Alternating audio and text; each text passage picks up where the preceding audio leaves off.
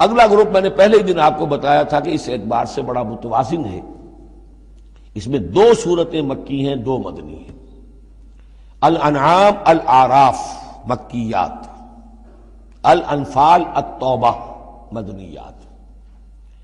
ان میں جو تقسیم ہے، جو مکیات ہیں اور مدنیات ہیں اس گروپ کی، اس میں سارا معاملہ ہے مشرکین عرب کے ساتھ۔ اب آپ یہ محسوس کریں گے سورہ انعام کو پڑھتے ہوئے کہ جیسے ایک بالکل نئے ماحول میں آ گئے ہیں۔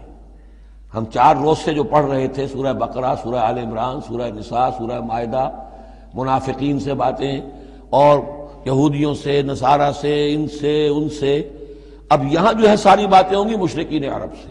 یہ مکی صورتیں ہیں۔ ابھی وہاں نفاق نہیں تھا، منافقت کا کوئی ذکر بھی نہیں ملے گا آپ کو۔ ابھی اہل کتاب کا تذکرہ تو آپ کو مل جائے گا سورہ انعام کے اندر، سورہ اعراف میں، لیکن کوئی ان سے گفتگو نہیں، کوئی براہ راست خطاب نہیں۔ تو میں نے اس کے لیے اپنے ذہن میں ایک چیز رکھی ہوئی ہے کہ یہ 2 جنتیں ہیں قرآن مجید کے اندر۔ وَلِمَنْ خَافَ مَقَامَ رَبِّهِ جَنَّتَانِ، ایک قرآن مجید کی مکی جنت ہے، ایک قرآن مجید کی مدنی جنت ہے۔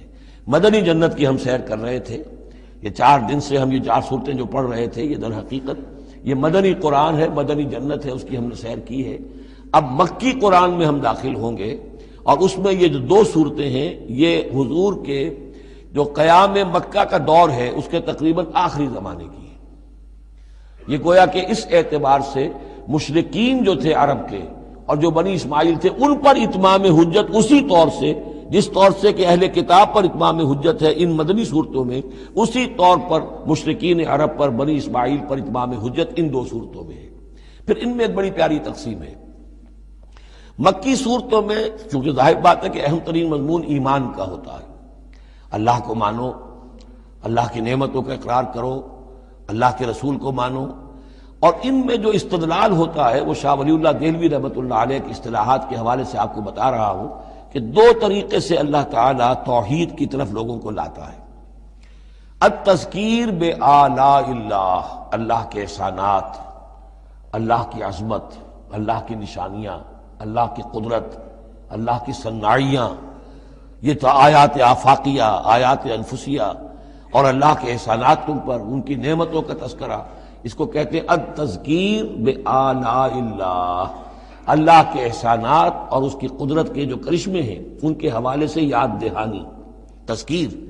اللہ تعالیٰ کا ایمان ہمارے اندر ہے، ڈورمنٹ ہے، بالقوہ ہے، سویا ہوا ہے، اسے جگانے کے لیے یہ آیات قرآنیہ آتی ہیں، اسے ایکٹیویٹ کرنے کے لیے وہ پوٹینشیل ایمان ایکچوئل ایمان بن جائے، لیکن اس کے لیے تذکیر ہے، یاد دہانی۔ اس تذکیر کا ایک پہلو ہے التذکیر بآلاء اللہ، اللہ کی نعمتوں، اس کی صناعیوں، اس کی قدرتوں کے حوالے سے اللہ کے ایمان کی دعوت۔ ایک ہے التذکیر بایام اللہ، اللہ کے دنوں کے حوالے سے۔ اللہ کے دنوں میں سب سے بڑے دن وہ ہیں جن میں اللہ تعالیٰ نے بڑی بڑی قوموں کو تہس نہس کر دیا۔ پوری قوم نوح غرق کر دی گئی، پوری قوم عاد برباد کر دی گئی، نسیا منسیہ، پوری قوم سمود ختم کر دی گئی، چند ساتھی اہل ایمان اور وقت کے رسول بچا لیے گئے۔ ایک کشتی پر حضرت نوح اور ان کے ساتھی، محدود چند اہل ایمان، باقی پوری نوع انسانی اس وقت تک اتنی ہی تھی، ختم ہو گئی۔ اس طرح قوم عاد پوری ختم ہو گئی، حضرت ہود اور چند لوگ بچا لیے گئے۔ قوم سمود پوری ختم ہو گئی، حضرت صالح اور چند اہل ایمان بچا لیے گئے۔ قوم شعیب پوری ختم ہو گئی، مدین کے لوگ، صرف حضرت شعیب اور ان کے چند ساتھی بچا لیے گئے۔ عمورہ اور صدوم کی بستیاں برباد کر دی گئی، صرف حضرت لوط علیہ السلام اور ان کی بیٹیاں وہاں سے نکل سکی ہیں، باقی پوری قوم ختم ہو گئی۔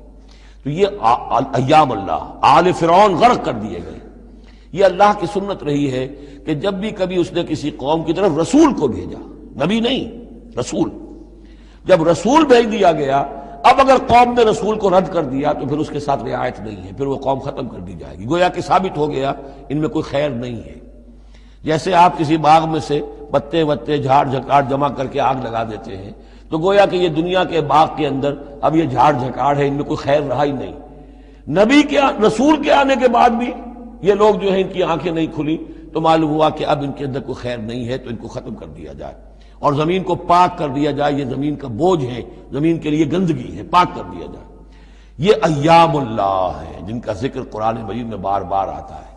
اس کے علاوہ ایام کا معاملہ پھر ایک ابتدا ہے، ازل کے اندر کیا ہوا ہے وہ بھی تو یوم ہی ہے نا، ٹائم کے حوالے سے، اور پھر کیا ہوگا ابد میں، آخرت میں کیا ہوگا۔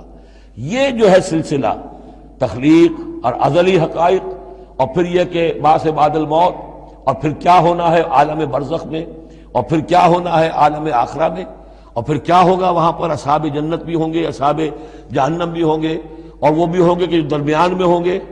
تو یہ تمام چیزیں جو ہیں یہ آئیں گی سورہ اعراف کے اندر۔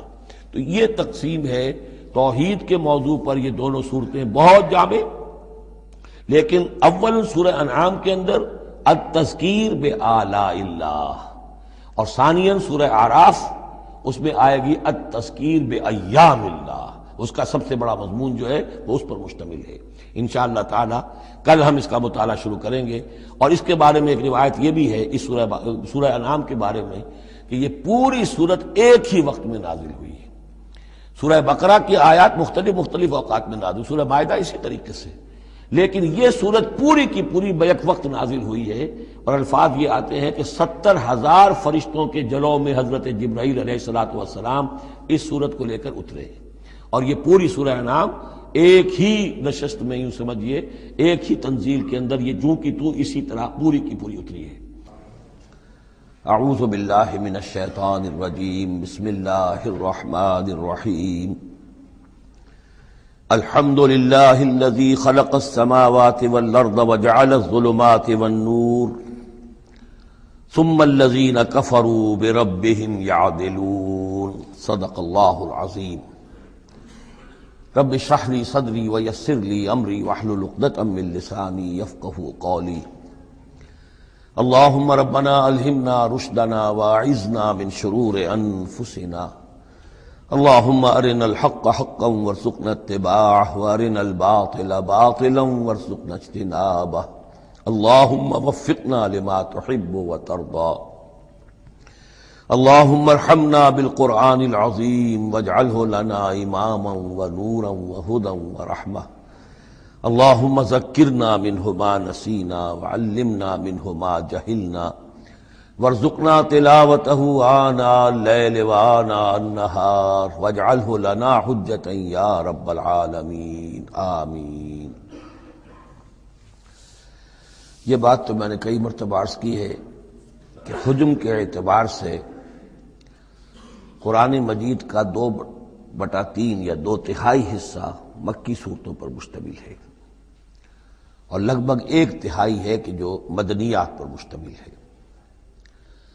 البتہ قرآن حکیم میں مکی اور مدنی صورتوں کے جو 7 گروپ ہیں، ان میں سے چونکہ پہلے گروپ کی مکی صورت سورہ فاتحہ ہے، حجم کے اعتبار سے بہت ہی چھوٹی، کل 7 آیات پر مشتمل، اگرچہ معنوی اعتبار سے بہت عظمت کی حامل ہے، بڑی فضیلت کی حامل ہے، تاہم یہ کہ وہ سورہ مبارکہ ایسی ہے کہ وہ مکی مدنی کی تقسیم سے بھی اعلیٰ ہے، عرفہ ہے، بلندتر ہے۔ اس حوالے سے اگر دیکھا جائے تو قرآن حکیم میں اس تقسیم کے اعتبار سے، مکی اور مدنی صورتوں کے گروپ کے اعتبار سے، مکی صورتوں کے 6 گروپ بنتے ہیں، یعنی پہلے گروپ میں نہ ہونے کے برابر۔ پہلا سائزیبل جو جوڑا ہے وہ یہ ہے جو سورہ انعام اور سورہ اعراف پر مشتمل اب ہم شروع کرنے چلیں۔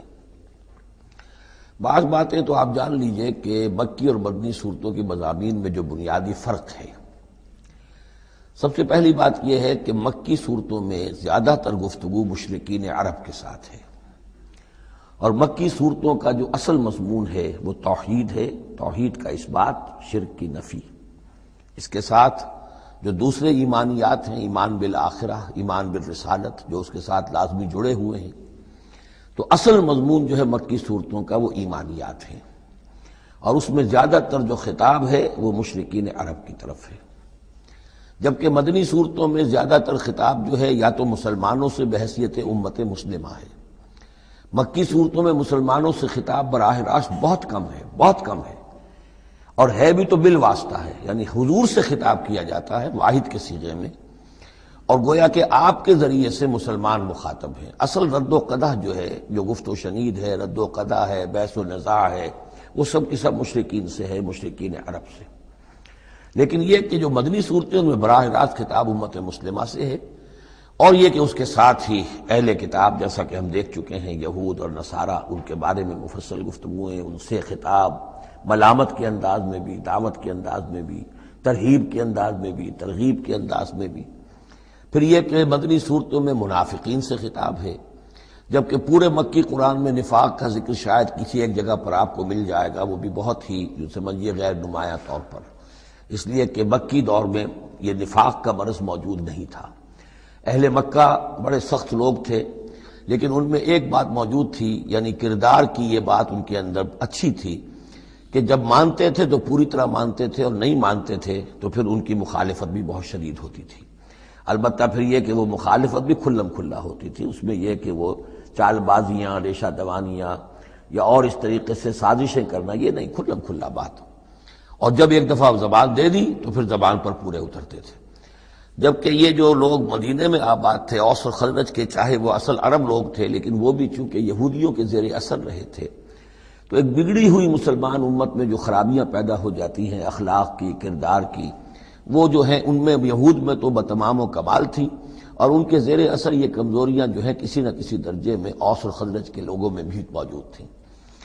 مکی صورتوں کا دوسرا مضمون جو ہے اور مدنی صورتوں کا اس کے تقابل میں وہ یہ ہے کہ مکی صورتوں میں عام اخلاقیات کی بات ہوگی، سچ بولنے کی تاکید ہوگی، جھوٹ بولنے کی مذمت ہوگی، بخل کی مذمت ہوگی، سخاوت کی تعریف کی جائے گی، اطعام مساکین پر زور دیا جائے گا، تنقید ہوگی تو ان لوگوں پر ہوگی جو دولت مند ہونے کے باوجود کٹھور دل ہیں، غریبوں کو کھانا نہیں کھلاتے، یعنی جو بنیادی انسانی اخلاقیات ہیں، بیسک ہیومن مورل کریکٹر۔ جبکہ مدنی صورتوں میں اس کے برعکس اس سے اوپر آئے گی بات، وہ ہے اب احکام شریعت۔ اب یہ جائز ہے، یہ ناجائز ہے، یہ حرام ہے، یہ حلال ہے، یہ تم پر فرض ہے، یہ واجب ہے، یہ تمہیں کرنا ہے۔ تو یہ گویا کہ ایک اور فرق ہے کہ جو ان دونوں کے مابین آپ کو ملے گا۔ تیسری بات یہ ہے کہ مکی صورتوں میں رسولوں کے حالات بڑی تفصیل کے ساتھ آئے ہیں، لیکن تقریباً یوں سمجھیے کہ بتکرار و اعادہ اس میں جو اصل بات آتی ہے وہ یہ ہے کہ اللہ تعالیٰ نے جس قوم کی طرف بھی اپنے کسی رسول کو بھیجا، پھر یہ کہ اس رسول نے اپنی امکانی حد تک محنت کی، مشقت کی، حق کی دعوت پہنچا دی، حق کو مبرہن کر دیا، بات واضح ہو گئی، حق کا حق ہونا ثابت ہو گیا، باطل کا باطل ہونا ثابت ہو گیا، پھر بھی اگر وہ قوم اڑی رہی اور اس نے رسول کی دعوت کو نہ مانا، اس پر ایمان نہ لائی، تو پھر وہ نسیم منسیہ کر دی گئی، پھر اس کو ساتھ کوئی رعایت نہیں ہوئی، اس کو ختم کر دیا گیا، عذاب استیصال، کہ اس قوم کی جڑ کاٹ دی گئی، قطع دابر القوم الذین ظلموا، جڑ کاٹ دی گئی اس قوم کی کہ جنہوں نے ظلم اور کفر کی روش اختیار کی۔ یہ خاص مضمون ہے کہ جو مکی صورتوں کا ہے۔ تو یہ تو ہیں عام مضامین کے جو ان صورتوں کے اندر آپ کو ملیں گے، جو 2/3 جو ہے حجم کے اعتبار سے۔ اب آپ دیکھیے کہ ہم تقریباً کیا بلکہ یوں سمجھیے کہ 5ویں حصے سے زائد پڑھ چکے ہیں قرآن کا، 6.25 پارے ہم پڑھ چکے ہیں، تو 1/5 سے زیادہ پڑھ چکے ہیں۔ ابھی تک کوئی مکی صورت سوائے سورہ فاتحہ کی نہیں آئی۔ یہ مضامین جو میں آپ کو گنوا رہا ہوں یہ اس لیے کہ اب پہلی مرتبہ یہ سورہ انعام میں ایک بالکل بدلی ہوئی کیفیت میں آپ اپنے آپ کو پائیں گے، جو میں نے کل کہا تھا کہ ابھی تک ہم مدنی جنت میں تھے، اب مکی جنت میں اب ہمارا داخلہ ہو رہا ہے۔ تو اس میں ان 6 گروپوں کے اندر جو میں نے بتایا ہے، ایک اور فرق بھی ہے کہ 2 گروپ ملا کر جو آخری 2 گروپ کی صورتیں ہیں، ان میں زیادہ زور جو ہے ایمانیات میں سے آخرت پر ہے، بعث بعد الموت، حساب کتاب، جزا و سزا، جہنم اور جنت۔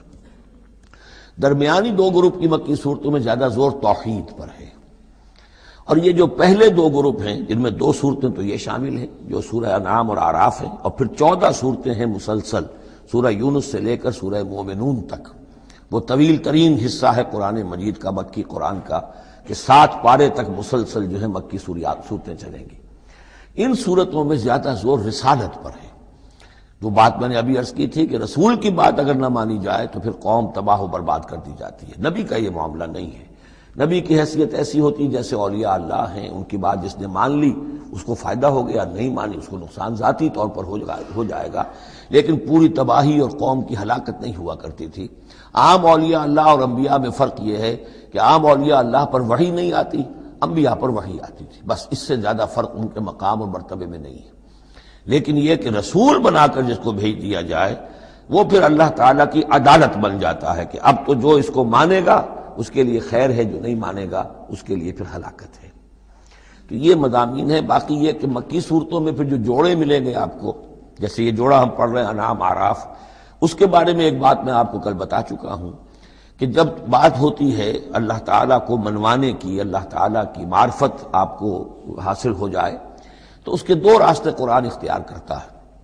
ایک التذکیر بآلاء اللہ، یہ وہی لفظ ہے فبأي آلاء ربكما تكذبان، اللہ کی نعمتیں، اللہ کی صنائی، اللہ کی قدرتیں، اور اس کے حوالے سے تذکیر اور یاد دہانی اور ایمان کے حقائق کو انسان کے جو قلب کے اندر مضمر ہیں لیکن ڈورمنٹ ہیں، سوئے ہوئے ہیں، ان ایکٹیو ہیں، انہیں اجاگر کرنا۔ اور دوسرا حصہ جو ہوتا ہے التذکیر بایام اللہ، جو رسولوں کو جن قوموں کی طرف بھیجا گیا اور ان کی قوموں نے ان کی بات کو ماننے سے انکار کیا، تو جو ان کو نسیہ منسیہ کیا گیا، یہ بڑے بڑے اللہ کے دن ہیں۔ ایک مقام پر قرآن میں ہم خود پڑھیں گے فذکرہم بایام اللہ، اے نبی ان کو ذرا نصیحت کیجئے ایام اللہ کے حوالے سے کہ کیا کچھ بیتا ہے قوم نوح پر اور قوم ہود پر اور قوم صالح پر اور قوم شعیب پر اور قوم لوط پر اور آل فرعون پر، وہ ساری باتیں ان کو بتائیے، مبادا یہ کسی غلط فہمی میں ہو۔ اگر یہ بھی آپ کی بات نہیں مانیں گے اور آپ کی دعوت کو قبول نہیں کریں گے تو ان کا انجام وہی ہوگا۔ تو آپ دیکھیں گے کہ سورہ انعام جو ہے اکثر و بیشتر التذکیر بآلاء اللہ پر مشتمل ہے، اور سورہ اعراف جو ہے وہ التذکیر بایام اللہ پر مشتمل ہے، اور عام طور پر یہی آپ کو تقسیم مکی صورتوں کے جوڑے بننے کے اندر یہ بات نمایاں نظر آئے گی۔ بسم اللہ الرحمن الرحیم، الحمدللہ الذی خلق السماوات والارض وجعل الظلمات والنور۔ کل تعریف اور تمام شکر اس اللہ کے لیے ہے جس نے آسمانوں اور زمین کی تخلیق فرمائی اور بنایا اندھیروں کو اور اجالے کو۔ ایک بات نوٹ کر لیجئے کہ قرآن مجید میں تقریباً 7 پارے کے فصل سے یہ الحمد سے سورت شروع ہوتی ہے۔ سورہ فاتحہ الحمدللہ رب العالمین، اب یہ 7واں پارہ ہے، الحمدللہ الذی خلق السماوات والارض وجعل الظلمات والنور۔ پھر آپ چلیں گے اب 15ویں پارے میں آپ کو ملے گی سورہ کہف، الحمدللہ الذی انزل علی عبدہ الکتاب ولم یجعل لہ عوجا۔ پھر اس کے بعد 23ویں پارے میں 2 صورتیں آئیں گی، سورہ فاطر اور سورہ سبا، یہ دونوں بھی الحمدللہ سے شروع ہوتی ہیں، گویا کہ وہ آخری حصہ بھی اس کے اندر شامل کر دیا گیا۔ تو یہ بڑی صحیح وقفے کے بعد ایک سورت شروع ہوتی ہے اللہ تعالیٰ کی حمد اور تعریف کے حوالے سے۔ خاص طور پر بات نوٹ کرنے کی ہے جعل، خلق اور جعل، آسمان اور زمین چونکہ مادی حقیقتیں ہیں لہذا ان کے لیے لفظ خلق آیا ہے، لیکن نور اور اجالا اور اندھیرا جو ہے یہ در حقیقت اس طرح کی نہیں ہے۔ اندھیرا کس کو کہتے ہیں؟ نور کے نہ ہونے کا نام اندھیرا ہے، یہ اس طرح کی کوئی مادی حقیقت نہیں ہے، اس لیے اس کے لیے لفظ جو ہے جعل آیا، بنائے، اس نے ٹھہرا دیے، بنا دیے، نمایاں کر دیے، معلوم ہو گیا کہ یہ اجالا ہے، یہ اندھیرا ہے۔ ثم الذین کفروا بربہم یعدلون، پھر بھی وہ لوگ جو اپنے رب کا کفر کرتے ہیں اس کے برابر کیے دیتے ہیں، یعدلون بہ شرکاءہم، یعنی جن کو انہوں نے شریک سمجھا ہوا ہے، جن کو انہوں نے اللہ کی ذات میں یا صفات میں یا حقوق میں شریک کیا ہے، تو لوگوں کا حال یہ ہے کہ جب کہ آسمانوں اور زمین کا پیدا کرنے والا بھی تنہا اللہ ہے، اور جب کہ ظلمات اور نور کا جو ہے بنانے والا بھی تنہا اللہ ہے، لیکن پھر بھی لوگوں کا حال یہ ہے کہ انہوں نے اللہ کے ساتھ، اپنے رب کے ساتھ کچھ اور ہستیوں کو برابر ٹھہرا دیا ہے۔ مجھے ایک صاحب نے یہ بات کہی ہے کہ یہ سورہ نساء میں جو ہم 2 مرتبہ گزرے ہیں ایک آیت سے، ان اللہ لا یغفر ان یشرک بہ ویغفر ما دون ذلک لمن یشاء، تو یہ بڑی اہم آیت تھی اور آپ نے اس کی طرف توجہ زیادہ نہیں دی۔ یقیناً یہ بڑی اہم آیت ہے، اس میں کوئی شک نہیں کہ اللہ تعالیٰ اسے ہرگز معاف نہیں فرمائے گا کہ اس کے ساتھ شرک کیا جائے۔ البتہ یہ ہے کہ اس سے کم تر جو گناہ ہوں گے جن کو چاہے گا بخش دے گا بغیر توبہ کے، باقی یہ کہ شرک سے بھی انسان تائب ہو جائے تو شرک بھی معاف ہو جائے گا۔ لیکن یہ کہ اس میں ضرورت ہوتی ہے اس بات کی کہ وضاحت کی جائے کہ شرک صرف بت پرستی کا نام نہیں ہے، شرک صرف اس کا نام نہیں کہ کوئی مورتی رکھی ہوئی ہے اسے آپ نے سجدہ کیا ہو۔ سمجھنے کی ضرورت یہ ہے کہ شرک کہتے کسے ہیں۔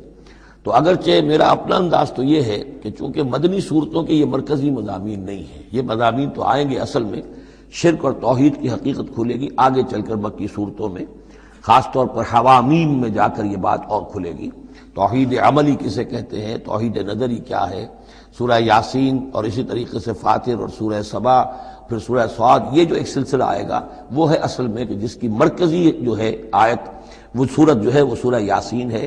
یہ 23 صورتیں بنتی ہیں، 11 ادھر 11 ادھر، اور بیچ میں جو ہے وہ سورہ یاسین ہے، وہ ہے کہ جو اصل میں توحید کا مضمون ہے۔ البتہ یہ بات صحیح ہے کہ شرک ایک ایسی شے ہے کہ جس کے بارے میں ہر موقع پر ہی متنبہ کرنا چاہیے، اور اس معاملے میں چونکہ بعض کاموں سے میں فارغ ہو چکا ہوں، اس لیے وہ میری توجہ سے ذرا ہٹ بھی جاتے ہیں۔ اللہ کے فضل و کرم سے بڑی پرانی بات ہے کہ 6 گھنٹے کی میں تقریر ایک ریکارڈ کرا چکا حقیقت و اقسام شرک پر، اور جس کو کہ بہت علماء نے بھی پسند کیا، بڑے بڑے جید علماء نے بھی، اس حوالے سے کہ ایک شرک تھا جو آج سے کچھ عرصے پہلے لوگوں نے پہچان لیا یہ شرک ہے، اب ان کے پیروی کرتے ہوئے آج ان کے جو عقیدت مند ہیں اس شرک سے بچ رہے ہیں۔ لیکن شرک یہ بیماری ہے کہ ہر دور میں بھیس بدل بدل کر آتی ہے۔ اس دور کا شرک کیا ہے، اس کو پہچاننا جو ہے، اس کے لیے ذرا زیادہ وسعت نگاہ کی ضرورت ہے، زیادہ گہرائی میں سوچنے کی ضرورت ہے۔ جدید دور کے نظریات و افکار جو ہیں ان کا صحیح مطالعہ ہو، معلوم ہو کہ آج کے دور کا شرک کون سے، ان تازہ خداؤں میں بڑا سب سے وطن ہے۔ اب یہ بات جو ہے ظاہر بات ہے کہ ہمارے سابق علماء جو ہیں ان کے ہاں تو یہ چیز نہیں ملے گی، اس لیے کہ اس انداز میں وطنیت کا نظریہ پہلے دنیا میں تھا ہی نہیں۔ تو اس لیے جو حضرات بھی اس موضوع پر چاہیں تو یہ میرے جو 6 کیسٹ ہیں 1 گھنٹے کے حقیقت و اقسام شرک پر، وہ ضرور ان کی سماعت فرمائیں۔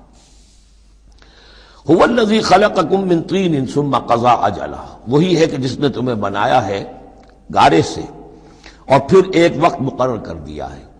یعنی یہ کہ ہم ہر شخص جو ہے جس کو اللہ نے دنیا میں بھیجا ہے اس کا اس دنیا میں رہنے کا وقت معین ہے، اور ایک خاص اجل جو ہے اس کی اجلاً وہ یہ ہے کہ موت کا وقت معین ہے۔ وہ اجل مسمى عنده، اور ایک اور ہے مقرر وقت اس کے پاس۔ یعنی ایک تو ہے انفرادی موت، جیسے کہ حضور نے فرمایا من مات فقط قامت قیامتہ، ایک اجتماعی موت ہونی ہے اس دنیا کی، وہ اللہ نے خاص چھپا کر اپنے پاس رکھی ہے، جس کا علم کسی اور کو نہیں دیا۔ ثم انتم تنظرون مسمى عنده واجل مسمى عنده، اور ایک اور ہے معین وقت جو اس کے پاس ہے۔ ثم انتم تنظرون، لیکن تم شک کرتے ہو۔ وَهُوَ اللَّهُ فِي السَّمَاوَاتِ وَفِي الْأَرْضِ، اور وہی اللہ ہے آسمانوں میں بھی اور زمین میں بھی، ایک ہی اللہ ہے۔ یہ نہیں ہے کہ آسمانوں کا اللہ کوئی اور ہے، زمین کا اللہ کوئی اور ہے۔ ہاں فرشتے ہیں، فرشتوں کے طبقات ہیں، زمین کے فرشتے ہیں، فضا کے فرشتے ہیں، آسمانوں کے فرشتے ہیں، ہر آسمان کے فرشتے ہیں، پھر یہ کہ ملائکہ مقربین ہیں، لیکن ذات باری تعالیٰ تو ایک ہی ہے۔ یعلم سرکم و جہرکم، وہ جانتا ہے تمہارا چھپا بھی اور تمہارا کھلا بھی، ظاہر بھی۔ وَيَعْلَمُ مَا تَكْسِبُونَ، اور وہ جانتا ہے جو کچھ کہ تم کماتے ہو۔ کمانے سے مراد یہی نیکی یا بدی۔ وَمَا تَأْتِيهِم مِّنْ آیَةٍ مِّنْ آیَاتِ رَبِّهِمْ، اور نہیں آتی ان کے پاس کوئی نشانی ان کے رب کی آیات میں سے، إِلَّا كَانُوا عَنْهَا مُعْرِضِينَ، مگر یہ کہ یہ اس سے اعراض ہی کرنے کے عادی ہو چکے ہیں۔ ہم نئی سے نئی صورتیں بھیج رہے ہیں، نئی سے نئی آیتیں نازل کر رہے ہیں، لیکن یہ اعراض پر تلے ہوئے ہیں۔ فَقَدْ كَذَّبُوا بِالْحَقِّ لَمَّا جَاءَهُمْ، تو اب انہوں نے جھٹلا دیا ہے حق کو جبکہ ان کے پاس آ چکا۔ اب یہ قد کذبوا جو ہے اس کا اندازہ کیجئے آپ کہ چونکہ یہ مکی دور کے آخری زمانے کی صورتیں ہیں، تو گویا کہ 12 برس تقریباً ہو چکے ہیں حضور کو دعوت دیتے ہوئے۔ اس حوالے سے ابھی تک جو لوگ اڑے ہوئے ہیں وہ گویا کہ پوری طرح ضد پر، ہٹ پر جو ہے وہ پوری طریقے سے جم چکے ہیں۔ فقد کذبوا، بے شک جھٹلا چکے ہیں ان لوگوں نے، جھٹلا دیا ہے بالحق، حق کو، لما جاءہم، جب کہ ان کے پاس آیا۔ فسوف یاتیہم انباء ما كانوا به یستہزئون، تو اب جلد ہی ان کے پاس آ جائے گی حقیقت اور خبر ان چیزوں کی جس کا یہ مذاق اڑایا کرتے تھے۔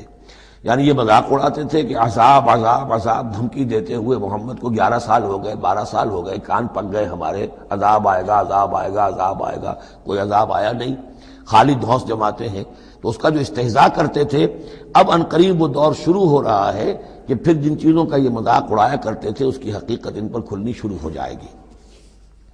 یہ سمجھ لیجئے کہ اس جو گروپ کی 2 صورتیں ہیں، یہ مکیات انعام و اعراف، اس کے بعد سورہ انفال اور سورہ توبہ میں مشرکین مکہ کے لیے عذاب الہی کا بیان ہے، اس لیے کہ عذاب کی پہلی قسط ان پر غزوہ بدر میں آئی ہے، لہذا غزوہ بدر پر مشتمل ہے اس کے حالات پر سورہ انفال، اور ان کے عذاب کی آخری صورت وہ ہے کہ جو سورہ توبہ میں آئی ہے، لہذا یہ دو صورتیں کہ جو مشرکین مکہ یا مشرکین عرب پر اتمام حجت کی صورتیں ہیں، انعام و اعراف، ان کو جمع کر دیا، اور پھر ان پر عذاب الہی کی جو صورتیں ہیں، ایک ابتدائی اور ایک اختتامی شکل کی حامل، ان دونوں کو یکجا کر دیا، تو دو مکی دو مدنی کا یہ گروپ بن گیا۔ الم یروا کما اہلکنا من قبلہم من قرن مکناہم فی الارض ما لم نمکن لکم، کیا انہوں نے دیکھا نہیں کہ کتنی ہی ہم نے نسلوں کو اور قوموں کو ہم نے ہلاک کیا جنہیں ہم نے زمین میں تمکن عطا فرمایا تھا جو تمہیں عطا نہیں کیا ہے۔ قوم عاد کتنی زبردست قوم تھی، اسی جزیرہ نما عرب میں آباد تھی، تمہیں اس کے حالات کچھ معلوم ہیں، قصے تمہیں معلوم ہے۔ قوم سمود کتنی بڑی قوم تھی، جتنا دبدبہ اس کا تھا، جس طرح کہ اس نے اپنے پہاڑ تراش کر اور چٹانیں تراش کر محل بنائے تھے، ذرا تصور کرو اے قریش مکہ، تمہیں تو وہ چیزیں نصیب بھی نہیں ہوئی ہیں۔ تو جب ہم نے انہیں ہلاک کر دیا، وَأَرْسَلْنَا السَّمَاءَ عَلَيْهِم مِدْرَارًا، اور ہم نے ان پر آسمان بھیجا موسلا دھار، یعنی ان پر خوب بارشیں برسائیں ہم نے، اور بارش ظاہر بات ہے ماہ مبارک کا ہوتا ہے، اس سے زمین کی رویدگی نکلتی ہے۔ وَجَعَلْنَا الْأَنْهَارَ تَجْرِي مِن تَحْتِهِمْ، اور ہم نے دریا بہا دیے، نہریں بہا دیے ان کے دامن میں، ان کے نیچے۔ فَأَهْلَكْنَاهُمْ بِذُنُوبِهِمْ، تو ان کو بھی ہم نے ان کے گناہوں کے پاداش اور اعراض اور کفر کے پاداش میں ہلاک کر دیا۔ تو مطلب یہ ہے کہ پھر تم کس کھیت کی مولی ہو؟ تم کیا سمجھتے ہو کہ تمہارے ساتھ اللہ تعالیٰ کی سنت اور اللہ کا قانون بدل جائے گا؟ وَأَنشَأْنَا مِن بَعْدِهِمْ قَرْنًا آخَرِينَ، اور ہم نے ہر ایک کو ہلاک کرنے کے بعد پھر ایک اور قوم کو اور ایک اور نسل کو اٹھا دیا۔ وَلَوْ نَزَّلْنَا عَلَيْكَ كِتَابًا فِي قِرْطَاسٍ، اب یہ اصل میں اس آیت کو سمجھ لیجیے، آیت نمبر 7 جو ہے یہ اس سورہ مبارکہ کا سب سے بڑا مرکزی مضمون ہے کہ حضور پر آخری دباؤ ڈال دیا تھا قریش نے کہ آپ اگر رسول ہیں اور رسالت اپنی ہم سے بنوانا چاہتے ہیں تو کوئی حصی معجزہ ہمیں دکھائیے، ایسا معجزہ جو اب آپ اپنی آنکھوں سے دیکھیں۔ مردہ کو زندہ کیجئے، آسمان پہ چڑھ کے دکھائیے، مکے میں ابھی کوئی باغ بنا دیجئے، یہاں کوئی چشمہ نیا نکال دیجئے، کوئی سونے چاندی کا محل دکھا دیجئے، آسمان سے اترتے ہوئے کتاب لے کر اترتے ہوئے ہم دیکھیں آپ کو۔ تو یہ ان کی طرف سے تقاضا جو ہے زور پکڑتے، اور یہ آپ دیکھیں کہ مسلسل چلے گا معاملہ۔ اب یہ اللہ تعالیٰ کی طرف سے فیصلہ یہ تھا کہ ہم نے ایسا کوئی معجزہ نہیں دکھانا۔ اب یوں سمجھیں آپ کہ یہ چکی کے دو پارٹ تھے جن کے درمیان حضور صلی اللہ علیہ وسلم کی ذات آ گئی۔ بظاہر لوگوں پر یہ اثر پڑ رہا ہے کہ بھئی ہمارے جو یہ سردار ہیں قریش کے ٹھیک ہی تو کہہ رہے ہیں، عوام الناس کے اوپر یہ اثر پڑ رہا ہے کہ یہ رسالت کے مدعی ہیں، نبوت کے مدعی ہیں۔ موسیٰ نے کیسے معجزے دکھائے تھے یہ خود بتاتے ہیں، عیسیٰ نے کیسے معجزے دکھائے تھے یہ خود بیان کرتے ہیں، کیا وجہ ہے پھر کیوں نہیں معجزہ دکھاتے؟ تو گویا کہ ان کے لیڈروں نے عوام کی مت مار دی تھی، اور عوام جو ہیں وہ کہہ رہے تھے کہ گویا کہ ان کی حجت محمد پر قائم ہو چکی ہے صلی اللہ علیہ وسلم۔ ادھر اللہ کا فیصلہ یہ ہے کہ ہم نے ایسا معجزہ نہیں دکھانا، جو بھی حق کا طالب ہے قرآن ہم نے نازل کر دیا ہے، یہی معجزہ ہے۔ تو یہ جو ہے رد و قضا اس میں جو ہو رہی ہے، اور اس میں واقعہ یہ ہے کہ کسی جگہ پر تو جا کر انسان کانپ اٹھتا ہے تصور کر کے کہ حضور صلی اللہ علیہ وسلم کی جو جان تھی، جان مبارک آپ کی کس قدر ضیق میں آ چکی تھی۔ ادھر اللہ کا فیصلہ اٹل ہے، ہم نے نہیں دکھانا، ادھر وہ کہہ رہے دکھاؤ، اگر تم ہو واقعی، اگر نبی ہو رسول ہو تو معجزہ کیوں نہیں دکھاتے؟ تو اس کے درمیان گویا کہ ان کے لیے، اور یہ اس کا مرکزی مضمون ہے سورت کا، اور کچھ آگے چل کر جب یہ اپنے کلائمیکس کو پہنچے گا تو واقعہ یہ کہ رونگٹے کھڑے ہو جاتے ہیں۔ فرمایا وَلَوْ نَزَّلْنَا عَلَيْكَ كِتَابًا فِي قِرْطَاسٍ، اگر ہم نے اتار دی ان پر کوئی کتاب جو کہ کاغذوں میں لکھی ہوئی ہے، فَلَمَسُوهُ، اور وہ اسے چھو بھی لیں بِأَيْدِيهِمْ اپنے ہاتھوں سے، لَقَالَ الَّذِينَ كَفَرُوا إِنْ هَذَا إِلَّا سِحْرٌ مُبِينٌ، اس وقت بھی یہ کافر یہی کہیں گے کہ یہ تو کھلا جادو ہے، ہماری آنکھوں پر اثر ہو گیا تھا، ہماری نظر بندی کر دی گئی تھی۔ جس نے نہیں ماننا اس نے نہیں ماننا ہے، البتہ ہوگا کیا، ہم ایسا معجزہ دکھا دیں گے تو مہلت ختم ہو جائے گی، پھر فوراً عذاب آئے گا۔ اس لیے ابھی ہماری رحمت کا تقاضا یہ ہے، ہم انہیں مہلت اور دینا چاہتے ہیں، ابھی اور اس کو دودھ کو بلونا ہے، شاید اس میں سے کچھ اور مکھن بھی نکل آئے، اس لیے ہم معجزہ نہیں دکھا رہے۔ معجزہ دکھائیں گے مہلت ختم ہو جائے گی، عذاب فوراً آ جائے گا۔ وَقَالُوا لَوْلَا أُنزِلَ عَلَيْهِ مَلَكٌ، وہ کہتے ہیں کیوں نہیں اترا ان کے اوپر کوئی فرشتہ، اوپر سے کوئی فرشتہ جو ہے پروں سے آتا دیکھتے ہم کہ ہاں آ رہا ہے۔ وَلَوْ أَنزَلْنَا مَلَكًا، اور اگر ہم نے فرشتہ اتار دیا ہوتا، لَقُضِيَ الْأَمْرُ ثُمَّ لَا يُنظَرُونَ، پھر تو فیصلہ ہی چکا دیا جاتا، پھر انہیں کوئی مہلت نہ ملتی۔ یعنی یہ کہ یہ ساری جو آزمائش ہے اس دنیا کی زندگی میں، وہ تو غیب کے پردے کی وجہ سے تو آزمائش ہے، غیب کا پردہ اٹھ جائے امتحان ختم، پھر تو نتیجے کے ڈکلیئر کرنے کا وقت آ جائے گا۔ یہ تو امتحان جو ہے سارا وہ اس غیب ہی کی وجہ سے تو ہے۔ وَلَوْ جَعَلْنَاهُ مَلَكًا لَجَعَلْنَاهُ رَجُلًا، اور اگر ہم اسے فرشتہ بنا کر بھیج بھی دیتے، کسی بجائے محمد کے صلی اللہ علیہ وسلم کسی فرشتے کو نبی بنا کر بھیجتے، تو اسے بھی ہم نے انسان بنا کر بھیجنا تھا، انسانوں کے لیے بھیجنا تھا نا۔ فرشتوں میں بھیجنا ہوتا تو فرشتے بھیجتے، جب انسانوں میں بھیجنا تھا تو انسان ہی کو بھیجنا تھا۔ وَلَلَبَسْنَا عَلَيْهِمْ مَا يَلْبِسُونَ، اور جو اس وقت التباس ان کو ہو رہا ہے وہ التباس اس وقت بھی ہو جاتا۔ جیسے کہ حدیث جبرائیل جو ہے اس میں ہمیں معلوم ہے، حضرت جبرائیل علیہ السلام ایک انسانی شکل میں آئے تو لوگوں کو کیا پتا چلا کہ یہ جبرائیل ہے، وہ انسانی شکل میں آئے۔ وَلَقَدِ اسْتُهْزِئَ بِرُسُلٍ مِّن قَبْلِكَ، اور اے نبی آپ دل گرفتار نہ ہوں، آپ سے پہلے بھی تو رسولوں کا اسی طریقے سے مذاق اڑایا گیا، یہ صرف آپ پہلی مرتبہ نہیں ہے۔ قُلْ مَا كُنْتُ بِدْعًا مِّنَ الرُّسُلِ، اے نبی کہہ دیجئے کہ میں کوئی نیا نویلا رسول نہیں ہوں، مجھ سے پہلے بہت رسول آئے، لیکن یہاں بات اللہ کہہ رہے ہیں وَلَقَدِ اسْتُهْزِئَ بِرُسُلٍ مِّن قَبْلِكَ، اے نبی آپ سے پہلے بھی جو رسول آئے ان کا مذاق اڑایا گیا۔ حضرت نوح کا کیسا کیسا مذاق اڑا ہوگا، 950 برس تک اڑا ہوگا۔ آپ کو تو ابھی 10-11 برس ہوئے ہیں، وہ 950 برس تک ہمارے اس بندے نے جو ہے وہ جھیلا ہے سب کچھ۔ فَحَاقَ بِالَّذِينَ سَخِرُوا مِنْهُمْ مَا كَانُوا بِهِ يَسْتَهْزِئُونَ، بالآخر پھر گھیر لیا ان لوگوں کو کہ جو ہنسی مذاق اڑاتے تھے اسی چیز نے جس کا وہ استہزاء کرتے تھے۔ معاملہ وقت کا ہے، ٹائم فیکٹر کے سوا کچھ نہیں ہے۔ ابھی آپ کہہ رہے ہیں کہ کوئی جلدی سے ان کو دکھائی دیا جائے تاکہ ان کی زبانیں تو بند ہو جائیں کم وقتوں کی، لیکن یہ کہ نہیں، اب ہماری حکمت میں ابھی نہیں ہے کہ ہم کوئی ایسا معجزہ دکھائیں۔ قُلْ سِیرُوا فِی الْأَرْضِ ثُمَّ انظُرُوا کَیْفَ کَانَ عَاقِبَةُ الْمُکَذِّبِینَ، اے نبی ان سے کہیے گھومو پھرو زمین کے اندر اور دیکھو کیا انجام ہوا ہے جھٹلانے والوں کا۔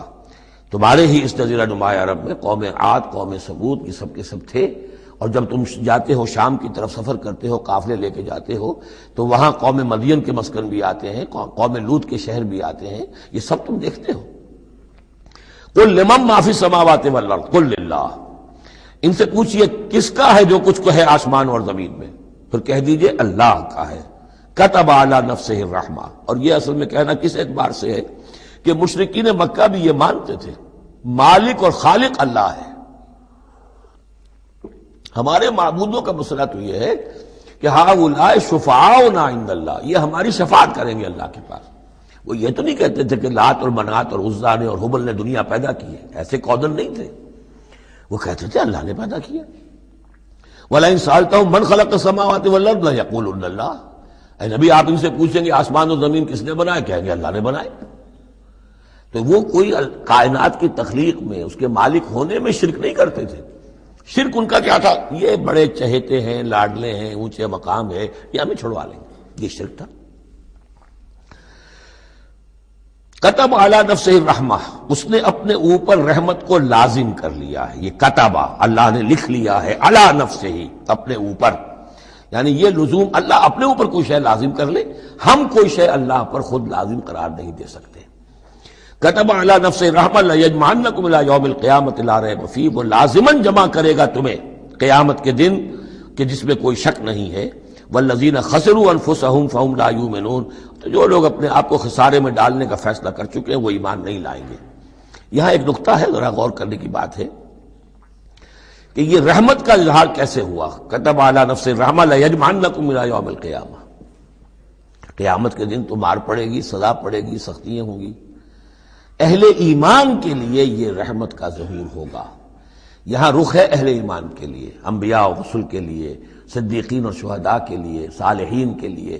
تم جو کچھ جھیل رہے ہو، جو مصیبتیں برداشت کر رہے ہو، جو اس وقت تمہیں تنگی ہو رہی ہے، تمہارے لیے اللہ تعالیٰ کی رحمت کا وہ وقت آ کر رہے گا، تمہاری ان ساری خدمات کا بھرپور صلہ ملے گا، تمہاری ان ساری سرفروشیوں کے لیے اللہ تعالیٰ کی طرف سے قدر افزائی کا اعلان ہوگا۔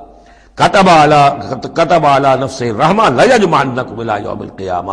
کبھی تمہیں یہ خیال نہ آئے کہ ہم تو سب کچھ یہاں پر اپنا لٹا بھی بیٹھے اللہ کے لیے، پتہ نہیں وہ دن آئے گا بھی کہ نہیں، پتہ نہیں کوئی ملاقات ہونی بھی ہے کہ نہیں، پتہ نہیں یہ سب کچھ جو ہے واقعی حق ہے یا نہیں کہ جمع ہونا ہے اللہ کے ہاں اور جزا و سزا ہونی ہے۔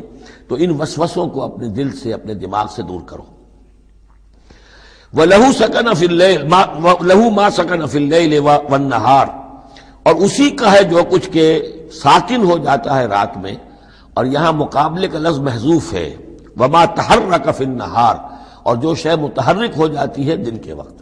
یہ مقابلے کے لفظ کو قرآن مجید میں حذف کر دیا جاتا ہے تاکہ آدمی خود اپنی عقل سے کام لے، ورنہ ظاہر بات ہے کہ نہار جو ہے دن کا وقت جو ہے وہ سکون کے لیے نہیں ہے. وَلَهُ مَا سَكَنَ فِي اللَّيْلِ وَمَا تَحَرَّكَ فِي النَّهَارِ، وہ اسی کا ہے جو کچھ کے رات کے وقت سکون پکڑتا ہے اور دن کے وقت متحرک ہو جاتا ہے. وَهُوَ السَّمِيعُ الْعَلِيمُ، وہ سب کچھ سننے والا اور جاننے والا ہے. قُلْ أَغَيْرَ اللَّهِ أَتَّخِذُ وَلِيًّا فَاطِرِ السَّمَاوَاتِ وَالْأَرْضِ، ان سے کہیے لوگو، عقل کے ناخن لو، کیا میں اللہ کے سوا کسی اور کو اپنا ولی بنا لوں؟ اپنا کارساز، اپنا مولا، اپنا مالک، اپنا حمایت، اللہ کو چھوڑ کر کسی اور کو بنا لوں؟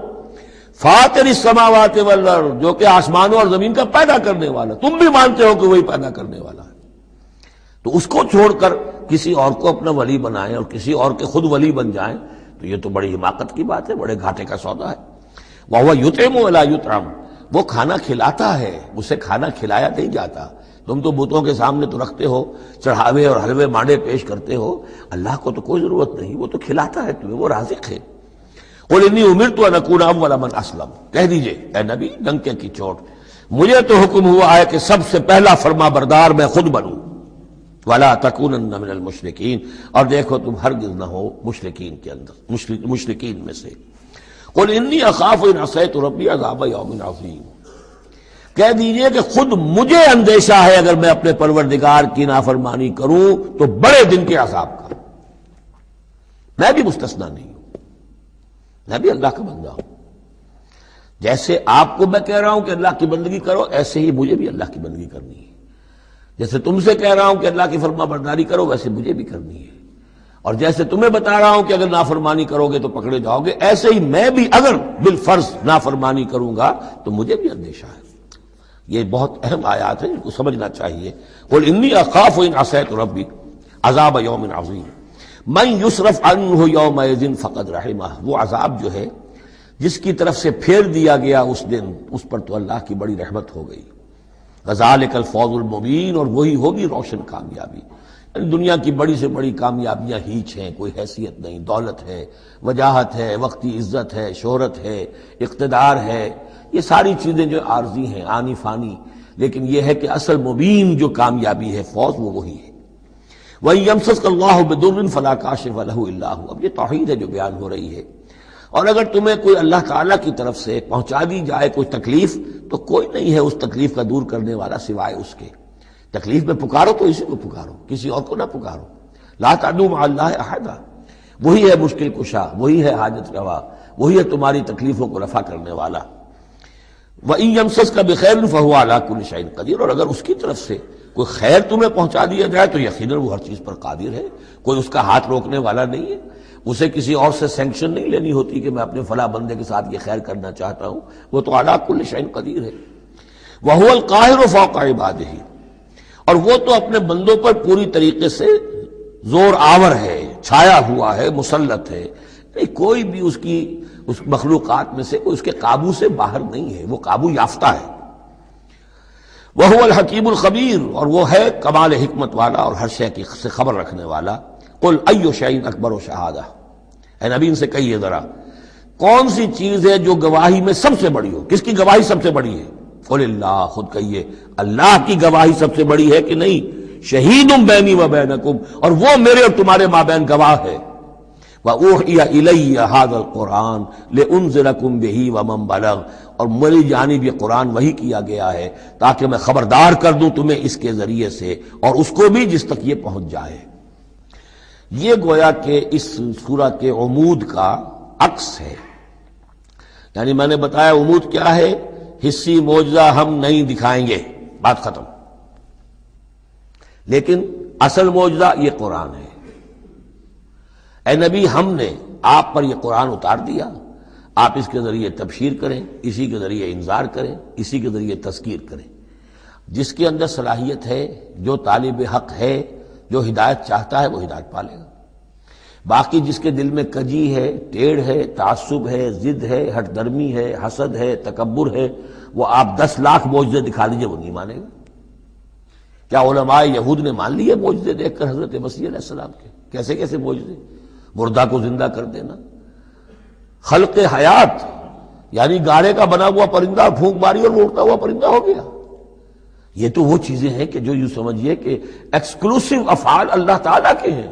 خلق حیات اور احیاء موتا وہ بھی نشانیاں ظاہر کر دی حضرت مسیح کے ہاتھ پر. کتنے لوگوں نے مانا؟ تو ہم نہیں مانے، ہم یہ معجزہ نہیں دکھائیں گے. البتہ یہ کہ یہ ہے، آپ کرتے جائیے، محنت کرتے جائیے، کوشش کرتے جائیے. اب یہاں پہ خاص طور پہ بہی کا جو ہے لفظ اس کو نوٹ کیجئے. وَأُوحِيَ إِلَيَّ هَذَا الْقُرْآنُ، وحی کیا گیا ہے میری جانب یہ قرآن، لِأُنذِرَكُمْ بِهِ، تاکہ میں خبردار کروں تمہیں اس کے ذریعے سے. وَمَنْ بَلَغَ، اور جس تک یہ پہنچ جائے. جس تک پہنچ جائے کا مطلب کیا ہے کہ میں تو تمہیں پہنچا رہا ہوں، اب جو امت بنے گی وہ آگے پہنچائے گی. جس تک قرآن پہنچ گیا حضور کا انذار پہنچ گیا. یہ سلسلہ جو ہے تا قیام قیامت، چونکہ حضور اپنے ہی زمانے کے لیے رسول بن کر نہیں آئے تھے، آپ تو تا قیام قیامت جو ہے اب آپ رسول ہیں. آپ ہی کی رسالت کا دور یہ چل رہا ہے. جو انسان بھی قیامت تک دنیا میں آئے گا وہ آپ کی امت دعوت میں شامل ہے. اسے پہچانا پیغام قرآن کا اب ذمہ ہے کس کے؟ امت محمد صلی اللہ علیہ وسلم کے. اَإِنَّكُمْ لَتَشْهَدُونَ أَنَّ مَعَ اللَّهِ آلِهَةً أُخْرَىٰ.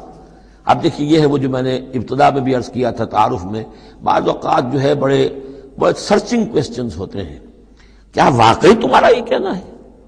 جب آپ کو معلوم ہو کہ جو کچھ یہ کہہ رہا ہے اس کا دل وہ نہیں ہے، یہ کچھ اوپر اوپر سے کہہ رہا ہے، وہ ضد ہے، ہٹ درمی ہے، تو پھر یہ کہ آنکھوں میں آنکھیں ڈال کر ذرا سرچنگ انداز میں جو ہے وہ آپ سوال کی اِنَّكُمْ لَتَشْهَدُونَ أَنَّ مَعَ اللَّهِ آلِهَةً أُخْرَىٰ، کیا واقعی تم لوگ گواہی دیتے ہو اس کی کہ اللہ کے سوا کوئی اور بھی آلہہ ہے؟ واقعی؟ قُل لَا أَشْهَدُ، کہہ دیجئے بھائی ٹھیک ہے، اگر تم گواہی دیتے ہو تو میں تو نہیں دے سکتا. میرے لیے یہ ممکن نہیں ہے کہ ایسی خلاف عقل، ایسی خلاف فطرت بات جو میں کہہ سکوں. قُلْ إِنَّمَا هُوَ إِلَٰهٌ وَاحِدٌ، کہہ دیجئے کہ وہ تو ایک ہی الہ ہے، اکیلا، واحد.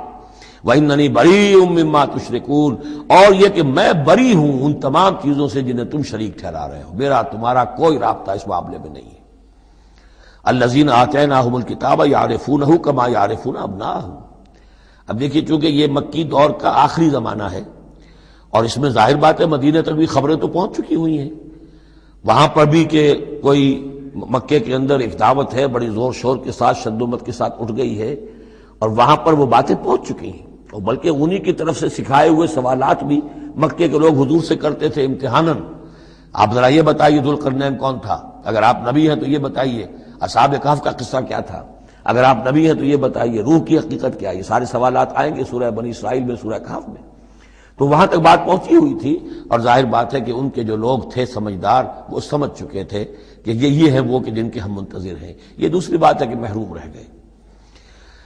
الذین آتیناہم الکتاب، وہ لوگ جنہیں ہم نے کتاب عطا فرمائی تھی، یعرفونہ، پہچانتے ہیں اس کو. ہو کی ضمیر دونوں طرف جا سکتی ہے، قرآن کی طرف بھی اور محمد کی طرف بھی صلی اللہ علیہ وسلم. باقی یہ میں واضح کر چکا ہوں، قرآن اور محمد مل کر ہی بینہ بنتے ہیں. یہ ایک ہی شے ہے، ایک ہی حقیقت ہے. حضور جو ہے قرآن مجسم ہے. قرآن ایک انسانی شخصیت اور سیرت و کردار کا ہیولہ پہن لے تو وہ محمد الرسول اللہ صلی اللہ علیہ وسلم. جیسے کہ حضرت ام المومنین حضرت عائشہ صدیقہ نے فرمایا تھا کان خلق القرآن، حضور کی سیرت قرآن ہے. کما یعرفون ابناہم، جیسے کہ پہچانتے ہیں اپنے بیٹوں کو. الذین خسروا انفسہم فہم لا یؤمنون، البتہ جو لوگ اپنے آپ کو تباہ کرنے پر تل گئے ہیں تو وہ ایمان نہیں لائیں گے. ومن اسلم ممن افترى علی اللہ کذبا او کذب بآیاتہ، اس سے بڑھ کر ظالم کون ہوگا جس نے اللہ پر کوئی جھوٹ تہمت لگائی یا اس کی آیات کو جھٹلایا. یعنی یہ دو جرم جو ہیں برابر کے عظیم ترین جرم ہیں، اللہ کی آیات کو جھٹلانا یا کوئی شے گھڑ کر اللہ کی طرف منسوب کر دینا. انہ لا یفلح الظالمون، یقیناً ایسے ظالم کبھی فلاح نہیں پا سکتے. ویوم نحشرہم جمیعا، اور جس دن کہ ہم جمع کریں گے ان سب کو. ثم نقول للذین اشرکوا، اور پھر ہم کہیں گے ان سے جنہوں نے شرک کیا تھا، این شرکاؤکم الذین کنتم تزعمون، کہاں ہیں آپ کے وہ شرکا جن کا کہ آپ کو گھمنڈ ہو گیا تھا، گمان ہو گیا تھا کہ وہ بچا لیں گے. ثم لن تکن فتنتہم الا ان قالوا واللہ ربنا ما کنا مشرکین، پھر نہیں ہوگی ان کی کوئی اور چال سوائے اس کے کہ وہ کہیں گے اے اللہ ہم تیری قسم کھا کر کہتے ہیں ہمارے رب ہم نے شرک نہیں کیا تھا، ہم مشرک نہیں تھے. انظر کیف کذبوا علی انفسہم، دیکھو کیسے وہ جھوٹ بولیں گے اپنے اوپر. وَضَلَّ عَنْهُمْ مَا كَانُوا يَفْتَرُونَ، اور جو افتراء انہوں نے کیا ہوا تھا کہ فلاں دیوی بچائے گی اور فلاں دیوتا بچا لے گا، وہ سب نسیم منسیہ ہو جائے گا، ضل عنہم گم ہو جائیں گے، ہاتھوں کے طوطے اڑ جائیں گے۔ ومنہم من یستمع الیک، اور اے نبی ان میں سے کچھ لوگ ایسے بھی ہیں جو بڑی توجہ سے آپ کی طرف سنتے ہیں، آ کر جب توجہ کر کے۔ یہ بھی مسئلہ سمجھ لیجئے کہ قریش کا بھی مسئلہ وہی بن گیا تھا جو کہ مدینے والے جو علماء تھے ان کے یہود کے اور ان کے عام لوگ تھے، ان میں جو فرق تھا۔ تو قریش کے اندر بھی اور عرب کے مکہ کے اندر بھی جو چودھری لوگ تھے ان کے لیے سنبھالنا مشکل ہو گیا تھا اپنے عوام کو کہ کس طرح روکیں اسے محمد پر ایمان لانے سے اپنے عوام کو۔ لہذا انہیں دھوکہ دینے کے لیے کیا کرتے تھے کہ بڑے بند سنور کر بڑے اہتمام سے آ کر بیٹھتے تھے اور حضور کی باتیں سنتے تھے، تاکہ عوام پر یہ اثر پڑے کہ جاتے تو ہیں، بڑے شوق سے جاتے ہیں، یہ ہمارے سردار ہیں، ذہین لوگ ہیں، ہمارا انٹیلیجنسیا ہے، یہ سب کچھ جا کر جو ہے وہاں سے آگے آخر ان کی سمجھ ہے نا، تو انہوں نے اگر رد کیا ہے تو کسی بنیادی پر رد کیا ہوگا۔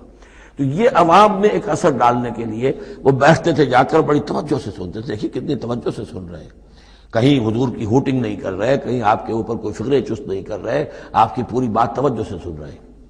وَمِنْهُمْ مَن يَسْتَمِعُ إِلَيْكَ، آتے ہیں کچھ لوگ آپ کے پاس ہے نبی جو بڑی توجہ سے کان لگا کر سنتے ہیں۔ وَجَعَلْنَا عَلَىٰ قُلُوبِهِمْ أَكِنَّةً أَن يَفْقَهُوهُ، حالانکہ ہم نے ان کے دلوں پر پردے ڈال دیے ہیں کہ وہ سمجھ نہیں سکتے۔ وَفِي آذَانِهِمْ وَقْرًا، ان کے کانوں کے اندر ہم نے بوجھ پیدا کر دیا، ثقل پیدا کر دیا ہے۔ وَإِن يَرَوْا كُلَّ آيَةٍ لَا يُؤْمِنُوا بِهَا، اور اگر ساری نشانیاں جو یہ مانگ رہے ہیں وہ بھی ان کو دکھا دی جائیں تب بھی یہ ایمان نہیں لائیں گے۔ یہ کیوں پردے ڈال دیے اللہ نے؟ ان کے تکبر اور حسد کی وجہ سے، چونکہ مہر تو ہو چکی ہے، پڑھ چکے تھے ختم اللہ علی قلوبہم وعلی سمعہم وعلی ابصارہم غشاوہ، لہذا ان کا وہ سارا استماع جو تھا توجہ سے سننا ان کے لیے مفید نہیں تھا۔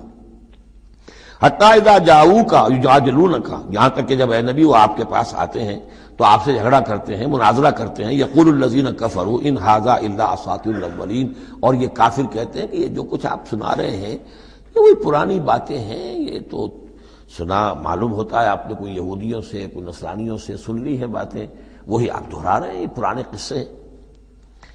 وَهُمْ يَنْهَوْنَ عَنْهُ وَيَنْأَوْنَ عَنْهُ، اور وہ اس سے روکتے بھی ہیں اور خود بھی رک جاتے ہیں۔ نہیں کا لفظ تو معلوم ہے، ینہون عن، وہ روک رہے ہیں کس کو؟ اپنے عوام کو، اس لیے کہ ظاہر بات ہے ان کی لیڈری، ان کی سرداری عوام کے بل پر ہی ہے نا، عوام برگشتہ ہو جائیں گے تو لیڈری کہاں رہ جائے گی؟ تو عوام کو سنبھالنا، ان کی مت مارنا یہ تو ضروری ہے۔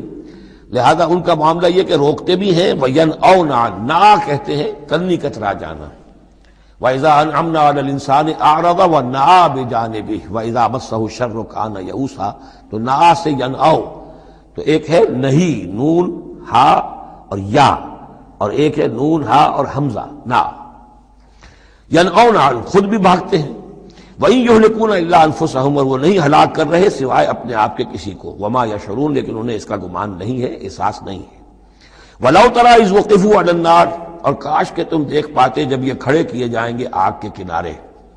فَقَالُوا يَا لَيْتَنَا نُرَدُّ وَنُكَذِّبَ بِآيَاتِ رَبِّنَا لَا نُكَذِّبَ بِآيَاتِ رَبِّنَا، اس پر یہ کہیں گے ہائے کاش کسی طرح ہمیں لوٹا دیا جائے۔ نُرَدُّ فَنُصَدِّقُ، یہ محذوف مانا جائے گا، اگر ہمیں لوٹا دیا جائے تو ہم تصدیق کریں گے۔ فَنُصَدِّقُ وَلَا نُكَذِّبَ بِآيَاتِ رَبِّنَا، اور اپنے رب کی آیات کو جھٹلائیں گے نہیں، ایک دفعہ ہمیں دوبارہ وہاں بھیج دیا جائے۔ وَنَكُونَ مِنَ الْمُؤْمِنِينَ، اور ہم تو 100% پکے اور سچے مومن بن جائیں گے۔ بل بدا لَهُم مَا كَانُوا يُخْفُونَ مِن قَبْلُ، نہیں، اصل حقیقت یہ ہے کہ جس چیز کو پہلے یہ اپنے اندر چھپائے ہوئے تھے اب وہ ظاہر ہو گئی۔ پہلے بھی حق ان پر واضح تھا، بات ان پر کھل چکی تھی، یہ نہیں تھا کہ بات واضح نہیں تھی، بات واضح تھی، لیکن اس وقت جو ہے حسد کے، بغض کے، تکبر کے یہ جو پردے پڑے ہوئے تھے۔ وَلَوْ رُدُّوا لَعَادُوا لِمَا نُهُوا، اور اگر انہیں لوٹا دیا جائے دنیا میں دوبارہ بالفرض، تو جو کچھ جس چیز سے روکا جا رہا تھا وہی پھر کریں گے دوبارہ، وہاں جا کے وہاں کے تقاضے سامنے آ جائیں گے، اپنے دنیاوی تقاضے ہوں گے، مال اولاد کی محبت ہوگی، یہ ساری چیزیں پھر انہیں اسی راستے کے اوپر ڈال دیں گی۔ وَإِنَّهُمْ لَكَاذِبُونَ، اور یقیناً وہ جھوٹے ہیں۔ وَقَالُوا إِنْ هِيَ إِلَّا حَيَاتُنَا الدُّنْيَا، اور وہ یہ کہتے ہیں کہ نہیں ہے مگر ہماری بس دنیا کی زندگی، وَمَا نَحْنُ بِمَبْعُوثِينَ، اور کوئی دوبارہ اٹھنے کا معاملہ نہیں ہے۔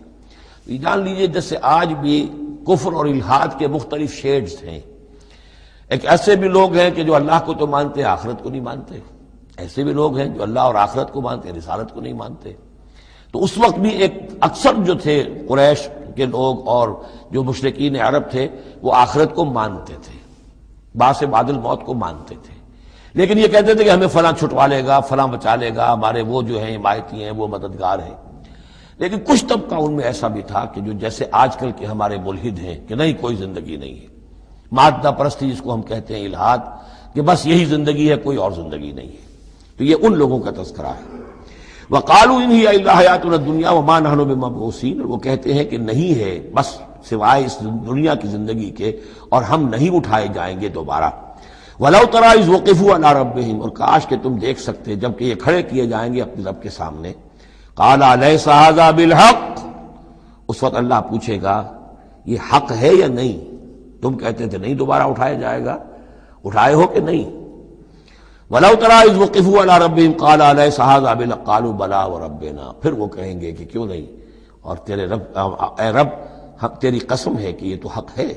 قَالَ فَذُوقُوا الْعَذَابَ بِمَا كُنتُمْ تَكْفُرُونَ، تو وہ کہے گا کہ اب مزہ چکھو عذاب کا اپنے کفر کی پاداش میں۔ قَدْ خَسِرَ الَّذِينَ كَذَّبُوا بِلِقَاءِ اللَّهِ، بڑے گھاٹے میں پڑ گئے، تباہ و برباد ہو گئے وہ لوگ جو اللہ سے ملاقات کے انکاری ہیں، جو جھٹلا رہے ہیں کہ نہیں کوئی پیشی نہیں، کوئی ملاقات نہیں، کوئی حاضری نہیں۔ حتیٰ اذا جاءتہم الساعۃ بغتۃ، یہاں تک کہ جب وہ وقت آ جائے گا ان پر اچانک۔ اب یہ الساعہ گھڑی ایک شخص کے لیے یہ موت ہے، اور عام دنیا کے لیے پھر جب پوری قیامت کا وقت آئے گا، عام طور پر قیامت ہی مراد لی گئی ہے۔ اذا جاءتہم الساعۃ بغتۃ، اچانک آ جائے گی قیامت۔ قالوا یا حسرتنا علی ما فرطنا فیہا، تو وہ کہیں گے ہائے افسوس ہم سے کتنی کوتاہی ہوئی اس کے بارے میں، ہم نے قیامت کو جھٹلایا اور یہ قیامت تو حق بن کر سامنے آ گئی۔ وَهُمْ يَحْمِلُونَ أَوْزَارَهُمْ عَلَىٰ ظُهُورِهِمْ، اور وہ اٹھائے ہوئے ہوں گے اپنے بوجھ، گناہوں کے بوجھ، کفر اور شرک کے بوجھ اپنی پیٹھوں پر۔ أَلَا سَاءَ مَا يَزِرُونَ، آگاہ ہو جاؤ بہت برا بوجھ ہوگا جو اٹھائے ہوئے ہوں گے۔ وَمَا الْحَيَاةُ الدُّنْيَا إِلَّا لَعِبٌ وَلَهْوٌ، اور نہیں ہے دنیا کی زندگی مگر کھیل اور کچھ جی بہلا لینا۔ یعنی اس کو یہ نہ سمجھیے کہ دنیا کی زندگی حقیقت نہیں ہے، تقابل میں کہا یہ جاتا ہے، تقابل میں آخرت کے مقابلے میں اس کی یہ حقیقت ہے۔ ایک شے ابدی ہے، ہمیشہ ہمیش کی ہے، ایک شے عارضی ہے، فانی ہے۔ لہذا جب تقابل کریں گے، جیسے کہ دعا استخارہ میں فَإِنَّكَ تَعْلَمُ وَلَا أَعْلَمُ، اے اللہ تو جانتا میں نہیں جانتا، اس کا یہ مطلب تو نہیں کہ انسان کے پاس کوئی بھی علم نہیں، لیکن علم اللہ کے علم کے مقابلے میں، چاہے نبی کا علم ہو، فرشتوں کا علم ہو، کچھ نہ ہونے کے برابر ہے اللہ کے علم کے مقابلے میں۔ فَإِنَّكَ تَعْلَمُ وَلَا أَعْلَمُ، اسی طریقے سے یہاں یہ ہے کہ یہ چیز در حقیقت جو ہے لعب اور لہو، ورنہ یہ کہ حضور نے فرمایا اور صحیح فرمایا، صدق ما قال، کہ الدنیا مزرعۃ الآخرہ، یہ دنیا آخرت کی کھیتی ہے۔ اگر تو یہ سمجھ لیا جائے یہاں بو گے تو وہاں کاٹو گے، اگر یہاں بو گے نہیں تو کاٹو گے کیا؟ یہاں بو گے تو فصل کٹے گی وہاں۔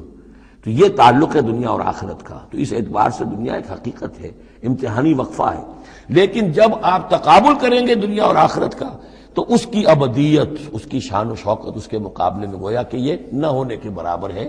یہ 3 گھنٹے کا ایک ڈرامہ ہے جس میں کسی کو بادشاہ بنا دیا، کسی کو فقیر بنا دیا، وہ ڈرامہ ختم، نہ بادشاہ صاحب بادشاہ ہیں اور نہ فقیر صاحب فقیر ہیں، وہ باہر جا کر کپڑے بدل کر وہ ایک ہے، ایک جیسے ہیں سب کے سب۔ تو یہ ہے صورت۔ وَلَلدَّارُ الْآخِرَةُ خَيْرٌ لِّلَّذِينَ يَتَّقُونَ، اور یقیناً آخرت کا گھر جو ہے، آخرت کا گھر بہتر ہے ان لوگوں کے لیے کہ جو اللہ کا تقوی اختیار کریں۔ افلا تعقلون، تو کیا تم عقل سے کام نہیں لیتے؟ اب وہ مقام آ گیا جسے میں نے اس سورہ کے عمود کا ذروہ سنام قرار دیا ہے۔ زبان لڑکھڑاتی ہے ترجمہ کرتے ہوئے، لیکن ترجمے کا حق تو ہمیں ادا کرنا ہوگا۔ قد نعلم، اے نبی ہمیں خوب معلوم ہے، انہ لیحزنک الذی یقولون، جو کچھ یہ کہہ رہے ہیں، جو مطالبے کر رہے ہیں، جو اپنے آپ سے جو معجزے مانگنے کا تقاضا کر رہے ہیں، اس سے آپ غمگین ہیں، آپ چکی کے 2 پارٹوں کے مابین آ گئے ہیں۔ اب اس پر کیا جواب ہے؟ پہلا جواب تو یہ ہے فإنہم لا یکذبونک، اے نبی وہ آپ کو نہیں جھٹلا رہے، ولکن الظالمین بآیات اللہ یجحدون، بلکہ یہ ظالم اللہ کی نشانیوں کا انکار کر رہے ہیں، قرآن کا انکار کر رہے ہیں، ہمارا انکار کر رہے ہیں۔ آپ کا انکار کب کیا انہوں نے؟ غور کیجیے، اس پر یہ سمجھانے کا انداز ہے۔ آپ کو جھوٹا کہا؟ نہیں کہا۔ آپ کے اوپر کوئی تہمت لگائی؟ نہیں لگائی۔ تو آپ کی تو تکذیب نہیں ہے، تکذیب تو ہماری ہو رہی ہے۔ غصہ آئے تو ہمیں آئے، جھنجھلاہٹ آئے تو ہم آئے، ہمارا کلام ہے، ہماری کلام کو جھٹلا رہے۔ آپ کا کام تو یہ ہے کہ ہمارا کلام پہنچا دینا ہے، اپنا پیغام پہنچا دینا ہے۔ اب دیکھیے درجہ بدرجہ بات آگے بڑھے گی۔ یہ تو ہوا سمجھانے کا انداز، جیسے کوئی شفیق استاذ ہے وہ اپنے شاگرد کو سمجھا رہا ہے، ظاہر بات ہے الرب رب وإن تنزل والعبد عبد وإن ترقى فإنهم لا يكذبونك ولكن الظالمين بآيات الله يجحدون۔ توہین تو ہو رہی ہے تو ہماری آیات کی ہو رہی ہے۔ نمبر 2 بات وَلَقَدْ كُذِّبَتْ رُسُلٌ مِّن قَبْلِكَ، پھر یہ بات بھی ہے آپ سے پہلے بھی رسولوں کو جھٹلایا گیا، فصبروا، انہوں نے صبر کیا، ما كُذِّبوا عَلَى ما كُذِّبوا، جتنا جھٹلایا گیا انہوں نے صبر کیا، وَأُوذُوا، انہیں ایذائیں پہنچائی گئیں، حَتَّىٰ أَتَاهُمْ نَصْرُنَا، یہاں تک کہ ہماری مدد آ گئی، وَلَا مُبَدِّلَ لِكَلِمَاتِ اللَّهِ، اور دیکھیے نبی، اللہ کی ان کلمات کو بدلنے والا کوئی نہیں۔ ہمارا ایک قانون ہے، ہمارا ایک ضابطہ ہے، آپ کو جھیلنا پڑے گا، برداشت کرنا پڑے گا۔ آپ کو جس منصب پر فائز کیا گیا ہے اِنَّا سَنُلْقِي عَلَيْكَ قَوْلًا ثَقِيلًا، ہم نے پہلے ہی بتا دیا تھا کہ بھاری بوجھ ہے، اب جھیلنا ہوگا۔ وَلَقَدْ جَاءَكَ مِن نَّبَإِ الْمُرْسَلِينَ، اور آپ کے پاس رسولوں کی خبریں آ چکی ہیں۔ آپ کے علم میں ہے کہ ہمارے بندے نوح نے 950 برس تک صبر کیا تھا، اور اب اس کے بعد تلخ ترین بات آ رہی ہے، وَإِن كَانَ كَبُرَ عَلَيْكَ إِعْرَاضُهُمْ، اور اگر آپ پر بہت شاخ گزر رہا ہے ان کا اعراض، فَإِنِ اسْتَطَعْتَ، تو اگر آپ میں طاقت ہے، أَن تَبْتَغِيَ نَفَقًا فِي الْأَرْضِ، کہ کوئی زمین میں کوئی سرنگ لگا لیں، اور سلمًا فی السماء، یا آسمان کے اوپر کوئی سیڑھی لگا لیں، فَتَأْتِيَهُم بِآیَةٍ، تو لے آئیے آیت جہاں سے لا سکتے ہیں، ہم نہیں دکھائیں گے۔ کس قدر انداز جو ہے حضور صلی اللہ علیہ وسلم سے گفتگو ہو رہی ہے۔ ان استطاعت، طاقت ہے تو لے آؤ، ہم نہیں دکھائیں گے، ہمارا فیصلہ اٹل ہے۔ وَإِن كَانَ كَبُرَ عَلَيْكَ إِعْرَاضُهُمْ فَإِنِ اسْتَطَعْتَ أَن تَبْتَغِيَ نَفَقًا فِي الْأَرْضِ أَوْ سُلَّمًا فِي السَّمَاءِ فَتَأْتِيَهُمْ آیَةٌ وَلَوْ شَاءَ اللَّهُ لَجَمَعَهُمْ عَلَى الْهُدَىٰ، اور اے نبی اگر اللہ چاہتا تو ان سب کو ہدایت پر جمع کر دیتا، آنے واحد میں وہ سب کو نیک بنا دے، اس کا اختیار نہیں ہے۔ اب دیکھیے سخت ترین لفظ آ رہا ہے، فَلَا تَكُونَنَّ مِنَ الْجَاهِلِينَ۔ تو آپ، اب میں ترجمہ یہاں پر جذباتی کا لفظ کروں گا، آپ جذباتی نہ ہوں، بس اس سے زیادہ لفظ جو ہے میں استعمال نہیں کر سکتا۔ فَلَا تَكُونَنَّ مِنَ الْجَاهِلِينَ، یہی لفظ آیا ہے خود حضرت نوح سے خطاب میں، إِنِّي أَعِظُكَ أَن تَكُونَ مِنَ الْجَاهِلِينَ۔ جب حضرت نوح علیہ السلام نے کہا تھا کہ اللہ یہ میرا بیٹا، تیرا وعدہ تھا کہ میرے اہل کو تو بچا لے گا، یہ میری نگاہوں کے سامنے میرا بیٹا غرق ہو گیا، إِنَّ ابْنِي مِنْ أَهْلِي، میرا بیٹا تو میرے اہل میں تھا۔ لیکن جواب جو ملا ہے وہ آپ سورہ ہود میں جا کے پڑھیں گے، بڑا سخت ہے۔ 950 برس تک جس اللہ کے بندے نے چاکری کی ہے اللہ کی، اللہ کے دین کی دعوت پھیلائی ہے، محنت کی ہے، مشقت کی ہے، لیکن یہ بات بھی اللہ کی شان جو ہے بہت بلند ہے، بہت بلند ہے، بہت بلند ہے۔ ظاہر بات ہے کہ یہاں اے نبی اگر آپ چاہتے، اگر یہی بات ہے کہ سب کو ہدایت پر لے آنا، تو ہمارے لیے کیا مشکل ہے؟ آنے واحد میں سب کے سب ابو بکر صدیق بن جائیں گے، ایک آنے واحد میں۔ ہم سب کو بگاڑنا چاہیں، سب کے سب جو ہے وہ ابلیس بن جائیں گے آنے واحد میں، یہ تو کوئی بات نہیں ہے، یہ تو امتحان ہے، آزمائش ہے۔ جس کو چاہنا ہے، جو چاہتا ہے، حق کا طالب ہے، اس کو حق مل جائے۔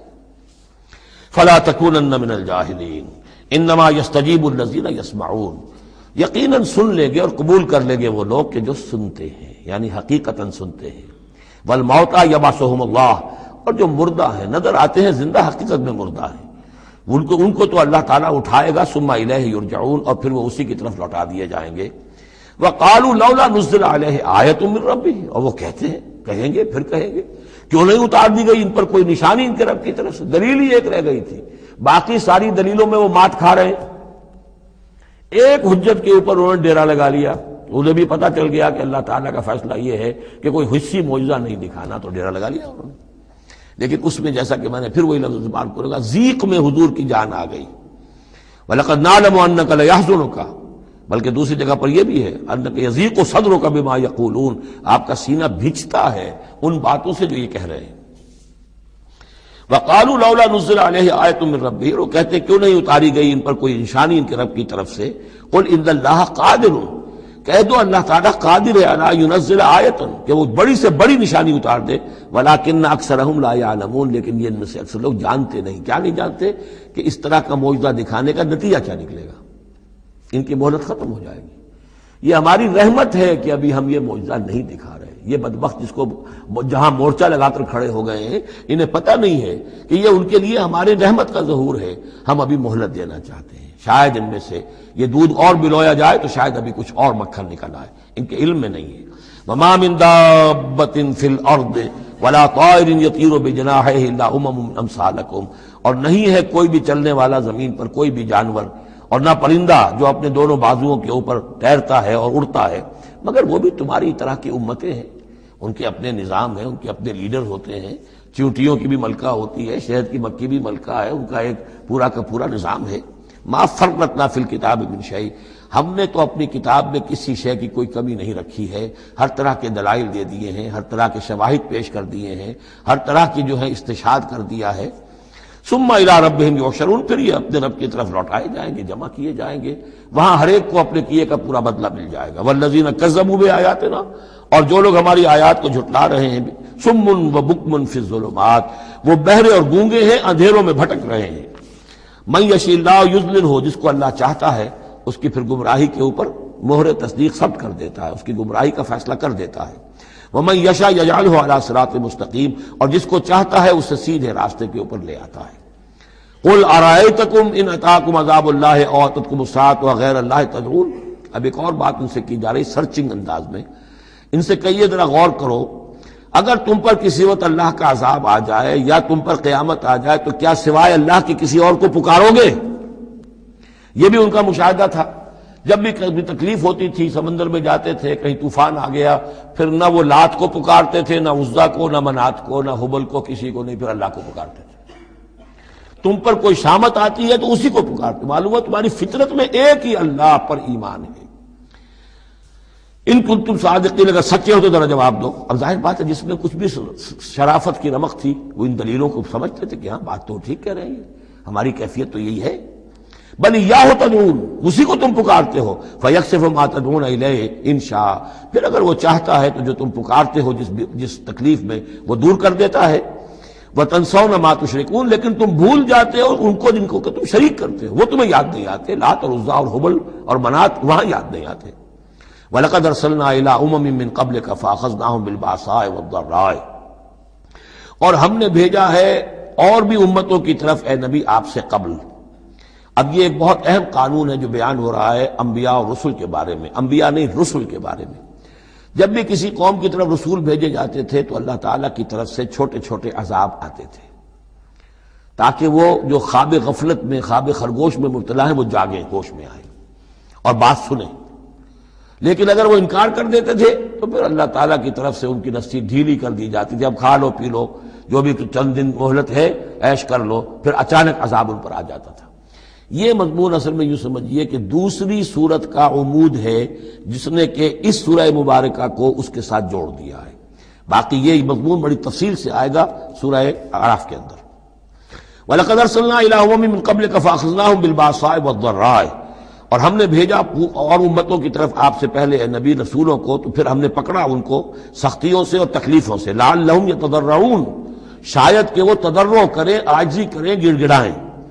فلولا جاءہم باسنا تضرعوا، تو کیوں نہ ایسا ہوا کہ جب ہماری طرف سے کوئی سختی ان پر آئی تو وہ گڑ گڑاتے اور وہ عاجزی کرتے، ولکن قست قلوبہم، لیکن ان کے دل تو سخت ہو چکے تھے، وزین لہم الشیطان ما کانوا یعملون، اور شیطان نے مزین کیے رکھا ان کے لیے جو عمل وہ کر رہے تھے، یعنی کوئی سوچنے کے لیے تیار نہیں ہوا، کوئی اپنے رویے پر نظر ثانی کرنے کے لیے آمادہ نہیں ہوا۔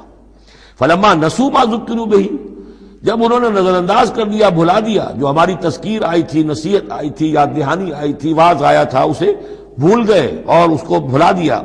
فتحنا علیہم ابواب کل شیء، پھر ہم نے ان پر دروازے کھول دیے ہر چیز کے، اب کھاؤ پیو عیش کرو، اب دنیا میں نعمتیں تمہیں ملیں گی، اب تمہیں تاکہ جو بھی تمہارا کوئی نصیب ہے اس دنیا میں تم اس سے فائدہ اٹھا لو۔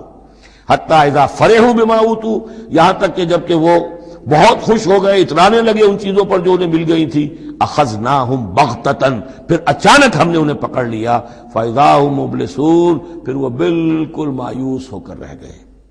فقطع دابر القوم الذین ظلموا، اور پھر جڑ کاٹ دی گئی اس قوم کی جس نے ظلم اور شرک اور کفر کی روش اختیار کی تھی۔ والحمدللہ رب العالمین، اور کل شکر اور کل حمد اور کل تعریف تو اللہ ہی کے لیے ہے جو تمام جہانوں کا پروردگار ہے۔ قل ارأیتم ان اخذ اللہ سمعکم وابصارکم وختم علی قلوبکم، اے نبی ان سے پوچھئے، ذرا غور کیا تم نے کبھی، اگر اللہ تمہاری آنکھیں اور تمہارے کان اگر چھین کر لے جائے سماعت اور بصارت اور تمہارے دلوں پر مہر کر دے، من الہ غیر اللہ یاتیکم بہ، اللہ کے سوا کون سا الہ ہے جو دوبارہ تمہیں یہ ساری صلاحیتیں لے کر دے دے گا؟ انظر کیف نصرف الآیات، دیکھیے ہم کیسے ان کے لیے اپنی آیات کو گردش میں لا رہے ہیں، پھرا پھرا کر مختلف اسلوب سے، ایک پھول کا مضمون ہو تو 100 رنگ سے باندھوں، ہم یہ سارے مضامین ان کے سامنے لا رہے ہیں، ثم ہم یصلفون، پھر بھی وہ کنارہ کرتے ہیں۔ قل ارأیتکم ان اتاکم عذاب اللہ بغتۃ و جہرۃ، ان سے کہیے کہ دیکھو تو اگر پر عذاب آ جائے اچانک یا علی الاعلان آئے، ڈنکے کی چوٹ آئے، اعلان کر کے آئے کہ اب اتنے دن کے بعد عذاب آ جائے گا، هل يهلك الا القوم الظالمون، تو ہلاک تو وہی ہوں گے جو ظالم قوم ہوگی، جو ظلم کرنے والے ہوں گے، چاہے وہ آئے اچانک اور چاہے آئے ڈنکے کی چوٹ۔ وما نرسل المرسلین الا مبشرین ومنذرین، اب یہ دیکھیے پھر وہی لفظ آ گیا جو سورہ نساء میں ہم پڑھ چکے ہیں، رسلا مبشرین ومنذرین، جو بیسک فنکشن ہے انبیاء اور رسل کا وہ یہ ہے۔ وما نرسل المرسلین الا مبشرین ومنذرین، اور ہم نہیں بھیجتے رہے ہیں اپنے رسولوں کو مگر مبشر اور منذر بنا کر، اہل حق کے لیے بشارت دینے والے اور اہل باطل کے لیے خبردار کرنے والے۔ فمن آمن واصلح فلا خوف علیہم ولا هم يحزنون، تو جو ایمان لے آئے اور جنہوں نے اپنی اصلاح کر لی ان پر نہ کوئی خوف ہے اور نہ وہ حزن سے دو چار ہوں گے۔ والذین کذبوا بآیاتنا، اور وہ لوگ کہ جنہوں نے ہماری آیات کو جھٹلایا، یمسهم العذاب بما كانوا يفسقون، ان کے اوپر عذاب مسلط ہو کر رہے گا ان کی نافرمانی کے باعث۔ قل لا اقول لكم عندي خزائن الله ولا اعلم الغيب ولا اقول لكم اني ملك ان اتبع الا ما يوحى الي قل هل يستوي الاعمى والبصير افلا تتفكرون صدق الله العظيم۔ اے نبی ان سے کہہ دیجئے میں تم سے یہ نہیں کہتا کہ میرے اختیار میں ہیں اللہ کے خزانے، تم مجھ سے کہتے ہو یہ دکھاؤ یہ دکھاؤ یہ دکھاؤ، میں نے کب دعویٰ کیا ہے کہ میرا اختیار ہے؟ کسی شخص سے مطالبہ کیا جانا چاہیے اس کے دعوے کے مطابق۔ میں نے الوہیت میں داخل ہونے کا کب دعویٰ کیا؟ میں نے تو دعویٰ کیا ہے کہ میں اللہ کا ایک بندہ ہوں، عام انسان ہوں، بشر ہوں، مجھ پر وحی آئی ہے، مجھے مامور کیا گیا ہے کہ تمہیں متنبہ کر دوں، وہ کام میں کر رہا ہوں۔ لا اقول لکم عندی خزائن اللہ، میں تو نہیں کہتا کہ میرے پاس کوئی اللہ کے خزانے ہیں، میرے اختیار میں ہیں۔ ولا اعلم الغیب، نہ میں نے یہ دعویٰ کیا ہے کہ غیب کا علم مجھے حاصل ہے۔ ولا اقول لکم انی ملک، نہ میں نے تم سے کبھی یہ کہا ہے یا کہتا ہوں کہ میں فرشتہ ہوں۔ ان اتبع الا ما یوحی الی، میں تو بس اتباع کر رہا ہوں اس شے کی کہ جو مجھے طرف وحی کی جا رہی ہے۔ قل هل يستوي الاعمى والبصير، کہیے تو پھر اب برابر ہو جائیں گے دیکھنے والے اور اندھے؟ افلا تتفکرون، تو کیا تم تفکر نہیں کرتے، غور و فکر سے کام نہیں لیتے؟ وانذر به، اب پھر یہاں به پر زور دے رہا ہوں میں، اے نبی اس قرآن کے ذریعے سے خبردار کر دیجئے، آپ کا کام انذار ہے، تبشیر ہے۔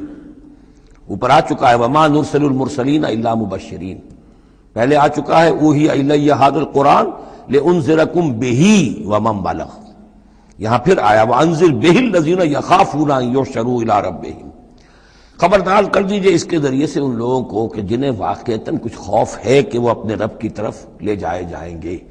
جیسا کہ میں نے آپ کو بتایا تھا کہ ان میں بھی بہت کم لوگ تھے کہ جو بعث بعد الموت کے منکر تھے، وہ یہ کہتے تھے کہ ہاں ہے، قیامت ہے، اٹھیں گے، اپنے رب کے پاس جائیں گے، لیکن وہاں ہمارے چھڑانے والے ہیں، وہ ہمیں بچا لیں گے۔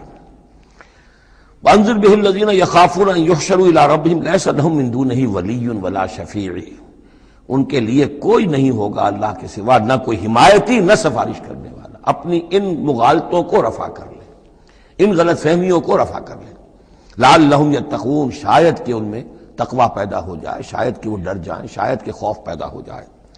ولا تطرد الذین یدعون ربہم بالغداۃ والعشی یریدون وجہہ، اور مت دھتکاریے آپ ان لوگوں کو کہ جو پکارتے ہیں اپنے رب کو صبح و شام اور وہ اس کی چہرے کی طالب ہیں، اس کی رضا کے جویا ہیں۔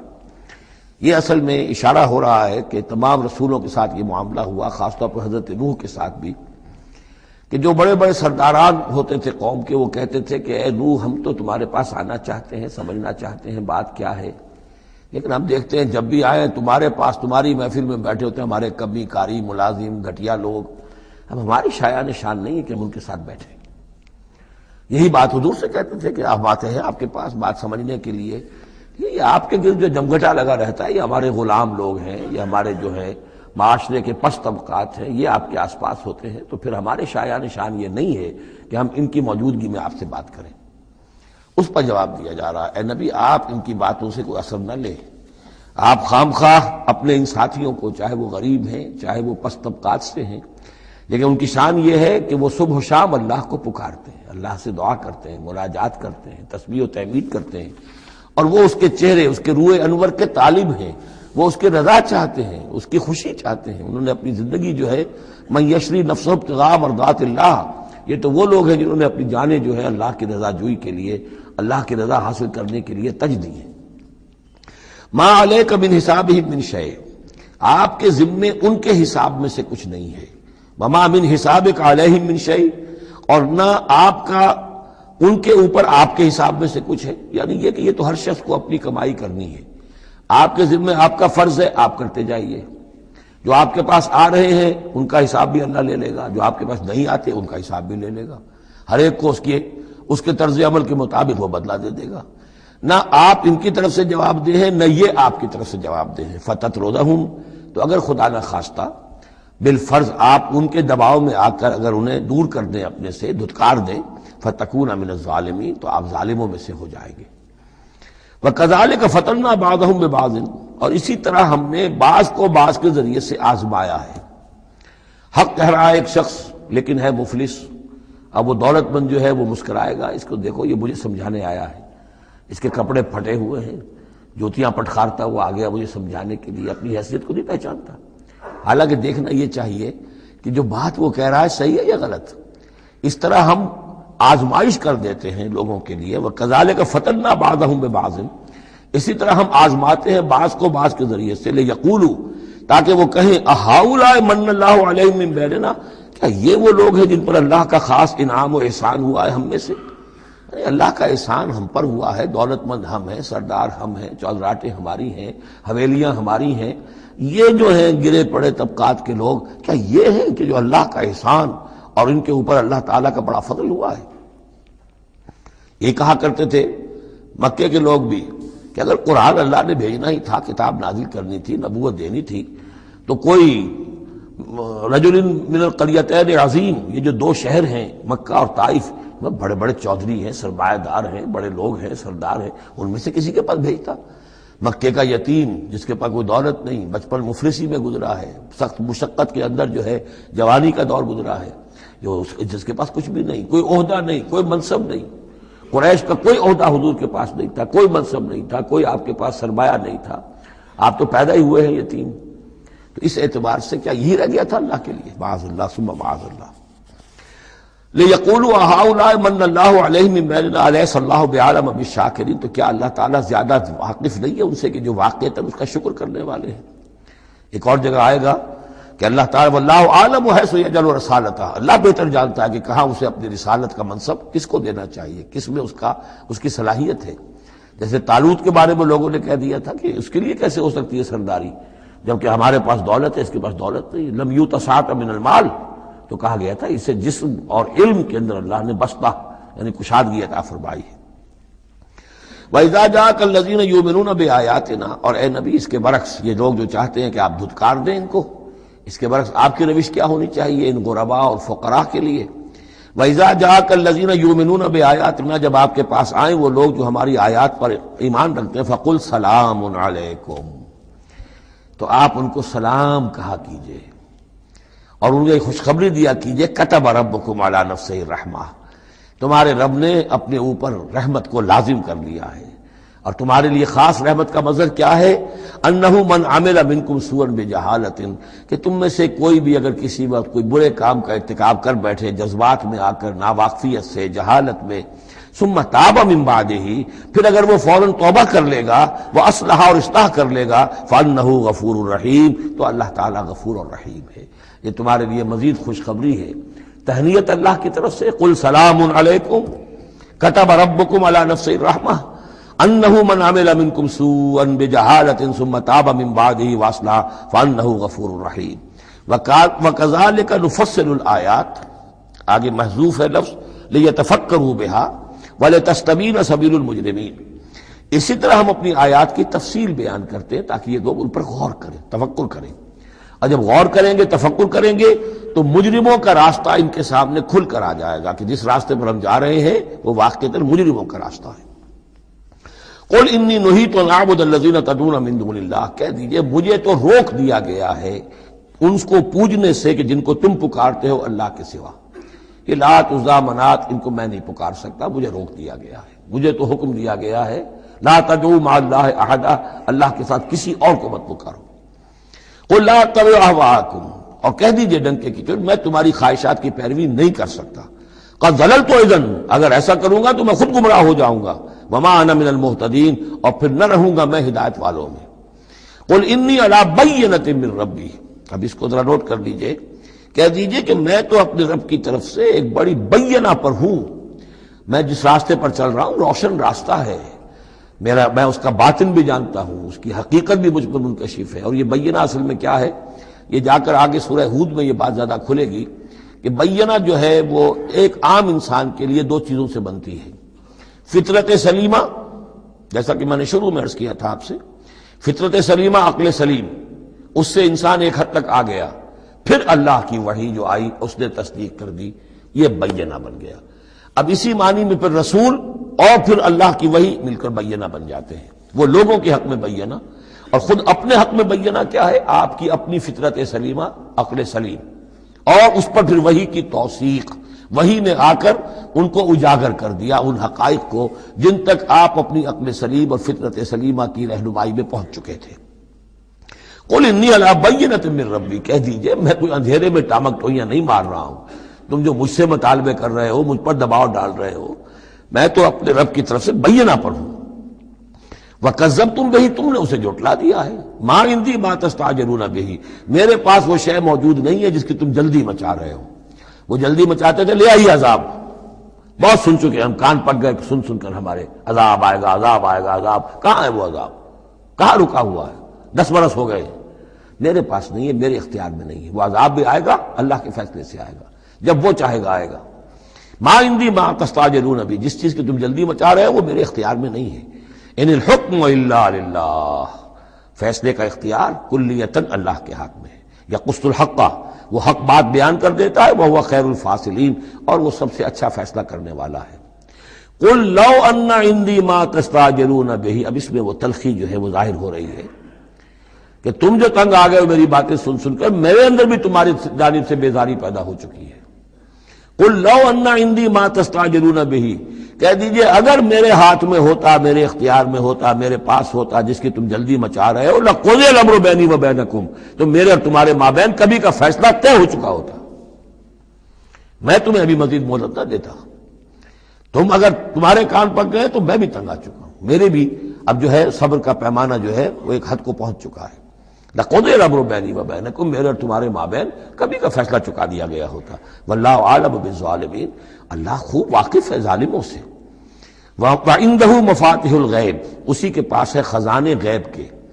یہ مفاتح جو یہاں جمع آیا ہے تو مفتاح کہتے ہیں کنجی کو، اس کی جمع بھی ہے، اور مفتاح کہتے ہیں اس کو جس سے کھولا گیا یعنی خزانہ، یہاں پر مفتاح کی جمع ہے یا مفاتح۔ وَعِندَهُ مَفَاتِحُ الْغَیب، اسی کے پاس غیب کے سارے خزانے ہیں، لا يعلمها الا هو، کوئی جانتا ہی نہیں ان کو سوائے اس کے۔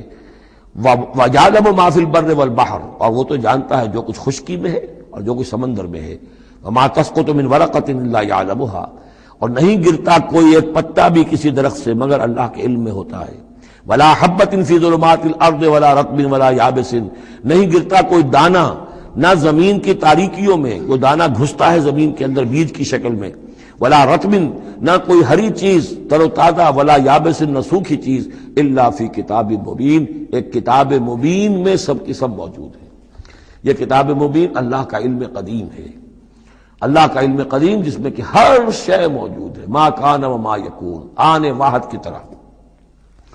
وَهُوَ الَّذِي يَتَوَفَّاكُم بِاللَّيْلِ، اب یہ لفظ یہاں پر آ گیا ہے، وہ جو قادیانیوں کے ساری خباثت کا توڑ جو ہے وہ جو میں نے وضاحت آپ کو بیان کی تھی کہ وفا یوفی یتوفا، اب یہاں آ گیا وَهُوَ الَّذِي يَتَوَفَّاكُمْ بِاللَّيْلِ، وہی ہے جو تمہیں وفات دیتا ہے رات کے وقت۔ کیا وفات دیتا ہے؟ کیا انسان مر جاتا؟ جان تو رہتی ہے، شعور نہیں رہتا۔ میں نے کہا تھا تین چیزیں ہیں، جسم ہے، جان ہے، جان میں شعور ہے۔ بڑا پیارا ایک شعر ہے فارسی کا، جان نہاں در جسم او در جان نہاں، جسم کے اندر تو پنہا ہے جان، جان میں وہ پنہا ہے۔ تین چیزیں ہو گئیں۔ یہاں اس شعر میں وہ سے مراد کچھ اور ہے، اس وقت میں اس پر نہیں جاؤں گا، لیکن تین چیزیں سمجھ لیجئے۔ جان نہاں در جسم، جسم کے اندر جان پنہا ہے، او در جان نہاں، وہ جان میں نہا ہے، اے نہا اندر نہا اے جانے جان۔ یہ پھر کسی اور جگہ پر پڑھیں گے اس شعر کو انشاءاللہ۔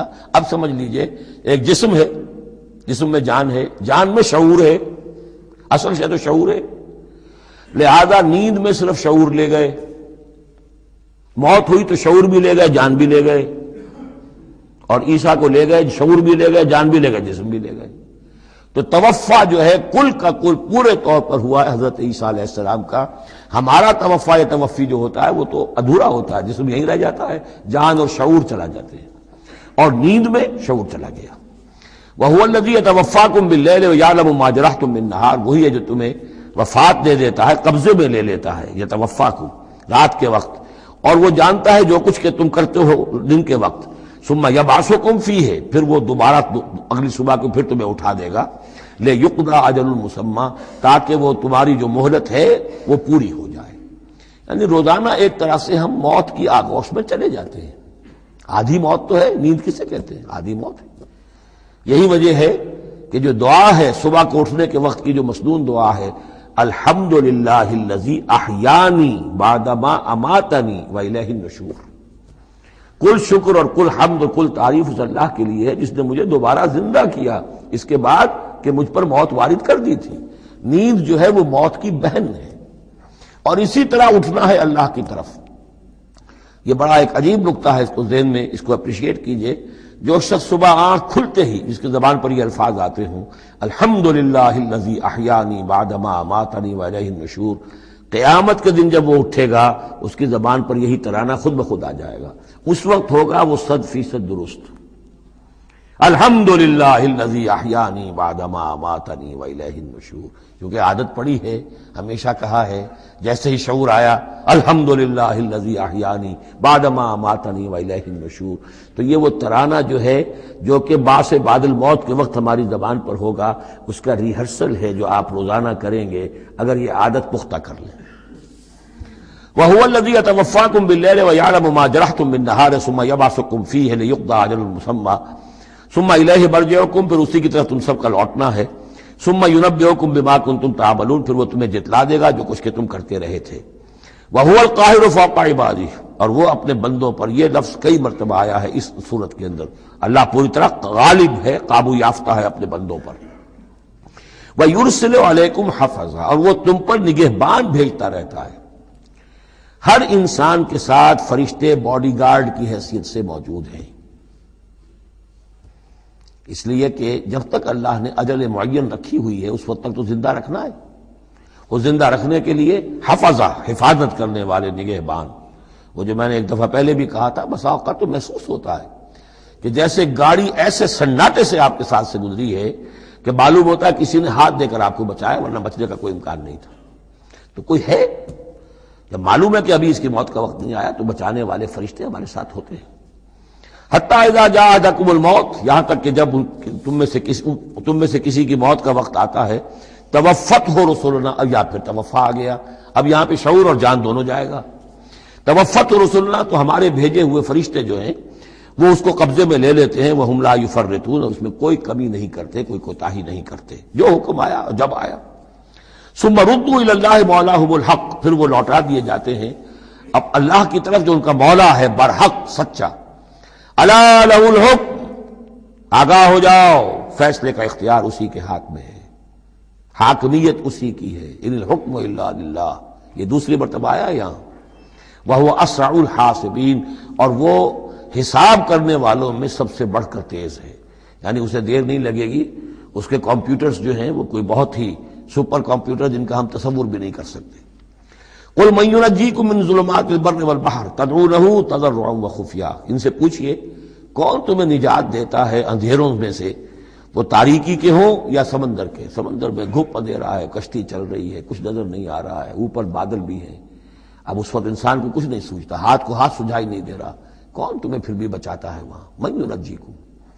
اسی طرح کوئی قافلہ ہے بھٹک گیا ہے، اندھیری شب ہے، جدا اپنے قافلے سے ہے تو، اب یہ کہ اندھیرے کے اندر بھٹک رہا ہے، نہ دائیں کا نہ بائیں کا پتہ نہیں، ہر درخت معلوم ہوتا ہے کوئی آسیب ہے، کوئی بھوت ہے جنہیں چلا آ رہا ہے، پھر بھی اللہ بچاتا ہے تمہیں۔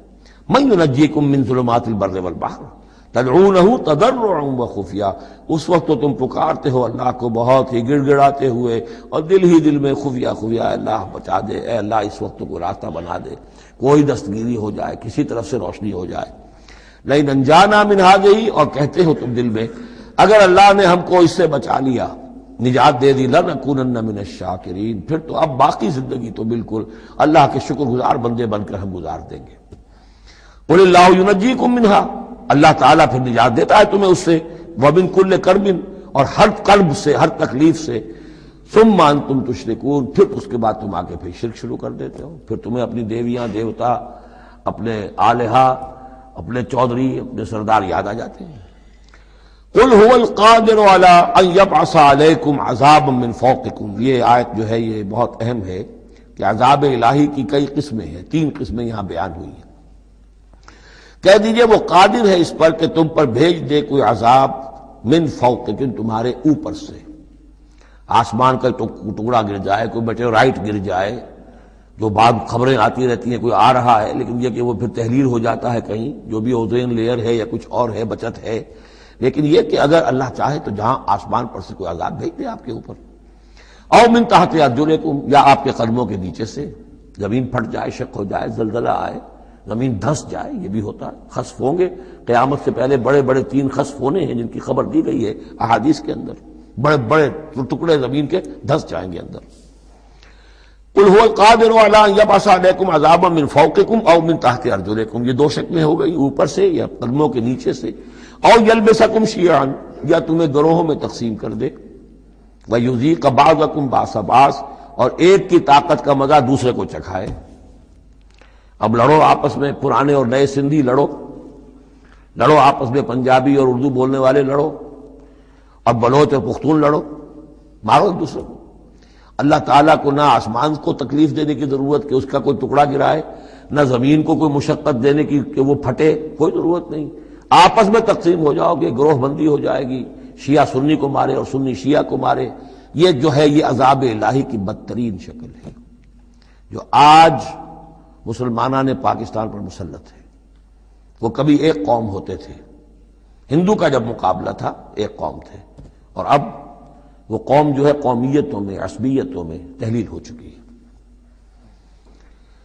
انظر کیف نصرف الآیات لعلہم یفقہون، دیکھو کیسے ہم اپنی آیات کی تصریف کرتے ہیں۔ تصریف کہتے ہیں آیات کو گھمانا، ایک ہی بات کو اسلوب بدل بدل کر، انداز بدل بدل کر، ترتیب بدل بدل کر لانا۔ ایک پھول کا مضمون ہو تو 100 رنگ سے باندھو۔ وَكَذَّبَ بِهِ قَوْمُكَ وَهُوَ الْحَقُّ، اور اے نبی آپ کی قوم نے اسے جھٹلا دیا۔ بہی مراد قرآن، یعنی میں نے عرض کیا کہ اس صورت کیا یہ عمود، حصی معجزہ کوئی نہیں دکھائیں گے، اصل معجزہ محمد کا یہ قرآن ہے صلی اللہ علیہ وسلم، اسی لیے بہی بہی بہی اس کی تکرار اس میں کثرت سے ملے گی۔ وَكَذَّبَ بِهِ قَوْمُكَ وَهُوَ الْحَقُّ، یہ قرآن الحق ہے، لیکن اے نبی آپ کی قوم نے اس کو جھٹلا دیا ہے۔ قُلْ لَسْتُ عَلَيْكُمْ بِوَكِيلٍ، ان سے کہہ دیجئے میں اب تمہارا ذمہ دار نہیں ہوں۔ اب میں نہیں کہہ سکتا کہ کب اللہ کے عذاب کا بند جو ہے وہ کھل جائے اور تمہارے اوپر وہ عذاب ہلاکت جو ہے وہ آ جائے۔ لِكُلِّ نَبَوْ مُسْتَقَرٌ، كُلِّ نَبَإٍ مُسْتَقَرٌ، ہر خبر، ہر بڑی بات کے لیے وقت معین ہے۔ فَسَوْفَ تَعْلَمُونَ، میں نہیں کہہ سکتا، جیسے کہ سورہ انبیاء میں فرمایا وَإِنْ أَدْرِيَ قَرِيبٌ أَمْ بَعِيدٌ مَا تُوعَدُونَ، میں یہ نہیں جانتا کہ جس کی تمہیں دھمکی دی جا رہی ہے وہ قریب آ چکا یا دور ہے، ٹائم ٹیبل اللہ کے علم میں ہے، لیکن یہ میں جانتا ہوں کہ اگر تمہاری روش یہی رہی تو عذاب آ کر رہے گا۔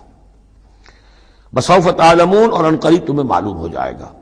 وَإِذَا رَأَيْتَ الَّذِينَ يَخُوضُونَ فِي آيَاتِنَا، یہ وہ آیت آ گئی جس کا حوالہ سورہ نساء کی آیت نمبر 140 میں آیا تھا کہ تمہیں پہلے ہدایت دی گئی تھی کہ جب تم لوگوں کو دیکھو کہ وہ ہماری آیات کا استہزاء کر رہے ہیں، تمسخر کر رہے ہیں، تو ان کے پاس بیٹھو مت، اٹھ کر چلے جاؤ، کم سے کم یہ کہ ایک پروٹیسٹ میں واک آؤٹ تو وہاں سے ہو جائے۔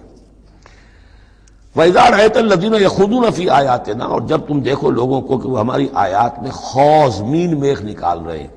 دیکھیے اردو میں ہم ایک لفظ بولتے ہیں غور و خوض، بڑا غور و خوض ہو رہا ہے، بہت غور و خوض کے بعد میں اس نتیجے پر پہنچا ہوں۔ یہ دونوں لفظ جو عربی زبان کے بہت قریب کے ہیں۔ غور کے معنی، غور اچھے معنی میں آتا ہے، اور خوض برے معنی میں آتا ہے۔ صحیح چھان پھٹک کرنا اور غور کرنا، اس کے ما لہو ما علیہ، فار کیا ہے، اگینسٹ کیا ہے، یہ مثبت انداز میں یہ ہے غور۔ خوض ہے مین میخ نکالنا، اس کے اندر جو ہے بال کی کھال خام خواہ کو اتارنا، یہ کوشش ہے، یہ خوض ہے۔ وَإِذَا رَأَيْتَ الَّذِينَ يَخُوضُونَ فِي آيَاتِنَا، جبکہ وہ ہماری آیات میں اس طریقے کا معاملہ کر رہے ہوں، تو جب تم دیکھو فَأَعْرِضْ عَنْهُمْ، تو ان سے کنارہ کرو، حَتَّى يَخُوضُوا فِي حَدِيثٍ غَيْرِهِ، یہاں تک کہ پھر وہ کسی اور بات میں لگ جائے، کسی اور مذاق میں، ٹھٹے میں، پھر تم ان کے پاس جا سکتے ہو۔ وَإِمَّا يُنْسِيَنَّكَ الشَّيْطَانُ فَلَا تَقْعُدْ بَعْدَ الذِّكْرَىٰ، اور اگر تمہیں شیطان بھلا دے، تم بیٹھے ہوئے تھے وہاں، گفتگو شروع ہوئی، کچھ دیر تک تمہیں احساس نہیں ہوا کہ یہ تم اس کام میں لگ گئے ہیں، تو تمہیں یاد نہیں آیا، لیکن فلا تقعد بعد الذکر، جب یاد آ جائے تو مت بیٹھو ان کے ساتھ، مع القوم الظالمین، ان ظالموں کے ساتھ، پھر وہاں سے واک آؤٹ کرو احتجاجاً، اور پھر یہ البتہ منتظر رہو، چونکہ دعوت و تبلیغ کے لیے پھر تمہیں آنا ہے۔ تو قالوا سلاما، علیحدہ بھی ہو تو وہ لٹ مار کے نہ ہو، بلکہ یہ کہ اٹھو وہاں سے تو بڑی خوبصورتی کے ساتھ۔ وَمَا عَلَى الَّذِينَ يَتَّقُونَ مِنْ حِسَابِهِمْ مِنْ شَيْءٍ، اور یقیناً جو لوگ اللہ کی تقویٰ کی روش اختیار کرتے ہیں، ان پر ان کے حساب کی کوئی ذمہ داری نہیں ہے، وَلَٰكِنْ ذِكْرَىٰ لَعَلَّهُمْ يَتَّقُونَ، لیکن یہ یاد دہانی ہے تاکہ وہ تقویٰ اختیار کریں۔ وَذَرِ الَّذِينَ اتَّخَذُوا دِينَهُمْ لَعِبًا وَلَهْوًا، اور چھوڑو ان کو، دفع کرو، نظر انداز کرو، ان سے آپ نظر پھیر لو کہ جنہوں نے اپنے دین کو کھیل اور کود بنا لیا ہے، کھیل، ہنسی مذاق، ٹھٹا۔ بہت سے لوگ اب بھی مل جائیں گے آپ کو دین کے معاملے میں کبھی سنجیدہ ہوتے ہی نہیں، دین کی بات اگر شروع ہوگی تو وہ اسے استہزاء میں، تمسخر میں، ٹٹ بٹس میں، انیکڈوٹس میں، یہ واقعات یوں ہو گیا تھا، یہ ایسا تھا، اس میں اس کو جو ہے وہ بالکل ختم کر دیں گے۔ وَذَرِ الَّذِينَ اتَّخَذُوا دِينَهُمْ لَعِبًا وَلَهْوًا وَغَرَّتْهُمُ الْحَيَاةُ الدُّنْيَا، اور ان کو تو اصل میں دھوکے میں مبتلا کر دیا ہے دنیا کی زندگی نے، ساری توجہات ادھر ہیں، بھاگ دوڑ اس کے لیے ہے، زیادہ سے زیادہ کمانا ہے، مال جمع کرنا ہے، حلال سے ہو حرام سے ہو، ساز و سامان کی فکر پڑی ہوئی ہے۔ وَذَكِّرْ بِهِ، اب پھر بہی کو نوٹ کیجئے، تذکیر کیجئے، اس کے قرآن کے ذریعے سے تذکیر کیجئے، جیسے کہ سورہ قاف کی آخری آیت ہے فَذَكِّرْ بِالْقُرْآنِ مَنْ يَخَافُ وَعِيدٍ، قرآن کے ذریعے سے تذکیر کیجئے اس شخص کو کہ جس کے اندر کچھ خوف ہے اللہ کے وعدے کا اور اللہ کی وعید کا۔ تو یہاں بھی آیا کہ آپ ان کو چھوڑیے، وَذَكِّرْ بِهِ أَن تُبْصَرَ نَفْسٌ بِمَا كَسَبَتْ، اس قرآن کے ذریعے سے انہیں تذکیر کرائیے، یاد دہانی کرائیے کہ مبادا کوئی شخص گرفتار ہو جائے اپنے کرتوتوں کے عوض، وہ وقت نہ آ جائے کہ تم اپنی رنگ رلیوں اور کرتوتوں کے عوض رہن رکھے جاؤ، گرفتار ہو جاؤ۔ لیس لہا من دون اللہ ولی ولا شفیع، پھر اس کے لیے اللہ کے سوا کوئی نہیں ہوگا، یا اللہ کے مقابلے میں اللہ سے بچانے والا کوئی نہیں ہوگا، نہ کوئی ولی اور نہ شفیع۔ دیکھیں دوسری مرتبہ کیٹیگوریکل ڈینائل شفیع کی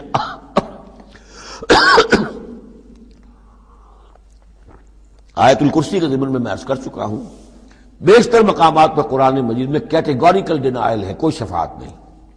البتہ ہے ایک شفاعت کا، ایک شفاعت حقہ کی ایک حیثیت ہے، اس کو سمجھنے کی ضرورت ہے، اس کی شرائط ہے، اس کی لیمٹس ہیں۔ اگر ان شرائط اور لیمٹ سے آزاد کر دیں گے تو پھر یہ ہے کہ وہ شفاعت کا جو تصور ہے ایمان بالآخرت کی نفی کر دے گا، پھر کوئی فائدہ ہی نہیں، ڈر کا آئے گا۔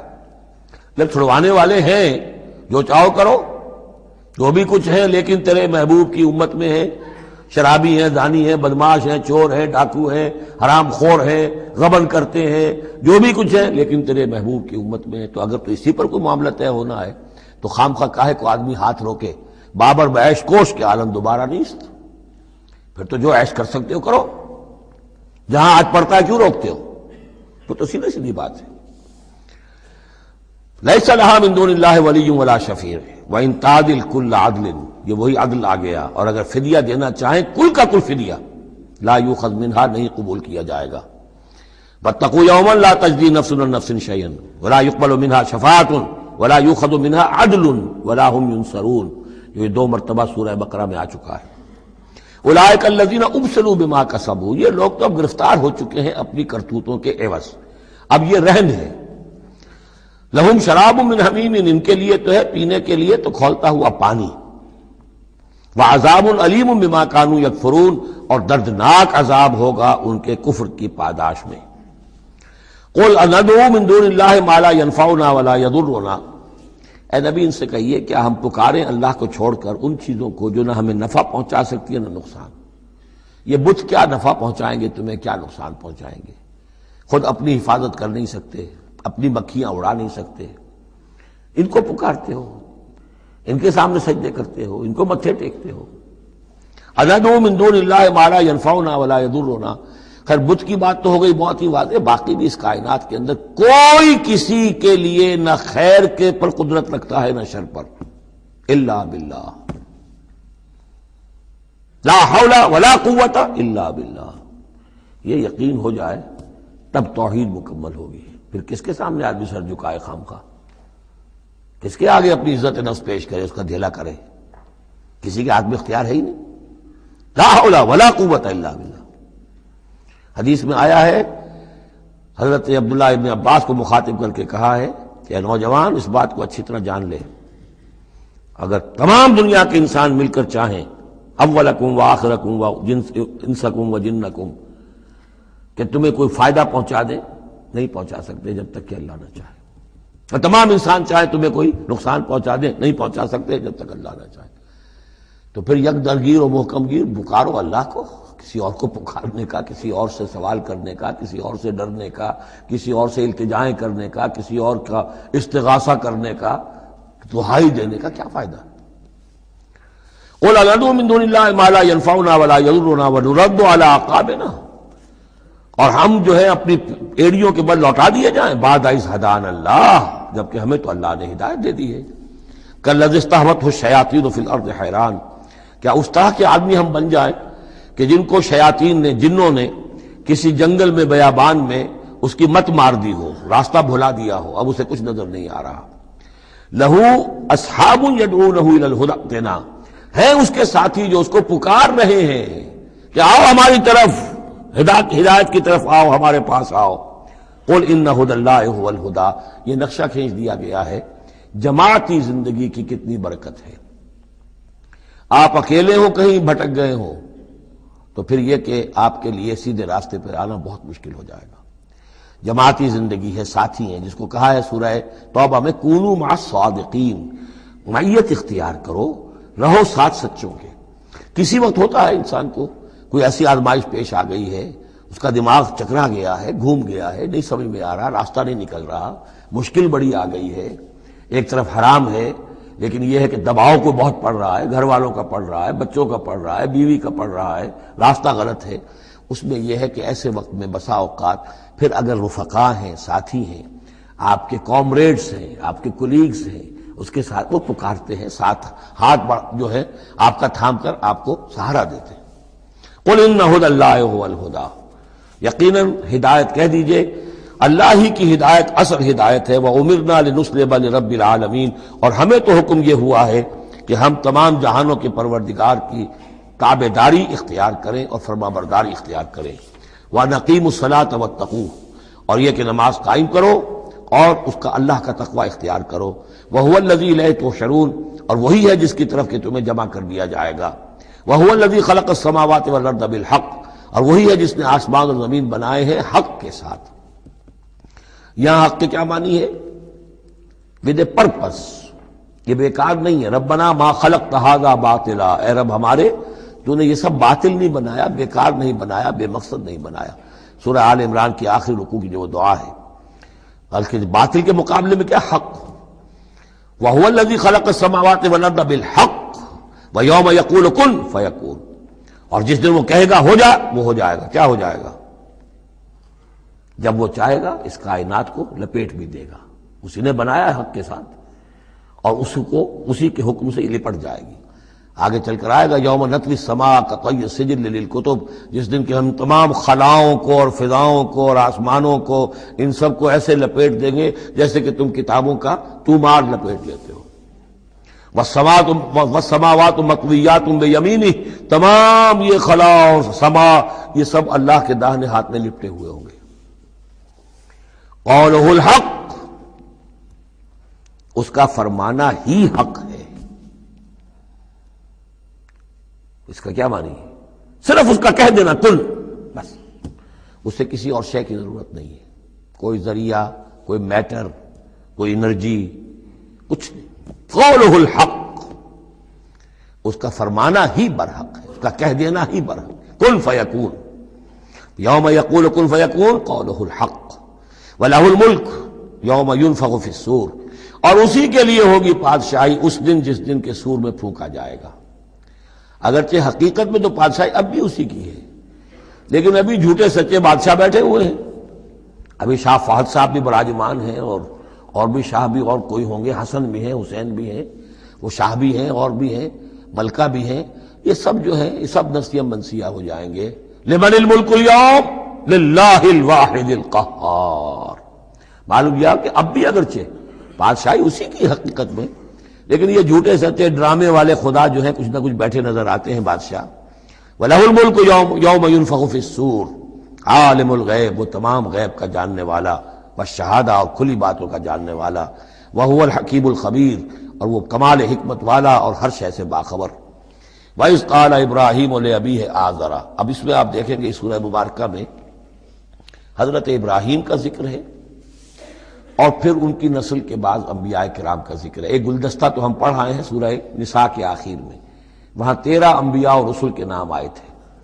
یہاں اس سے ذرا بڑا گلدستہ آئے گا، یہاں پہ 17 انبیاء اور رسل کے نام آئیں گے، لیکن حضرت ابراہیم علیہ السلام کا ذکر یہاں آیا ہے، اور جو جن رسولوں کی قوموں پر ہلاکت کے بارے میں قرآن میں صراحت کے ساتھ مذکور ہے، ان 6 کا ذکر جو ہے سورہ اعراف میں آئے گا۔ حضرت ابراہیم علیہ السلام کی قوم کا کیا حشر ہوا یہ صراحت کے ساتھ قرآن میں مذکور نہیں ہے۔ جو قوم نوح کے ساتھ، ہود کے ساتھ، قوم صالح کے ساتھ، قوم شعیب کے ساتھ ہوا، تو حضرت ابراہیم علیہ السلام کے معاملے کو علیحدہ نکال لیا ہے، وہ سورہ انعام میں، اور باقی جو ہے نوح، ہود، صالح اور شعیب، لوط اور موسیٰ، ان کا ذکر جو ہے وہ آپ کو ملے گا سورہ اعراف میں، اس لیے کہ ان کا معاملہ ایام اللہ کا ہے۔ تو فذکرہم بایام اللہ، التذکیر بآلاء اللہ اس میں ہے، التذکیر بایام اللہ اس میں ہے، لہذا یہاں حضرت ابراہیم کا ذکر ہے۔ وَإِذْ قَالَ إِبْرَاهِيمُ لِأَبِيهِ آزَرَ أَتَتَّخِذُ أَصْنَامًا آلِهَةً، اور یاد کرو جب کہ کہا ابراہیم نے اپنے باپ آزر سے، کیا تم نے ان بتوں کو اپنا خدا بنا رکھا ہے؟ یہاں جو آزر کا لفظ خاص طور پر آیا ہے میرے نزدیک، یہ اصل میں تورات کی نفی کے لیے، تورات میں تارح نام لکھا گیا ہے، گویا اس کی تصحیح کے لیے، ورنہ یہاں کوئی خاص ضرورت نہیں تھی۔ وَإِذْ قَالَ إِبْرَاهِيمُ لِأَبِيهِ، یہ کافی تھا، لیکن نام اس لیے دیا گیا کہ تورات سے پڑھنے والوں کو مغالطہ ہوتا ہے، اور اسی مغالطے کو اہل تشیع نے اختیار کر لیا ہے۔ انہوں نے تورات میں جو نام دیا گیا ہے اسے حضرت ابراہیم کا باپ کہا ہے، اور حضرت یہ جو آزر تھا اس کو کہا ہے کہ یہ چچا تھا۔ اس کی خاص وجہ ہے، وہ پھر کسی موقع پر بیان ہوگی، لیکن یہ کہ تورات کی اس غلطی کو اہل تشیع نے اختیار کیا۔ قرآن مجید نے اسی کی نفی کے لیے یہاں پر حضرت ابراہیم کے والد کا نام صراحتاً بتا دیا کہ آزر ہے۔ وَإِذْ قَالَ إِبْرَاهِيمُ لِأَبِيهِ آزَرَ، اور یاد کرو جب کہ کہا تھا ابراہیم نے اپنے باپ آزر سے، أَتَتَّخِذُ أَصْنَامًا آلِهَةً، کیا آپ نے ان بتوں کو اپنا الہ بنایا ہوا ہے؟ انی اراک وقومک فی ضلال مبین، میرا تو خیال یہ ہے، میری رائے تو یہ ہے کہ آپ بھی اور آپ کی قوم بھی کھلی گمراہی میں مبتلا ہے۔ وَكَذَلِكَ نُرِي إِبْرَاهِيمَ مَلَكُوتَ السَّمَاوَاتِ وَالْأَرْضِ، اور اسی طرح ہم دکھانے لگے یا دکھاتے رہے ابراہیم کو آسمانوں اور زمین کے ملکوت۔ ملکوت سے مراد کیا ہے کہ اللہ تعالیٰ نے اس کائنات کا جو نظام قائم کیا، جسے میں کہتا ہوں کہ جو یونیورسل ایک گورنمنٹ ہے، اس کا ایک نظام ہے، اس کے کارندے ہیں، تو اس کے مشاہدہ اللہ تعالیٰ اپنے رسولوں کو کراتا ہے، تاکہ ان کا یقین جو ہے وہ یقین اس درجے کا ہو جائے کہ جیسے کہ اپنی آنکھوں سے دیکھی ہوئی چیزیں۔ وَلِيَكُونَ مِنَ الْمُوقِنِينَ، اور تاکہ وہ پوری طرح یقین کرنے والوں میں سے ہو جائے. لیکن واو چونکہ یہاں آیا، اس سے پہلے ہم محذوف مانیں گے تاکہ وہ اپنی قوم پر حجت قائم کر سکے اور پوری طرح یقین کرنے والوں میں سے ہو جائے. یہ جو آگے آ رہا ہے یہ در حقیقت حضرت ابراہیم علیہ السلام کی طرف سے اپنی قوم پر حجت کو اس طور سے پیش کیا گیا ہے. بعض حضرات کے نزدیک یہ ہے کہ یہ حضرت ابراہیم کا اپنا ذہنی ارتقاء ہے کہ واقعتاً انہوں نے سمجھا یہ ستارہ خدا ہے، پھر ڈوب گیا تو کہا کہ نہیں نہیں یہ تو ڈوب گیا، پھر چاند کو دیکھا تو چاند خدا ہے، پھر کہا نہیں یہ تو یہ بھی جو ہے غروب ہو گیا، پھر سورج کو کہا. تو یہ بات اصل میں بعض حضرات کی رائے ہے یہ، اور الفاظ سے کچھ متبادر بھی ہوتا ہے، لیکن یہ ہے کہ زیادہ صحیح رائے جس سے کہ آگے آ جائے گا وَتِلْكَ حُجَّتُنَا آتَيْنَاهَا إِبْرَاهِيمَ عَلَىٰ قَوْمِهِ، تو معلوم ہوتا ہے کہ یہ اصل میں حضرت ابراہیم علیہ السلام نے حجت قائم کرنے کے لیے یہ تدریج اختیار کی اپنی قوم کو سمجھانے کے لیے. اور حضرت ابراہیم علیہ السلام اللہ کے نبی تھے، اور نبی کوئی بھی زندگی کے کسی بھی مرحلے پر مشرک نہیں ہوتا، اس کی شریعت، اس کی سرشت اتنی خالص ہوتی ہے. صدیقین مشرک نہیں ہوتے، نبی تو ان سے بھی اونچے درجے کے ہیں. حضرت ابو بکر نے کبھی شرک نہیں کیا، حضرت عثمان نے کبھی شرک نہیں کیا، جو صدیقین ہیں صحابہ میں سے. وَكَذَلِكَ نُرِي إِبْرَاهِيمَ مَلَكُوتَ السَّمَاوَاتِ وَالْأَرْضِ وَلِيَكُونَ مِنَ الْمُوقِنِينَ فَلَمَّا جَنَّ عَلَيْهِ اللَّيْلُ، جب ان پر رات جو ہے اس نے تاریکی کر دی، رأى كوكبا، انہوں نے دیکھا ایک چمکدار ستارے کو. قال هذا ربی، انہوں نے کہا یہ میرا رب ہے. یہ گویا کہ کہنے کیا، ہاں یہ میرا رب ہے. اب یہ سوالیہ انداز بھی ہو سکتا ہے، with sign of exclamation ہو سکتا ہے کہ لوگوں کو کہنے کے لیے کہ یہ رب ہے، یہ انٹروگیشن کا بھی ہو سکتا ہے. هذا ربی فلما افل قال لا احب الافلین، جب وہ ڈوب گیا تو کہا بھئی یہ ڈوب جانے والی شے تو پھر میں تو پسند نہیں کر سکتا کہ میں اس کو اپنا خدا مان لوں. یہ قوم جو تھی ستارہ پرست بھی تھی، بت پرست بھی تھی، ستارہ پرست بھی تھی، اور نمبر 3 شاہ پرست بھی تھی. تینوں قسم کے شرک اس قوم میں موجود تھے کہ جس میں حضرت ابراہیم بھیجے گئے.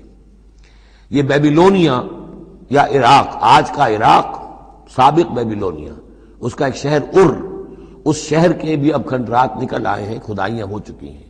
شہر میں پیدا ہوئے ہیں، پھر وہاں سے ہجرت کر کے فلسطین گئے ہیں، اور پھر حضرت اسماعیل کو آباد کیا ہے حجاز میں، اور اپنے بیٹے حضرت اسحاق کو آباد کیا ہے فلسطین میں. تو یہ ان کے ذہن میں رکھیے. اور اس وقت عراق میں یہ شرک جو ہے گھٹا ٹوپ اندھیرے تھے کہ ان کے ہاں بت پرستی بھی تھی، ستارہ پرستی بھی تھی، اور تیسرے یہ کہ بادشاہ بھی نمرود جو تھا وہ یہ کہتا تھا کہ میں خدا ہوں. اس کا مکالمہ جو ہے جو اس نے کیا تھا محاجہ حضرت ابراہیم سے، وہ سورہ بقرہ میں ہم پڑھ چکے ہیں. انا احیی و امید، میں بھی یہ اختیار رکھتا ہوں، جس کو چاہوں زندہ رکھوں، جس کو چاہوں مار دوں.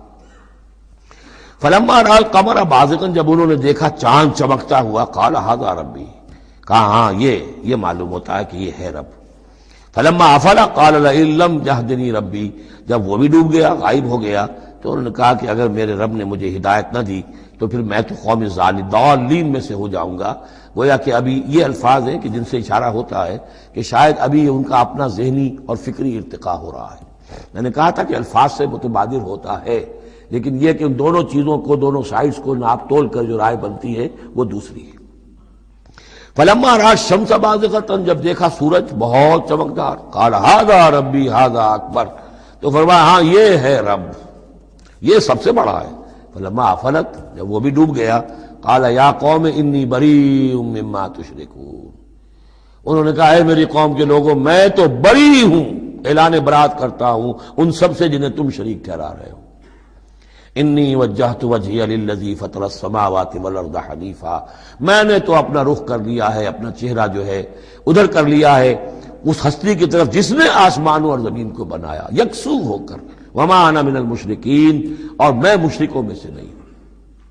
وحاجہ قومہ، اب اس پر محاجہ کیا ان سے ان کی قوم نے، وہ حجت بازی شروع کر دی. یہ تم نے کیا کہہ دیا؟ سارے دیویوں کی نفی کر دی، سارے ستاروں کی نفی کر دی، ہر چیز کی نفی کر دی. اب تم پر مار پڑے گی فلاں دیوی کی اور فلاں ستارے کی نحوست جو ہے اس کا تم نے انکار کیا، تیار ہو جاؤ، اب تمہارے اوپر شامت آئے گی. قال تحاجونی فی اللہ وقد ہدان، انہوں نے فرمایا مجھ سے محاجہ کر رہے، حجت بازو کر رہے اللہ کے بارے میں، جبکہ اس نے تو مجھے ہدایت دے دی ہے، مجھے تو اللہ نے ہدایت دی ہے. ولا اخاف ما تشرکون بہ، اور مجھے کوئی خوف نہیں ان ہستیوں کا جنہیں تم شریک ٹھہرا رہے ہو، مجھے کوئی خوف نہیں. الا ان یشاء ربی شیئا، ہاں اللہ کو چاہے میرے ساتھ کہ کوئی تکلیف مجھے آ جائے، کوئی آزمائش آ جائے تو ٹھیک ہے، میرا رب ہے، لیکن مجھے کوئی کسی کا ڈر نہیں، نہ تمہارے کسی دیوی کا، نہ دیوتا کا، نہ کسی ستارے کی نحوست کا، اور نہ کسی اور کا۔ لا اخاف ما تشرکون بہ، تم جس کا مجھے ڈراوا دے رہے ہو، مجھے ان میں سے کسی کا کوئی خوف نہیں۔ الا ان یشاء ربی شیئا، الا یہ کہ میرا رب میرے لیے کچھ چاہے، جو چاہے۔ وسع ربی کل شیء علما، یقیناً میرا رب جو ہے وہ تو ہر شے کے علم کے اعتبار سے احاطہ کیے ہوئے ہے۔ افلا تتذکرون، تو کیا تم عقل سے کام نہیں لیتے، تم نہیں سوچتے، نصیحت اخذ نہیں کرتے؟ وکیف اخاف ما اشرکتم، میں کیسے ڈروں ان سے جنہیں تم نے شریک ٹھہرا رکھا ہے۔ ولا تخافون انکم اشرکتم باللہ، جبکہ تم نہیں ڈرتے کہ تم نے اللہ کے ساتھ شریک ٹھہرا دیے۔ ما لم ينزل به علیکم سلطانا، اور ان ہستیوں کو شریک ٹھہرا دیا ہے جن کے لیے کہ اللہ نے کوئی سلطان، کوئی سند نہیں اتاری۔ ہاں اللہ نے اپنی کتابوں میں کوئی سند اتاری ہوتی، عقل انسانی میں اس کی کوئی بنیاد ہوتی تو کوئی بات بھی ہوتی، نہ عقل میں، نہ فطرت میں، نہ کسی آسمانی کتاب میں کسی معبود کے لیے کوئی گنجائش نہیں ہے ہی نہیں۔ وَكَيْفَ أَخَافُ مَا أَشْرَكْتُمْ وَلَا تَخَافُونَ أَنَّكُمْ أَشْرَكْتُمْ بِاللَّهِ مَا لَمْ يُنَزِّلْ بِهِ عَلَيْكُمْ سُلْطَانًا فَأَيُّ الْفَرِيقَيْنِ أَحَقُّ بِالْأَمْنِ إِن كُنتُمْ تَعْلَمُونَ، تو اگر تم علم رکھتے ہو تو بتاؤ دونوں فریقین میں سے، یعنی ایک موحد ہے، ایک اللہ واحد پر ایمان رکھتا ہے، ساری قوت اس کے ہاتھ میں، سارا اقتدار اس کا ہے، ہر شے اس کے قبضہ قدرت میں۔ ایک وہ ہے کہ جو اس کو ماننے کے ساتھ ساتھ کچھ اور چھوٹے دیوی دیوتا سینکڑوں جو ہے وہ ان کو بھی مانتے ہیں۔ امن اور چین اور سکون کس کو میسر آئے گا؟ قلبی چین، روحانی اطمینان اور سکون۔ ای الفریقین احق بالامن، ان دونوں میں سے موحدین اور مشرکین میں سے امن، سکون، اطمینان، چین اور راحت کا کون زیادہ حقدار ہے؟ بتاؤ اگر تم جانتے ہو۔ اور اس کا جواب خود دیا، الذین آمنوا ولم یلبسوا ایمانہم بظلم، یقیناً وہ لوگ جو ایمان لائیں اور اپنے ایمان پر کسی طرح کے شرک کی آلودگی نہ ہونے دیں۔ یہاں لفظ ظلم آیا ہے، ظلم کسی چھوٹے گناہ کو بھی کہہ سکتے ہیں، اسی لیے اس پر صحابہ گھبرا گئے تھے کہ حضور کون شخص ہوگا کہ جس نے کبھی کوئی ظلم نہ کیا ہو، اور نہیں تو اپنے اوپر ظلم کرتا ہے آدمی، کسی پر ظلم کرتا ہے، تو اس کا تو مطلب ہے کوئی شخص بھی، یہ جو مقام ہے جو یہاں بیان کیا جا رہا ہے اس کا جو سزاوار اور اس کا حقدار نہیں ہو سکتا۔ آپ نے فرمایا نہیں، یہاں ظلم سے مراد شرک ہے۔ پھر آپ نے سورہ لقمان کی آیت پڑھی، اس میں فرمایا کہ ان الشرک لظلم عظیم، وَإِذْ قَالَ لُقْمَانُ لِابْنِهِ يَا بُنَيَّ لَا تُشْرِكْ بِاللَّهِ إِنَّ الشِّرْكَ لَظُلْمٌ عَظِيمٌ، یہاں پر ظلم سے مراد شرک ہے، یعنی ایمان ایسا ہو کہ جو شرک کی ہر آلودگی سے پاک ہو۔ میں یہاں پھر تذکرہ کیے دیتا ہوں، شروع میں بھی عرض کیا تھا، شرک کسے کہتے ہیں، شرک کی قسمیں کون کون سی ہیں، کون کون سے بھیس بدل کر یہ شرک آتا ہے۔ باہر رنگے کے خواہی جامہ می پوش، من اندازے قدت را می شناسم، تم چاہے کسی بھی رنگ کا لباس پہن کے آ جاؤ، میں تمہیں تمہارے قد سے پہچان لوں گا۔ تو قد سے پہچاننا جو ہے شرک کا آسان نہیں ہے، بھیس بدلتا ہے یہ، اس کے لیے ضروری ہے۔ اور آج کے دور میں شرک کس کس شکل میں موجود ہے اس کا سمجھنا بہت اہم ہے۔ اس موضوع پر میرے 6 گھنٹے کے کیسٹس موجود ہیں۔ الذین آمنوا ولم یلبسوا ایمانہم بظلم، یقیناً وہ لوگ جو ایمان لائے اور جنہوں نے اپنے ایمان میں کسی بھی نوع کے شرک کی آمیزش نہ ہونے دی، اولئک لہم الامن وہم مہتدون، ان کے لیے ہے امن اور وہی ہوں گے راہیاب۔ یہ امن اور ایمان اور اسلام اور سلامتی کا جو آپس میں تعلق ہے لفظی اعتبار سے، وہ اس دعا میں بہت نمایاں ہو جاتا ہے کہ جو حضور ہر نیا جو چاند دیکھتے تھے ہر مہینے کا جو دعا مانگتے تھے، اللہم اہلہ علینا بالامن والایمان والسلامت والاسلام، اے اللہ یہ مہینہ جو شروع ہو رہا ہے اس نئے چاند کے ساتھ، ہلال کے ساتھ، اسے ہم پر طلوع فرما امن اور ایمان کے ساتھ اور سلامتی اور اسلام کے ساتھ۔ تو یہ بڑا گہرا ربط ہے ان الفاظ کے اندر۔ میرا چھوٹا سا کتابچہ ہے قرآن اور امن عالم، آج سے شاید کوئی میں سمجھتا ہوں کہ 30-32 سال پہلے کی تقریر تھی میری، لیکن وہ ان موضوعات پر میں سمجھتا ہوں کہ بہت مختصر لیکن بہت مفید ہے۔ فرمایا وَتِلْكَ حُجَّتُنَا آتَيْنَاهَا إِبْرَاهِيمَ عَلَىٰ قَوْمِهِ، اس کا میں حوالہ دے رہا تھا۔ یہ پوری سرگوش بیان کر کے اب فرمایا یہ ہماری وہ حجت تھی جو ہم نے ابراہیم کو عطا کی اس کے قوم کے خلاف، یہ سارا محاجہ حضرت ابراہیم اپنی قوم سے کر رہے تھے. بظاہر اس کو توریہ کہتے ہیں. ایک ہوتا ہے جھوٹ بولنا، ایک ہوتا ہے توریہ. توریہ یہ ہے کہ آپ کہیں کوئی بات ایسی کہ جو جھوٹ تو نہیں ہے لیکن جس سے سننے والا مغالطے میں مبتلا ہو جائے. مثلا حضرت شیخ الہند رحمۃ اللہ علیہ کا واقعہ ہے، جس زمانے میں ان کے وارنٹ نکلے ہوئے تھے اور وہ حرمین شریفین میں تھے، مکہ مکرمہ میں تھے. وارنٹ نکلا ہوا ہے اور شریف حسین والی مکہ جو ہے اس کے سپاہی ڈھونڈتے پھر رہے ہیں کہ کہاں ہے وہ مولوی ہندوستانی جو ہے جو باغی ہے انگریزوں کا، اس کو پکڑا جائے. اب یہ ایک جگہ پر یہ کہیں کھڑے ہوئے تھے تو ایک شرطے نے آ کر جو وہاں کا سپاہی تھا پوچھا ان کے بارے میں محمود الحسن کو جانتے ہو؟ کہ جی ہاں جانتا ہوں. وہ کہاں ہے؟ محمود الحسن کہاں ہے؟ تھوڑا سا 2 قدم پیچھے ہٹ کے کہا ابھی یہیں تھے. جھوٹ تو نہیں بولا نا، 2 قدم پیچھے ہٹ کر کہا ابھی یہیں تھے، بالکل سچ بولا. اس نے سمجھا ابھی یہیں تھے، دوڑا ادھر دوڑ گیا اپنے نکل گئے. اس کا نام ہے توریہ. یہ جھوٹ بھی نہیں ہے لیکن یہ کہ سننے والے کو مغالطہ بھی ہو گیا.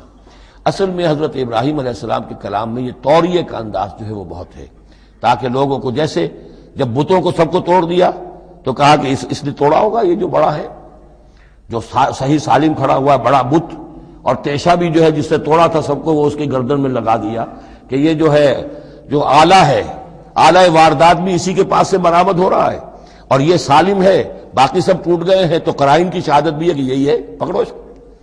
تو یہ ہوتا ہے ان کو سمجھانے کے لیے کہ وہ سوچیں، دروں بینی پر آمادہ ہو جائیں. تو یہ ہے میرے نزدیک ان آیات کا محل یہ ہے. وَتِلْكَ حُجَّتُنَا آتَيْنَاهَا إِبْرَاهِيمَ عَلَىٰ قَوْمِهِ، اور یہ ہماری وہ دلیل تھی جو ہم نے عطا فرمائی ابراہیم کو اس کی قوم کے خلاف. نرفع درجات من نشاء، ہم بلند کرتے ہیں درجے جن کے چاہتے ہیں. اب ظاہر بات ہے یہاں کہنے کا مقصد یہ ہم نے ابراہیم کے درجے بہت بلند کیے. ان ربک حکیم علیم، یقیناً تیرا رب حکیم اور علیم ہے. فوہبنا لہ اسحاق و یعقوب، اب وہ گلدستہ شروع ہو رہا ہے. اور ہم نے اسے عطا فرمایا اسحاق جیسا بیٹا، یعقوب جیسا پوتا. کلن ہدینا، سب کو ہم نے ہدایت دی. ونوحا ہدینا من قبل، اور نوح کو ہم نے ہدایت دی تھی ان سے بھی پہلے. ومن ذریتہ ہی، اور ان کی اولاد میں سے، حضرت ابراہیم کی اولاد میں سے، داؤد و سلیمان و ایوب و یوسف و موسیٰ و ہارون. کیسے کیسے عظیم نبی ہم نے اٹھائے، داؤد جیسا بادشاہ، سلیمان جیسا بادشاہ، ایوب اور یوسف اور موسیٰ اور ہارون. وَكَذَلِكَ نَجْزِي الْمُحْسِنِينَ، اسی طرح ہم بدلہ دیتے ہیں محسنین کو. یہ لوگ ظاہر بات ہے کہ ایمان کی اس بلند ترین منزل پر فائز تھے جس کو ہم پڑھا ہے سورہ مائدہ میں کہ ثُمَّ اتَّقَوْا وَأَحْسَنُوا وَاللَّهُ يُحِبُّ الْمُحْسِنِينَ. وزکریا و یحییٰ و عیسیٰ و الیاس، مزید برآں زکریا جیسے نبی، یحییٰ جیسے نبی، عیسیٰ علیہ السلام و الیاس کل من الصالحین، یہ سب کے سب نیک بختوں میں سے تھے. و اسماعیل و الیسع و یونس و لوطا، اور اسماعیل اور الیسع اور یونس اور لوط. وکلا فضلنا علی العالمین، سب کو ہم نے تمام جہان والوں پر فضیلت دی. ومن آبائہم، اور ان کے آباء و اجداد میں سے بھی، وذریاتہم، اور ان کی نسلوں میں سے بھی، واخوانہم، اور ان کے بھائیوں میں سے بھی. واجتبیناہم، ہم نے ان کو چن لیا، پسند کر لیا، سلیکٹ کر لیا. وہدیناہم الی صراط مستقیم، اور ہم نے ان کو ہدایت دی سیدھے راستے کی طرف. ذالک ھدی اللہ یہدی بہ من یشاء من عبادہ، یہ اللہ کی وہ ہدایت ہے جس کی وہ ہدایت بخشتا ہے جس کو چاہتا ہے اپنے بندوں میں سے. وَلَوْ أَشْرَكُوا، اور اگر بالفرض وہ بھی شرک کرتے، لَحَبِطَ عَنْهُمْ مَا كَانُوا يَعْمَلُونَ، ان کے بھی سارے اعمال حبط ہو جاتے. شرک اتنی بری شے، اتنے اونچے اونچے مراتب، اتنے اعلیٰ اعلیٰ مقامات، اللہ کی محبوب شخصیتیں، اولو العزم پیغمبر اور یہ عظیم انبیاء، لیکن بالفرض یہ سمجھانے کے لیے، ظاہر بات ہے کوئی امکان نہیں تھا کہ وہ شرک کرتے، لیکن ہمیں سمجھانے کے لیے شرک وہ شے ہے، ان اللہ لا یغفر یشرک بہ ویغفر ما دون ذلک لمن یشاء ولو اشرکوا لحبط عنہم ما كانوا یعملون، اگر وہ شرک کرتے تو ان کے بھی تمام اعمال حبط ہو جاتے. اولئک الذین آتیناہم الکتاب والحکم والنبوۃ، یہ وہ لوگ ہیں جن کو ہم نے کتاب دی، اپنی حکمت اور شریعت سے نوازا، نبوت سے سرفراز فرمایا. وَإِن يَكْفُرْ بِهَا هَؤُلَاءِ، اور اگر کفران نعمت کریں یہ لوگ اس کی، یہ جو آیات اب اللہ تعالیٰ نے دی ہیں تمہیں اے محمد صلی اللہ علیہ وسلم، اگر یہ لوگ ان آیات کی اب ناشکری کر رہے ہیں، کفران نعمت کر رہے ہیں، اگر وہ ان سے فائدہ نہیں اٹھا رہے، ان کی روشنی سے اپنے دلوں کو منور نہیں کر رہے. فقد وکلنا بہا قوما لیسوا بہا بکافرین، تو ہم نے ایک اور قوم کو تیار کر رکھا اس کام کے لیے کہ وہ اس کی ناقدری نہیں کرے گی. یعنی یہ کہ مدینہ کے انصار انشاءاللہ اس کی قدر کریں گے. مکے کے یہ لوگ جو ہیں اگر ناقدری کر رہے ہیں محمد صلی اللہ علیہ وسلم، اور تمہاری باتیں جو ہیں اب تک 10-11 برس ہونے کو آ گئے ہیں، اس کے نتائج جو ہیں بڑے ہی کم سے کم یہ کہ مایوس کن نہیں تو دل شکن ضرور ہے. محمد جیسا مبلغ اور رسول اور داعی اور مربی اور مزکی اور معلم، اور 10-12 برس کی جد و جہد میں بمشکل 150 پونے 200 آدمی، پہلے 10 برس میں تو بمشکل 125 آدمی تھا. تو یہ ہے کہ اس اعتبار سے فَإِن يَكْفُرْ بِهَا هَؤُلَاءِ، اگر یہ لوگ کفران نعمت کر رہے ہیں ان کا، فقد وکلنا بہا، تو ہم نے کچھ مقرر کر دیے ہیں کچھ اور لوگ، قومن، ایک ایسی قوم لیسوا بہا بکافرین، جو ان کی شاید ان کی جو اس کی ناشکری نہیں کریں گے. کچھ پتہ نہیں یہ ہماری جو دعوت رجوع القرآن ہے جو کہاں کہاں پھیل رہی ہے. پاکستان میں ٹی وی پر بینڈ ہے، میرا درس نہیں آ سکتا. انڈیا میں دوردرشن کبھی کبھی دکھا دیتا ہے، دلی سے خبر آ جاتی ہے کہ دوردرشن پہ میرے کبھی کیسٹ جو ہے ٹی وی کے درس دکھائے جا رہے ہیں. بامبے میں جو کیبل ٹی وی ہے، 8000 فیملیز ہیں جو ہر ہفتے 2 مرتبہ میرا درس قرآن دیکھ رہے ہیں کیبل ٹی وی پر. اور وہی لوگ ہیں کہ جنہوں نے چاہا ہے کہ اب ان کو ایسی اس کی ریکارڈنگ مل جائے کہ اسے سیٹلائٹ کے اوپر لے جا سکے. اور یہ کہاں ہو رہا ہے؟ بھارت میں، دارالکفر میں. اور پاکستان میں کیا ہو رہا ہے؟ جو کچھ ہو رہا ہے وہ آپ کے سامنے ہے. تو اگر ناقدری کرنے والے ہیں، گرفتہ چینیاں، احرام مکی خفتہ در بتھا، چینیوں نے تو احرام باندھ لیے اور مکی جو ہے ابھی سویا ہوا ہے بتھا کی وادی کے اندر، ابھی اسے ہوش ہی نہیں ہے کہ وہ اٹھے وہ بھی احرام باندھے. تو یہ بہرحال یہ آیت بڑی اہم ہے اس اعتبار سے.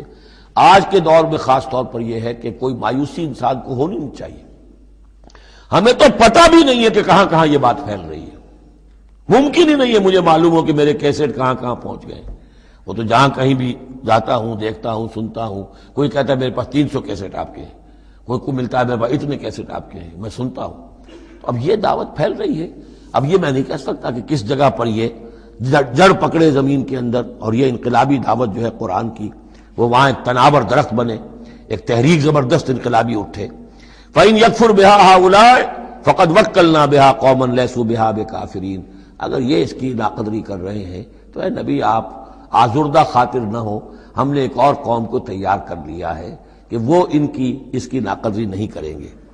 اولئک الذین ھدی اللہ فبہداہ مقتدہ، یہ وہ لوگ ہیں جن کو اللہ نے ہدایت دی تھی. یہ 17 نام جو اوپر ہم نے پڑھے ہیں، فرمایا کہ اللہ فرما رہا ہے ہم نے انہیں ہدایت دی تھی. فبہداہ مقتدہ، تو آپ بھی ان کی ہدایت کی پیروی کیجئے.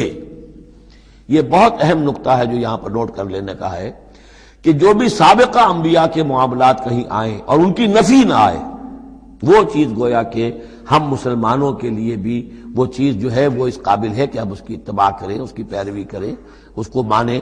چنانچہ اسی اعتبار سے یہ رجم اور قتل مرتد، یہ 2 سزائیں جو ہیں یہ ہمارے ہاں اہل سنت نے اور سب تمام مسلمانوں نے یہ لی ہے کہ رجم کی سزا قرآن میں نہیں ہے، یہ سابق شریعت کی سزا ہے جس کو حضور نے برقرار رکھا ہے. قتل مرتد کا ذکر بھی قرآن مجید میں نہیں ہے، یہ بھی سابق امت کے اندر سابق شریعت کی سزا ہے جس کو برقرار رکھا گیا ہے. جب تک کسی شے کی نفی نہ ہو جائے سابق جو بھی شریعت ہے اس کی، اس وقت تک یہ ہے کہ وہ چیز بھی لاگو رہے گی. فرمایا اولئک الذین ھدی اللہ فبہداہ مقتدہ قل لا اسألکم علیہ اجرا، اور کہہ دیجئے کہ میں تم سے اس پر کسی اجر کا طالب نہیں ہوں، میں نے تم سے کوئی محنتانہ کبھی طلب نہیں کیا، تم سے کوئی معاوضہ نہیں مانگا. ان هو الا ذکری للعالمین، یہ نہیں ہے مگر تمام جہان والوں کے لیے یاد دہانی ہے، نصیحت ہے. جو چاہے اس سے کسب فیض کرے، جو چاہے اس سے نور حاصل کرے، جو چاہے اس سے صحیح صراط مستقیم تک کی رہنمائی اخذ کر لے. یہ تو اللہ تعالیٰ کی طرف سے ایک صدقہ جاریہ ہے. ان هو الا ذکری للعالمین، یاد دہانی اور نصیحت ہے تمام جہان والوں کے لیے. وما قدر اللہ حق قدرہ اذ قالوا ما انزل اللہ علی بشر من شیء قل من انزل الكتاب الذي جاء به موسى نورا وهدى للناس تجعلونه قراطيس تبدونها وتخفون كثيرا وَعُلِّمْتُم مَّا لَمْ تَعْلَمُوا أَنتُمْ وَلَا آبَاؤُكُمْ قُلِ اللَّهُ ثُمَّ ذَرْهُمْ فِي خَوْضِهِمْ يَلْعَبُونَ وَهَٰذَا كِتَابٌ أَنزَلْنَاهُ مُبَارَكٌ مُصَدِّقُ الَّذِي بَيْنَ يَدَيْهِ وَلِتُنذِرَ أُمَّ الْقُرَىٰ وَمَنْ حَوْلَهَا وَالَّذِينَ يُؤْمِنُونَ بِالْآخِرَةِ يُؤْمِنُونَ بِهِ وَهُمْ عَلَىٰ صَلَاتِهِمْ يُحَافِظُونَ صدق اللہ العظیم۔ اب اس سورہ مبارکہ میں اس رد و قدح کا ذکر ہو رہا ہے کہ جو یہودیوں کے سکھلانے پڑھانے سے مکے کے کچھ لوگ حضور سے کر رہے تھے۔ اب تک جو گفتگو ہوئی ہے وہ خالص ان کی طرف سے تھی اور انہی کے ساتھ سارا مکالمہ تھا اور محاجہ تھا، لیکن جیسا کہ میں عرض کر چکا ہوں یہ صورتیں جو ہیں سورہ انعام اور سورہ اعراف یہ مکی دور کے آخری زمانے کی ہیں، اور ظاہر ہے کہ اس وقت تک چرچا پہنچ چکا تھا مدینہ منورہ میں بھی حضور کی رسالت اور نبوت کے دعوے کا، اور کان کھڑے ہو چکے تھے اہل کتاب کے یہود کے، تو وہیں سے بیٹھے ہوئے انہوں نے ریشہ دوانیاں کرنی شروع کر دی تھی۔ اور جیسے کہ ہم پڑھ چکے ہیں کہ جب زدم زدہ میں کوئی آ جائے تو وہ یہاں تک کہہ بیٹھتے تھے کہ ان مسلمانوں سے تو یہ مشرک بہتر ہیں جو بتوں کو پوجتے ہیں وغیرہ وغیرہ۔ اسی طرح کی ایک بات وہ ہے جو یہاں کہی جا رہی ہے۔ وما قدر اللہ حق قدری، اور انہوں نے ہرگز قدر نہ کی اللہ کی جیسا کہ قدر کرنی چاہیے تھی۔ اس قالو، جبکہ انہوں نے کہا ما انزل اللہ علی بشر من شیء، جبکہ انہوں نے کہا کہ نہیں اتاری ہے اللہ نے کسی بھی انسان پر کوئی بھی چیز، کیٹیگوریکل ڈینائل۔ چونکہ یہ لوگ جو تھے مکے والے یہ کتابوں سے واقف نہیں تھے، تو یہود نے سب سے پہلے جو ان سے کہا وہ یہ کہ یہ سب خیال ہے، وہم ہے، اللہ نے کبھی کوئی چیز اتاری ہی نہیں کسی پر۔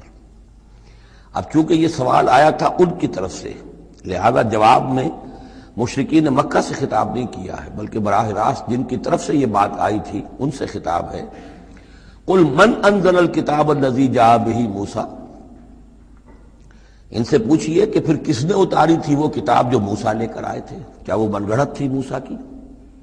اپنے ہاتھ سے لکھی ہوئی تھی؟ اگر اللہ نے کبھی کچھ نہیں اتارا تو من انزل الکتاب الذی جاء بہ موسیٰ نورا وہدی للناس، کہ جو نور بھی تھی اس کے اندر نور بھی تھا، وہ خود روشن تھی اور لوگوں کے لیے رہنمائی تھی۔ تجعلونہ قراطیسا، تم نے اسے ورق ورق کر دیا ہے، ٹکڑوں میں بانٹ دیا ہے، حصوں میں تقسیم کر دیا ہے۔ تبدونہا وتخفون کثیرا، کچھ کو ظاہر بھی کرتے ہو لیکن اکثر کو چھپا کر رکھتے ہو۔ یہودیوں نے کتاب کو جس طرح چھپایا ہے اور اپنے من مانی فتویٰ فروشی کے لیے تو انہوں نے یہ شکل اختیار کی تھی کہ عام لوگوں کے ہاتھ میں یہ کتاب نہیں آنی چاہیے، بڑی محفوظ رہنی چاہیے وہ، اور یہ کہ عام لوگوں کی دسترس میں نہ ہو۔ وَعُلِّمْتُم مَّا لَمْ تَعْلَمُوا أَنتُمْ وَلَا آبَاؤُكُمْ، اور تمہیں سکھائی گئی تھی وہ سب باتیں جو نہ تم جانتے تھے تمہارے آباء و اجداد جانتے تھے۔ قُلِ اللَّهُ، کہیے یہ سب اللہ نے نازل کیا، تورات بھی اللہ نے نازل فرمائی تھی، انجیل بھی اللہ نے نازل فرمائی تھی، اب یہ قرآن بھی اللہ نے نازل فرمایا ہے۔ ثُمَّ ذَرْهُمْ فِي خَوْضِهِمْ يَلْعَبُونَ، پھر یہ بات کہنے کے بعد اے نبی صلی اللہ علیہ وسلم ان کو چھوڑ دیجئے اور ان سے کنارہ کشی کر لیجئے، وہ اپنی باتوں میں خرافات کے اندر کھیلتے رہیں۔ وَهَذَا كِتَابٌ أَنزَلْنَاهُ مُبَارَكٌ، اور اب یہ کتاب ہے جسے ہم نے نازل کیا ہے بڑی بابرکت ہے۔ مُصَدِّقُ الَّذِي بَيْنَ يَدَيْهِ، جو تصدیق کرتے ہوئے آئی ہے اس کی جو اس کے سامنے موجود ہے۔ وَلِتُنذِرَ أُمَّ الْقُرَىٰ وَمَنْ حَوْلَهَا، تاکہ اے نبی صلی اللہ علیہ وسلم آپ خبردار کر دیں ام القریٰ اور اس کے آس پاس کے لوگوں کو۔ ام القریٰ، قریٰ قریے کی جمع ہے، قریٰ بستیوں کی ماں، بستیوں کی جڑ، بستیوں کی بنیاد۔ ہر ملک کے اندر ایک شہر ایسا ہوتا ہے کہ جو گویا کہ اس کے لیے مرکز کی حیثیت رکھتا ہے، دارالخلافہ کہیں، دارالحکومت کہیں۔ تو اگرچہ عرب میں کوئی حکومت نہیں تھی مرکزی حکومت، لیکن یہ کہ عرب میں، جزیرہ نما عرب میں مکہ مکرمہ کو ام القریٰ کی حیثیت حاصل تھی۔ یہی ایک شہر ایسا تھا کہ جہاں ایک تو یہ کہ کعبہ تھا، تمام قبیلے جو ہیں وہ یہاں حج کے لیے آتے تھے، ان کا مذہبی مرکز تھا۔ پھر یہ کہ جو قریش کو خاص طور پر ایسٹ ویسٹ ٹریڈ کے اندر جو خاص مونوپلی حاصل ہو گئی تھی، اور وہ بھی اسی کعبے کی برکت کی وجہ سے، اس کی وجہ سے پیسے کی ریل پیل بھی تھی، قافلے آتے تھے جاتے تھے، یہیں سے ہو کر جو یمن سے قافلے چلتے تھے مکے سے ہو کر شام کو جاتے تھے، شام سے آتے تھے مکے سے ہو کر پھر یمن کو جاتے تھے۔ یہ ام القریٰ ہے۔ تو اے نبی ہم نے آپ کے پاس اب یہ کتاب نازل کی ہے جو مبارک ہے تاکہ آپ ام القریٰ میں جو رہنے والے انہیں خبردار کریں، اور من حولہا اور جو ان کے ارد گرد ہیں۔ اب یہ من حولہا کا معاملہ یہ ہے کہ اس کا تو دائرہ بڑھتا چلا جائے گا، اس لیے کہ ایک ماحول امیجیٹ ہے، ایک ذرا اور فاصلے پر ہے، ایک اور فاصلے پر ہے۔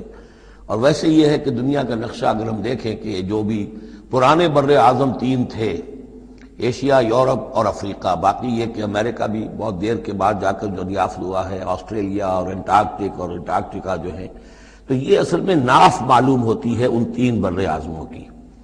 تینوں بر اعظم جہاں پر جڑ رہے ہوتے ہیں، تقریباً یہ علاقہ ہے جسے ہم مڈل ایسٹ کہتے ہیں۔ یہ مڈل ایسٹ تو اس کے لیے مس نومر ہے، صحیح لفظ نہیں ہے، لیکن یہ ضرور ہے کہ یہ نقطہ اتصال ہے جہاں یورپ مل رہا ہے، ایشیا مل رہا ہے، افریقہ مل رہا ہے، اور اس جنکشن پر یہ جزیرہ نمائے عرب واقع ہے، لہذا یہ اس اعتبار سے پوری دنیا کے لیے بھی ایک مرکز کی حیثیت رکھتا ہے۔ تو من حولہا میں پھیلتے چلے جائیں گے تو پورا کرۂ ارضی بھی آ جائے گا۔ والذین یؤمنون بالآخرۃ یؤمنون بہ، اور وہ لوگ جو آخرت پر ایمان رکھتے ہیں، یعنی یہ کہ ان لوگوں میں سے بھی، مشرکین میں سے بھی، ایک تو وہ جو سرے سے منکر ہیں بعث بعد الموت کے، لیکن جن کے ذہن میں کچھ بھی تصور ہے کہ نہیں ہے، اب یہ اٹھنا ہے، جواب دہی ہے، تو پھر یہ ہے کہ وہ اس پر ایمان لے آئیں گے۔ وہم علی صلاتہم یحافظون، اور وہ اپنی نمازوں کی حفاظت کرنے والے ہیں۔ اس میں اشارہ ہو رہا ہے کہ لوگ ایمان لے آئے ہیں، آخر مکے ہی میں سے تھے نا تمام صحابہ کرام مہاجرین۔ ومن اظلم ممن افترى علی اللہ کذبا، اس سے بڑھ کر ظالم کون ہوگا جس نے اللہ پر کوئی بات گھڑ کر منسوب کر دی، نمبر ایک۔ اور نمبر دو، او قال اوحی الی ولم یوحى الی شیء، اسی طرح اس شخص سے بڑھ کر ظالم کون ہوگا جو یہ کہے کہ مجھ پر وحی کی گئی ہے جبکہ اس پر کوئی وحی نہ کی گئی ہو۔ یعنی یہ دونوں باتیں برابر کے گناہ ہیں شناعت کے اعتبار سے، اللہ کی طرف کوئی شے منسوب کر دینا یا یہ کہنا کہ مجھ پر کوئی شے وحی کی گئی ہے، یہ دونوں باتیں برابر کی ہیں۔ تو ذرا سوچو کہ جو محمد صلی اللہ علیہ وسلم تمہارے سامنے موجود ہیں، کیا ان کی سیرت و کردار کی کوئی مناسبت ہے؟ ان کی زندگی کے اندر کوئی اور پہلو تم دیکھتے ہو ایسا کہ جو اتنے بڑے بڑے گناہوں کے ارتکاب کی بھی ان سے توقع رکھتے ہو؟ وَلَوْ تَرَىٰ إِذِ الظَّالِمُونَ فِي غَمَرَاتِ أَوْ وَمَنْ قَالَ سَأُنزِلُ مِثْلَ مَا أَنزَلَ اللَّهُ، ایک اور تیسری بات ہے جو یہ کہے کہ میں بھی اتار سکتا ہوں جیسا کہ اللہ نے اتارا ہے، حالانکہ اس کا جیسا کہ قرآن مجید میں بار بار چیلنج آیا ہے، لیکن یہ کہ اس کا مقابلہ کسی نے نہیں کیا، پھر بھی یہ کہ زبان میں یہ الفاظ کہہ دینے کی حد تک کسی نے بکواس کر دی ہوگی۔ وَلَوْ تَرَىٰ إِذِ الظَّالِمُونَ فِي غَمَرَاتِ الْمَوْتِ، اور کاش کہ تم دیکھ سکتے جبکہ یہ ظالم موت کی سختیوں میں ہوں گے، نزع کے عالم میں ہوں گے، وَالْمَلَائِكَةُ بَاسِطُو أَيْدِيهِمْ، اور فرشتے اپنے ہاتھ آگے بڑھا رہے ہوں گے، اخرجوا انفسکم، نکالو اپنی جانیں، اليوم تجزون عذاب الہون بما کنتم تقولون علی اللہ غیر الحق، آج تمہیں نہایت اہانت آمیز سزا دی جائے گی، عذاب دیا جائے گا بسبب اس کے جو تم کہتے رہے تھے اللہ کی طرف منسوب کر کے ناحق باتیں، وکنتم عن آیاتہ تستکبرون، اور تم اللہ تعالیٰ کی آیات سے استکبار کر کے اعراض کرتے رہے تھے۔ وَلَقَدْ جِئْتُمُونَا فُرَادَا، اور پھر قیامت کے دن کہا جائے گا آ گئے ہو ہمارے پاس اکیلے اکیلے، کوئی تمہارے ساتھ لاؤ لشکر نہیں، کوئی تمہارے ساتھ ساز و سامان نہیں، تمہارے وہ خدم و حشم نہیں، کوئی تمہارے حمایتی نہیں، کوئی جماعت و جمعیت نہیں، کیونکہ یہ بات آگے بھی کہی گئی ہے سورہ مریم میں، وَكُلُّهُمْ آتِيهِ يَوْمَ الْقِيَامَةِ فَرْدًا، قیامت کے دن ہر شخص کا جو محاسبہ انفرادی حیثیت میں ہوگا، اور ظاہر بات ہے اکیلا آدمی کھڑا ہوگا، نہ اس کے رشتہ دار ہیں، نہ ماں باپ ہیں، نہ اولاد ہیں، نہ بیوی ہے، نہ بیوی کے ساتھ اس کا شوہر ہے، اور نہ ساز و سامان ہے، خدم و حشم ہے، کچھ بھی نہیں۔ لَقَدْ جِئْتُمُونَا فُرَادَا كَمَا خَلَقْنَاكُمْ أَوَّلَ مَرَّةٍ، جیسے کہ ہم نے تمہیں پیدا کیا تھا پہلی مرتبہ۔ اب یہ نوٹ کیجئے، خَلَقْنَاكُمْ أَوَّلَ مَرَّةٍ، اس کا مطلب ہے تخلیق دو مرتبہ ہوئی ہے۔ ایک تخلیق عالم ارواح میں ہوئی تھی، اس وقت بھی سب اکیلے اکیلے کھڑے تھے، نہ کوئی کسی کا باپ تھا، نہ کوئی کسی کی ماں تھی، ارواح کے مابین کوئی رشتہ داری نہیں تھی۔ یہ رشتہ داریاں تو پھر عالم خلق میں ہوئی ہیں آ کر، کہ ایک باپ اور ماں کا معاملہ ہے، پھر اولاد کا معاملہ ہے، پھر دادا اور پوتے کا معاملہ ہے، یہ ارواح کے مابین کوئی اس طرح کی رشتہ داری نہیں تھی۔ تو جیسے کہ ہم نے تمہیں پیدا کیا تھا پہلی مرتبہ، کہ تمام انسان وہاں موجود تھے، فرق صرف یہ ہے کہ قیامت کے دن جب ہم کھڑے ہوں گے تو ہمیں ایک جسم بھی اور دیا جائے گا، لیکن جس وقت ہم تھے اللہ تعالیٰ کے پاس اس وقت عالم ارواح میں، اور جب ہم سے عہد لیا گیا تھا الست بربکم قالوا بلا، تو مجرد ارواح تھی، اس وقت کوئی جسم نہیں تھا۔ لیکن یہ کہ وہ جو اس کے اندر مشابہت ہے کہ جیسے اس وقت بھی حضرت آدم سے لے کر ان کی نسل کے آخری انسان تک جو دنیا میں ہوگا قیامت تک، وہ سب کے سب ان کی ارواح موجود تھیں، اسی طریقے سے قیامت کے دن بھی یہ سب کے سب کھڑے ہوں گے۔ وَتَرَكْتُم مَّا خَوَّلْنَاكُمْ، اور تم چھوڑ آئے ہو اپنے پیچھے جن چیزوں میں کہ ہم نے تمہیں لپیٹ دیا تھا۔ یہ اصل میں کیا ہے؟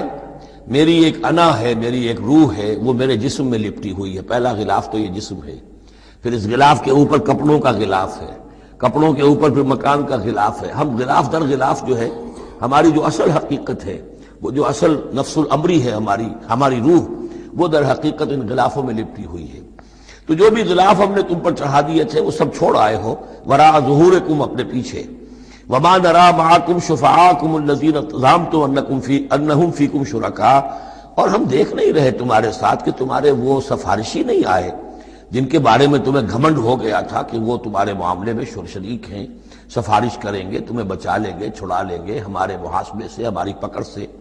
لقد تقطع بینکم، اب تمہارے مابین سارے رشتے ٹوٹ چکے۔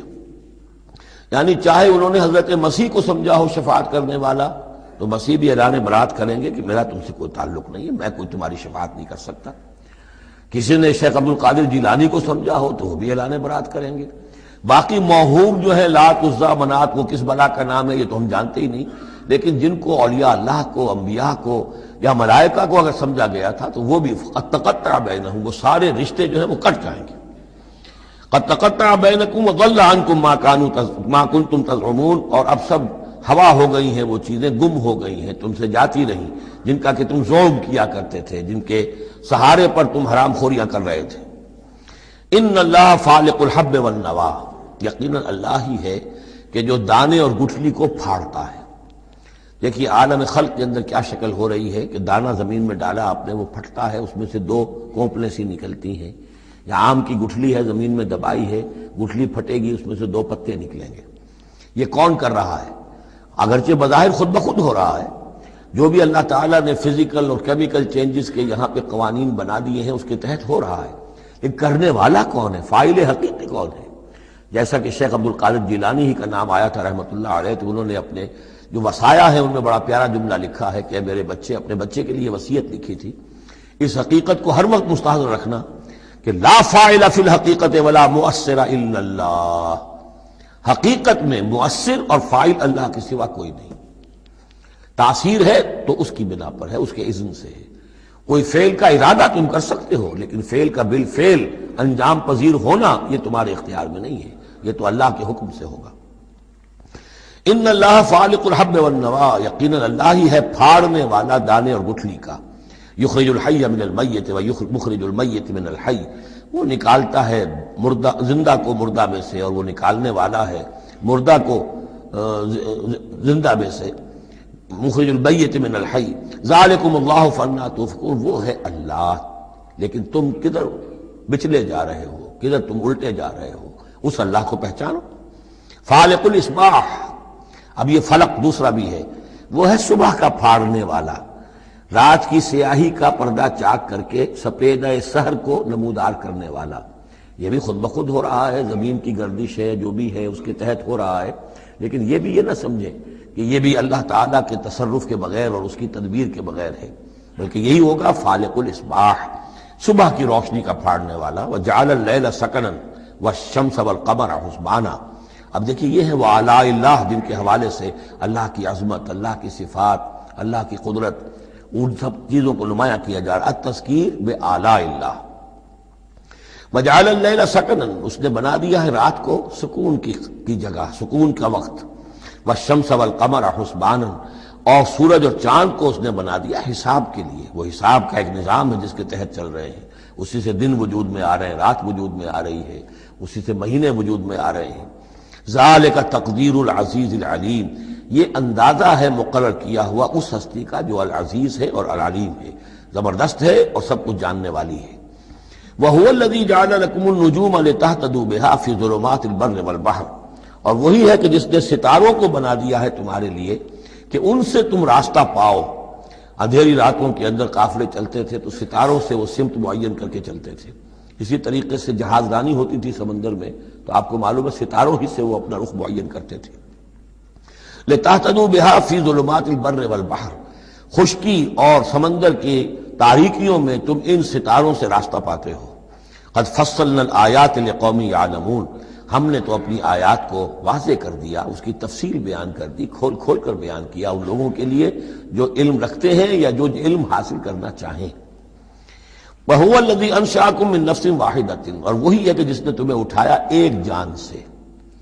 یہ سب جو ہے ظاہر بات ہے کہ ایک جان سے بنا ہے، جو بھی پوری کی پوری یہ جو نسل انسانی بنی ہے وہ ایک جان سے بنی ہے۔ اس میں یہ بھی ہو سکتا ہے کہ مراد حضرت آدم علیہ السلام ہو، اور یہ بھی ہو سکتا ہے اگر کوئی حقیقت ہے ایولیوشن تھیوری میں تو اس کو آپ ٹریس کریں اور امیبا تک لے جائیں، وہ بھی ایک جان ہے۔ اس جان سے ہی پھر مختلف ارتقائی مراحل طے کرتے ہوئے، اس میں پہلے کوئی سیکس نہیں تھا، پھر ہوتے ہوتے سیکس ظاہر ہوا، تو اسی سے خلق منہا زوجہا والی بات جو ہے، اور اس پر ڈاکٹر رفیع الدین مرحوم نے قرآن اور علم جدید جو ان کی کتاب ہے اس میں بہت عمدہ تحقیق ان کی ہے، اور مولانا امین اصغر اصلاحی صاحب نے بھی اس کی تصویر کی ہے۔ تو جن لوگوں کو دلچسپی ہو اس کتاب کا مطالعہ کریں کہ یہ ایک جان سے پیدا کرنے کا مطلب کیا ہے۔ فَمُسْتَقَرٌّ وَمُسْتَوْدَعٌ، اس نے بنایا تمہیں ایک جان سے، لیکن پھر یہ کہ تمہارے لیے ایک تو مستقل ٹھکانہ ہے اور ایک ہے کچھ دیر کے لیے امانت کے طور پر رکھے جانے کی جگہ۔ اب یہ مستقر کیا ہے، مستودع کیا ہے، اس میں تین قول ہیں مفسرین کے۔ پہلا قول تو یہ ہے کہ مستقر تو ہے دنیا، جہاں ہم آئے ہیں۔ اب مجھے یہاں 66 برس ہونے کو آئے ہیں، میں یہاں اس دنیا میں ہوں، لیکن مستودع کیا تھا؟ تھوڑی دیر کے لیے جو میں رہا ہوں اپنی والدہ محترمہ کے بطن میں رہا ہوں، تو وہ رحم مادر جو ہے وہ مستودع تھا، کچھ دیر کے لیے وہاں امانتاً انسان رہتا ہے اور پھر وہ دنیا میں آتا ہے، وہ مستقر ہے۔ دوسری رائے یہ ہے کہ مستقر تو آخرت ہے اور قبر ہے مستودع، قبر میں رکھا جاتا ہے انسان کو، اور یہ گویا کہ عالم برزخ جو ہے یہ عارضی ودیت کرنے کی جگہ ہے، عارضی طور پر امانتاً رکھنے کی جگہ ہے، پھر جانا ہے۔ مستقر جو ہے وہ آخرت ہے۔ تیسری رائے یہ ہے کہ مستقر آخرت ہے اور مستودع دنیا ہے۔ دنیا میں جو وقت ہم گزار رہے ہیں یہ آخرت کے مقابلے میں بہت ہی عارضی ہے، اس حوالے سے اسے بھی کہا جا سکتا ہے کہ یہ بہت ہی عارضی سی امانت کی جگہ ہے۔ قد فصلنا الآیات لقوم یفقہون، ہم نے تو اپنی آیات کو واضح کر دیا ہے اور تفصیل بیان کر دی ہے ان لوگوں کے لیے جو تفقہ سے کام لیں، غور کریں، سوچیں، سمجھیں۔ وَهُوَ الَّذِي أَنزَلَ مِنَ السَّمَاءِ مَاءً، اور وہی ہے کہ جس نے اتارا ہے آسمان سے یا بلندی سے پانی۔ فَأَخْرَجْنَا بِهِ نَبَاتَ كُلِّ شَيْءٍ، پھر ہم نے نکال دیا اس کے ذریعے سے ہر شے کی نباتات، اگنے والی ہر شے جو ہے نباتات زمین سے نکالی۔ فَأَخْرَجْنَا مِنْهُ، تو ہم نے اس کے ذریعے نکالے اس میں سے خضرن، سرسبز کھیتی، نخرج منہ حبا متراکبا، جس میں سے ہم نکالتے ہیں کہ جو دانے ہیں ایک دوسرے کے اوپر چڑھے ہوئے ہیں۔ اب سٹا ہے تو چاہے وہ کوئی کسی بھی یعنی اس کا ہے اناج کا، اب کس طریقے سے کہ دانے کے اوپر دانہ چڑھا ہوا ہوتا ہے، حبا متراکبا، یہ دانے ایک دوسرے کے اوپر چڑھے ہوئے ہوتے ہیں۔ وَمِنَ النَّخْلِ مِنْ طَلْعِهَا قِنْوَانٌ دَانِيَةٌ، اور کھجور کے گابھے میں سے گوشے ہوتے ہیں کہ جو لٹکتے ہوئے ہوتے ہیں۔ وَجَنَّاتٍ مِّنْ أَعْنَابٍ، اور باغات ہم نے بنا دیے ہیں جو کہ کھجور انگوروں کے ہیں۔ وَالزَّيْتُونَ، اور زیتون، وَالرُّمَّانَ، اور انار، مشتبہاً وغیر متشابہ، ایسے بھی جو ایک دوسرے سے ملتے جلتے ہیں رنگ میں، روپ میں، شکل میں، اور ایسے بھی ہیں کہ جن میں کچھ فرق ہے۔ انظروا الی ثمرہ اذا اثمر، ذرا غور سے دیکھا کرو اس کے ثمر کو جبکہ وہ پکتا ہے، کیسا تدریجاً اس کے اندر، ابھی بڑا کچا پھل ہے، پھر اس کے اندر وہ پکنے کا عمل اس طرح تدریجاً ہو رہا ہے۔ انظروا الی ثمرہ، ان ثمرات کو دیکھا کرو، اذا اثمر، جبکہ وہ پکتے ہیں، پھل لاتے ہیں، وینعہ، اور اس کے پکنے کو بھی دیکھو، اذا اینع، یہ گویا کہ یہاں محذوف ہوگا، وینعہ اذا اینع، انظروا الی ثمرہ اذا اثمر، دیکھو اس کے پھل لانے کو جبکہ وہ پھل لائے، وَيَنْعِهِ إِذَا أَيْنَعَ، اور اس کے پکنے کو دیکھو کس طرح تدریجاً وہ پکتا ہے۔ إِنَّ فِي ذَلِكُمْ لَآيَاتٍ لِقَوْمٍ يُؤْمِنُونَ، یقیناً اس میں ہیں نشانیاں ان لوگوں کے لیے جو ایمان لانا چاہیں یا جو ایمان رکھتے ہوں۔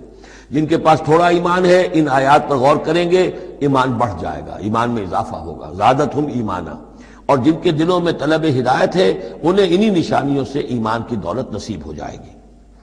وَجَعَلُوا لِلَّهِ شُرَكَاءَ الْجِنِّ، اور انہوں نے اللہ کے شریک بنا دیا جنات کو، وَخَلَقَهُمْ وَخَرَقُوا لَهُ بَنِينَ، حالانکہ اللہ نے ان کو بھی پیدا کیا ہے، جیسے انسانوں کو پیدا کیا جنات کو پیدا کیا۔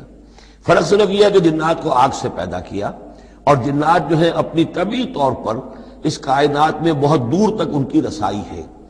ہم جہاں بڑے بڑے راکٹ جو ہیں بلینز اور بلینز آف ڈالرز کے لیے ایک بناتے ہیں، اور پھر اس کی ایک جو ہم گاڑی بنائی ہے اور وہ جاتی ہے اور دوڑتی ہے اور آتی ہے، شٹل ہے، اور اس پر کتنا پیسہ خرچ ہوتا ہے، یہ تمام جو ہے جنات کے لیے یہ سارا علاقہ ان کی آمد و رفت کے لیے وہ اپنی طبعی صلاحیت کے بنا پر جاتے آتے رہتے ہیں، جس میں کہ ہمیں جانے کے لیے یہ ساری کچھ ایجادات جو ہیں وہ کرنی پڑی ہیں۔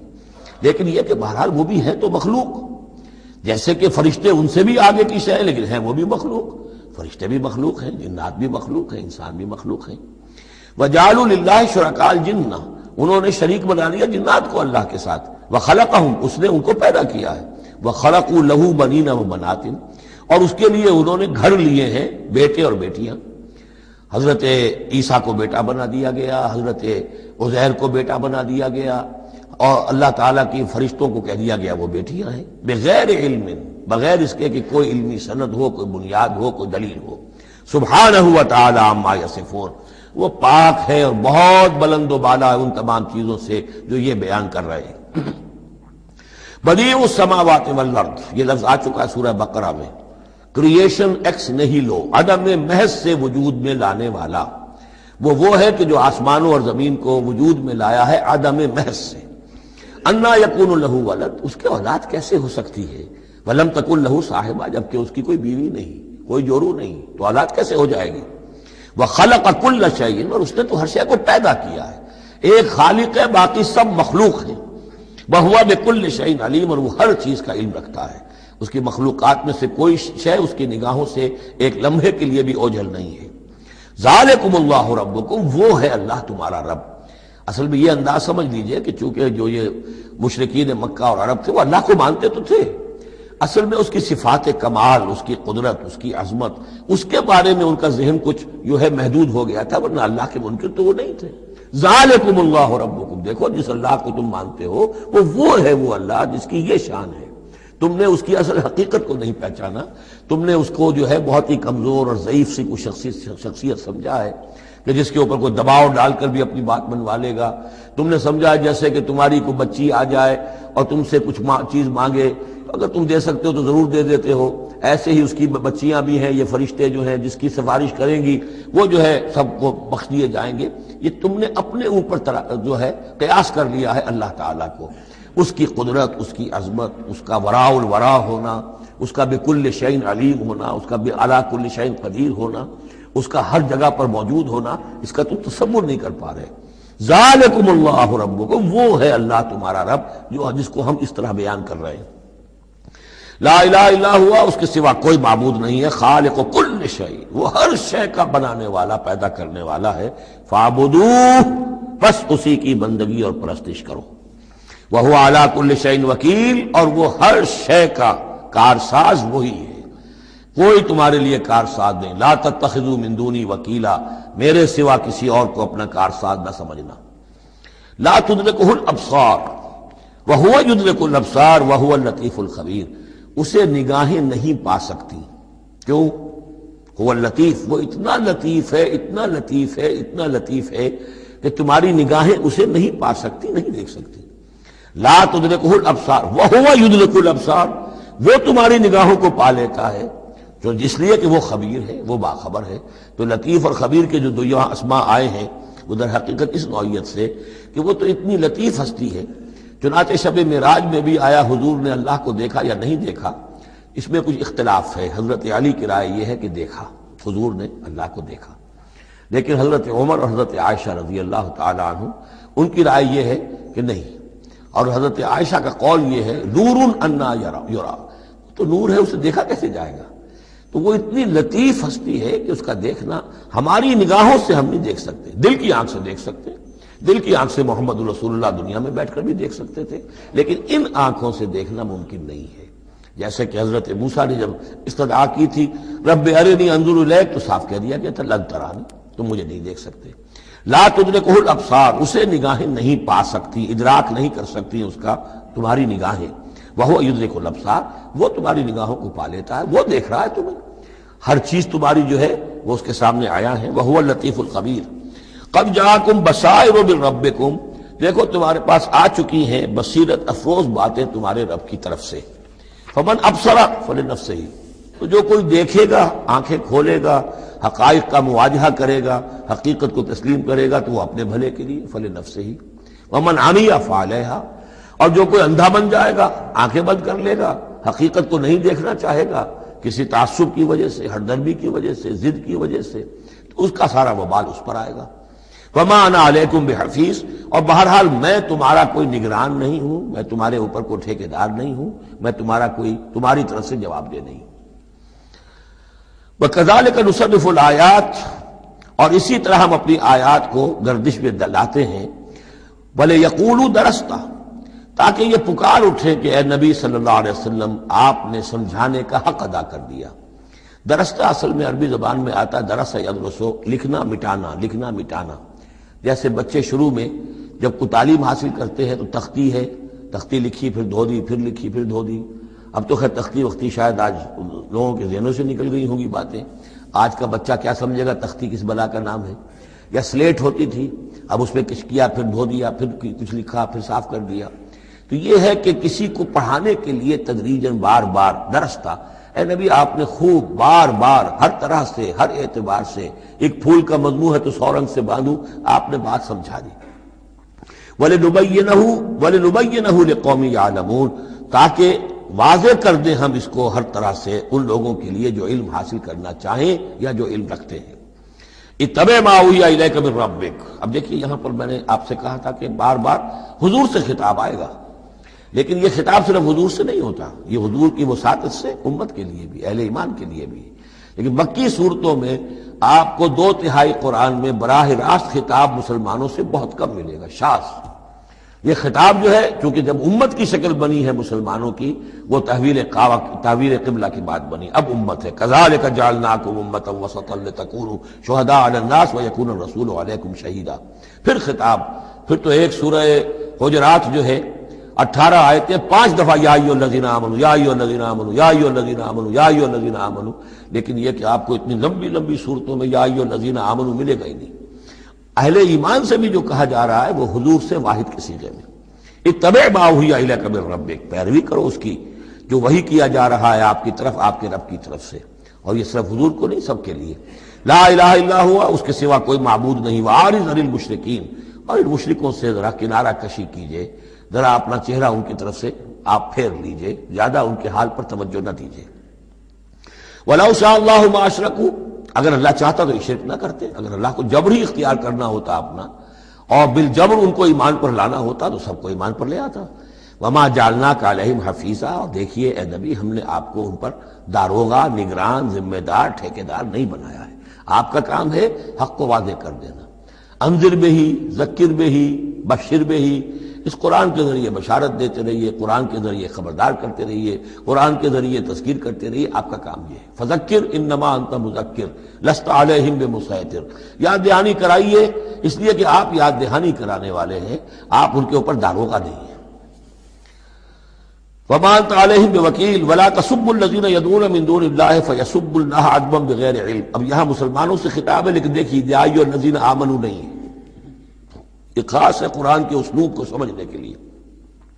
اور مت گالیاں دو ان کو، برا بھلا کہو ان کو جن کو یہ پکارتے ہیں اللہ کے سوا، یعنی کوئی جوشیلا نوجوان مسلمانوں میں سے اور وہ گالیاں دینی شروع کر دے لات اور عزا اور منات کو، کیا ہے یہ، کچھ نہیں ہے، ان کی کوئی حیثیت نہیں ہے، تو یہ ساری چیزیں ٹھیک نہیں ہیں۔ ان کے وہ محترم انہوں نے جو بھی گھڑے ہوئے ہیں، ان کے ذہنوں میں ان کی عظمت ہے، ان کی عقیدت ہے، خام خواہ وہ جوش میں آ کے، غصے میں آ کے اب اللہ کو گالیاں دینے لگیں گے، تو اس سے یہ کہ خام خواہ اس طرح کا اشتعال آمیز انداز اختیار نہ کرو۔ ولا تسبوا الذین یدعون من دون اللہ، مت گالیاں دو یا برا بھلا کہو انہیں جنہیں یہ پکارتے ہیں اللہ کے سوا، فیسبوا اللہ عدوا بغیر علم، تو اللہ کو گالیاں دینے لگ جائیں گے زیادتی کے اندر آ کر، زدم زدہ پہ آ کر، بغیر علم کے۔ کذالک زینا لکل امۃ عملہم، اسی طرح ہم نے ہر قوم کے لیے اس کے عمل کو مزین کر دیا ہے، وہ اسی میں خوش ہے، مگن ہے۔ ہمارے آباء و اجداد کی مورتیاں ہیں، یہ دیویاں ہیں، دیوتا ہیں، اس میں مگن ہیں۔ ان کے احساسات ہیں، ان کے جذبات ہیں، سمجھاؤ ضرور، انذار کرو، تبشیر کرو، تذکیر کرو، تبلیغ کرو، نصیحت کرو، سب کچھ کرو، لیکن یہ ہے کہ ان کے ساتھ گالم گلوچ نہیں اور ان کے معبودوں کو برا بھلا کہنا نہیں۔ ثم الی ربہم مرجعہم، پھر ان کے ربی کی طرف ان سب کو لوٹنا ہے، فینبئہم بما کانوا یعملون، وہ ان کو جتلا دے گا جو کچھ کہ وہ کرتے رہے تھے۔ واقسموا باللہ جہد ایمانہم، اور وہ قسمیں کھا کھا کر کہتے ہیں، اب یہ وہی آ گیا جو عمود ہے اس سورہ مبارکہ کا، کچھ عرصے سے کچھ رکوعوں سے اس کا تذکرہ نہیں آیا تھا، اب پھر بڑے شد و مت کے ساتھ وہی بات، دکھاؤ ہمیں معجزہ، دکھاؤ ہم ایمان لے آئیں گے۔ کیوں نہیں دکھاتے معجزہ؟ نبوت کا دعویٰ ہے، رسالت کا دعویٰ ہے، عام دعویٰ تو نہیں کر رہے ہو تم، کیوں نہیں کوئی معجزہ دکھاتے؟ جب خود کہتے ہو کہ موسیٰ نے دکھائے، عیسیٰ نے دکھائے، فلاں نے دکھائے، قوم سمود کو دکھا دیا گیا معجزہ، تو آخر کیا قیامت آ گئی؟ ہمیں کیوں نہیں معجزہ دکھاتے؟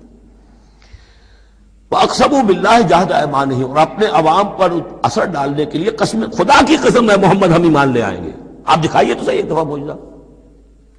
کیا بگڑتا تھا ان کا قسمیں کھانے میں؟ اقسموا باللہ جہد ایمانہم، وہ اللہ کی قسمیں کھا رہے ہیں اپنی پوری قوت کے ساتھ، شد و مت کے ساتھ، لئن جاءتہم آیۃ لیؤمنن بہا، اگر آیت آ جائے، نشانی آ جائے، معجزہ دکھا دیا جائے، وہ لازماً ایمان لے آئیں گے۔ قل انما الآیات عند اللہ، کہہ دیجئے نشانیاں تو سب اللہ کے اختیار میں، میرے اختیار میں، اللہ کا فیصلہ وہ نہیں دکھانا چاہتا۔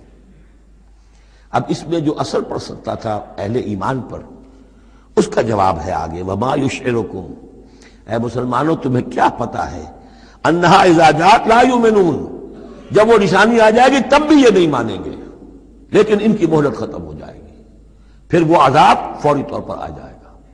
ابھی در حقیقت اس میں خیر ہے، اس میں بھلائی ہے، اسی میں ان کے لیے اپنے اوپر سختی جھیل لو، اپنے اوپر جو بھی اس وقت تنگی آ گئی ہے، ضیق ہے، اس کو برداشت کرو، لیکن یہ کہ یہ چیز ان کے قوم کے حق میں، لوگوں کے حق میں مفید نہیں ہوگی۔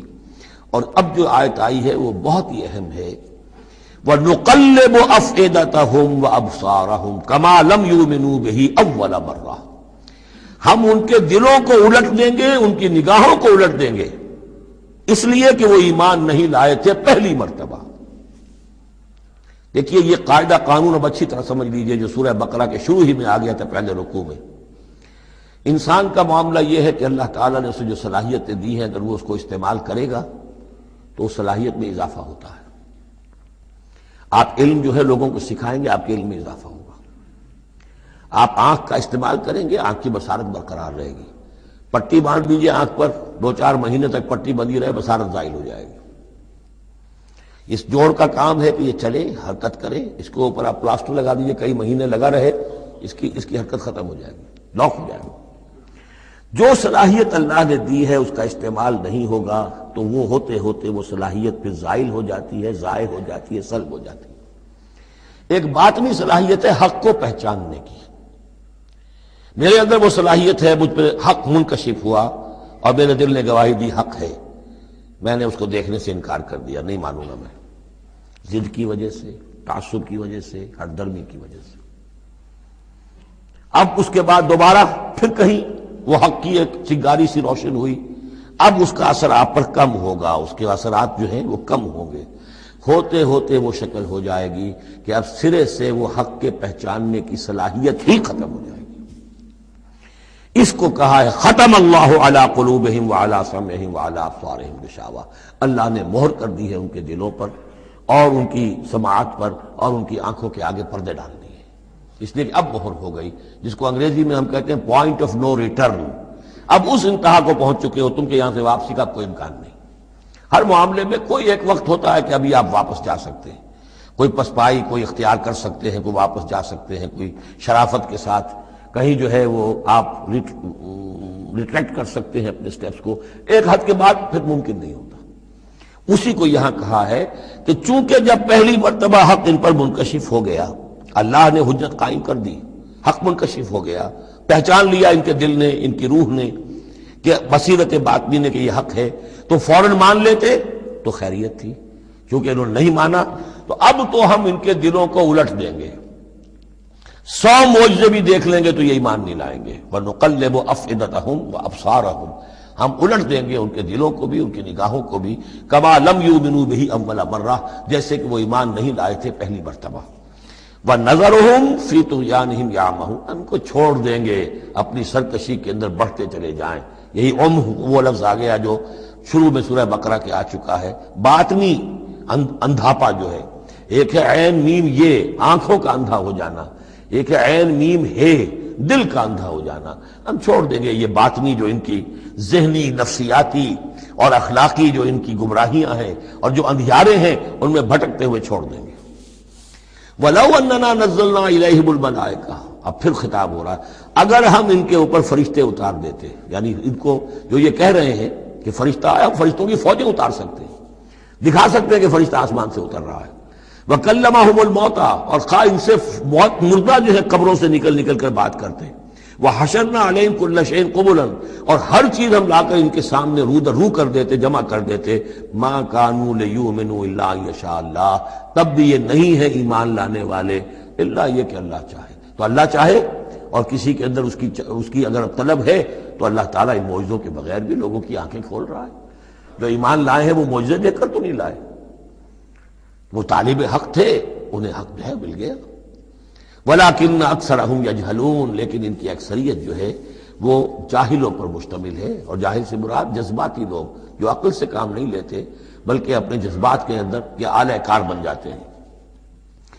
اگلی آیت جو ہے یہ بھی بہت اہم ہے، ایک فلسفہ دین کے اعتبار سے، بلکہ فلسفہ تحریک، دعوت و تحریک کے اعتبار سے بہت اہم ہے. وَكَذَلِكَ جَعَلْنَا لِكُلِّ نَبِيٍّ عَدُوًّا شَيَاطِينَ الْإِنسِ وَالْجِنِّ، اور اسی طرح ہم نے ہر نبی کے دشمن بنا دیے انسانوں اور جنوں میں سے شیطان، ہم نے بنا دیے. سوچئے، غور کیجیے، نبی کے لیے تو مدد چاہیے تھی، کیوں شیطان اٹھا دیا اللہ نے ان کے خلاف؟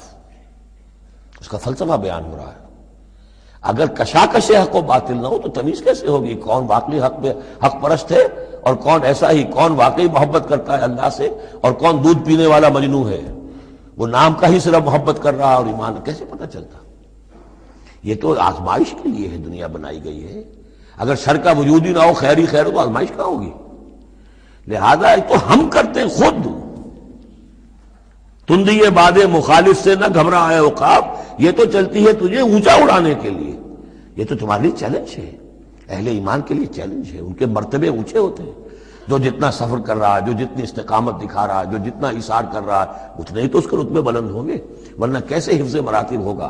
کیسے معلوم گا ہوز ہو کس کا کیا مقام ہے؟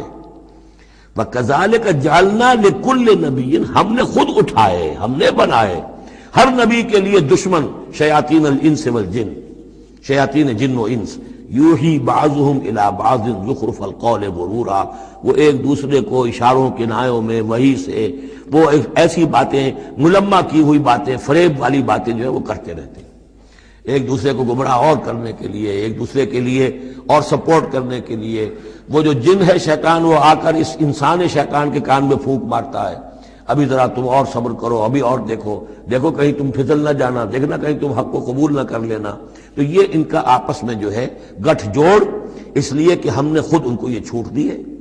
وَكَذَلِكَ جَعَلْنَا لِكُلِّ نَبِيٍّ عَدُوًّا شَيَاطِينَ الْإِنسِ وَالْجِنِّ يُوحِي بَعْضُهُمْ إِلَىٰ بَعْضٍ زُخْرُفَ الْقَوْلِ غُرُورًا وَلَوْ شَاءَ رَبُّكَ مَا فَعَلُوهُ، اور اگر آپ کا رب چاہتا تو وہ یہ نہ کر سکتے. ظاہر بات ہے کہ کائنات میں کوئی پتا بھی اللہ کے اذن کے بغیر ہل نہیں سکتا. ابو جہل کی کیا مجال تھی کہ حضرت سمیہ کو شہید کر دیتا؟ ہے کون وہ؟ لیکن یہ تو اللہ کی طرف سے اجازت ہے.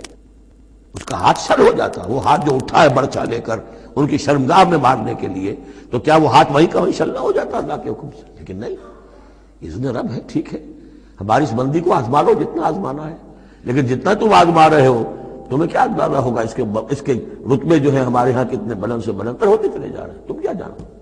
یا لیت قومی یعلمون بما غفر لی ربی وجعلنی من المکرمین، کاش میری قوم کو معلوم ہو جائے، میری بیوی رو رہی ہوگی، میرے بچے رو رہے ہوں گے کہ ہمارا باپ جو ہے وہ شہید کر دیا گیا، کاش وہ جان سکتے کہ مجھے میرے رب نے کیا میرا اعزاز فرمایا ہے، میں یہاں کس عیش و آرام میں ہوں. ان کے رونے کا کیا سوال، وہ خوشیاں مناتے ہیں. تو یہ صورتحال ہے. وَلَوْ شَاءَ رَبُّكَ مَا فَعَلُوهُ فَذَرْهُمْ وَمَا يَفْتَرُونَ، تو چھوڑیے آپ ان کو، جو یہ افتراء کر رہے ہیں کرنے دیجئے. یہ ہماری سنت ہے، ہمارا طریقہ ہے، ہمارا فلسفہ یہی ہے.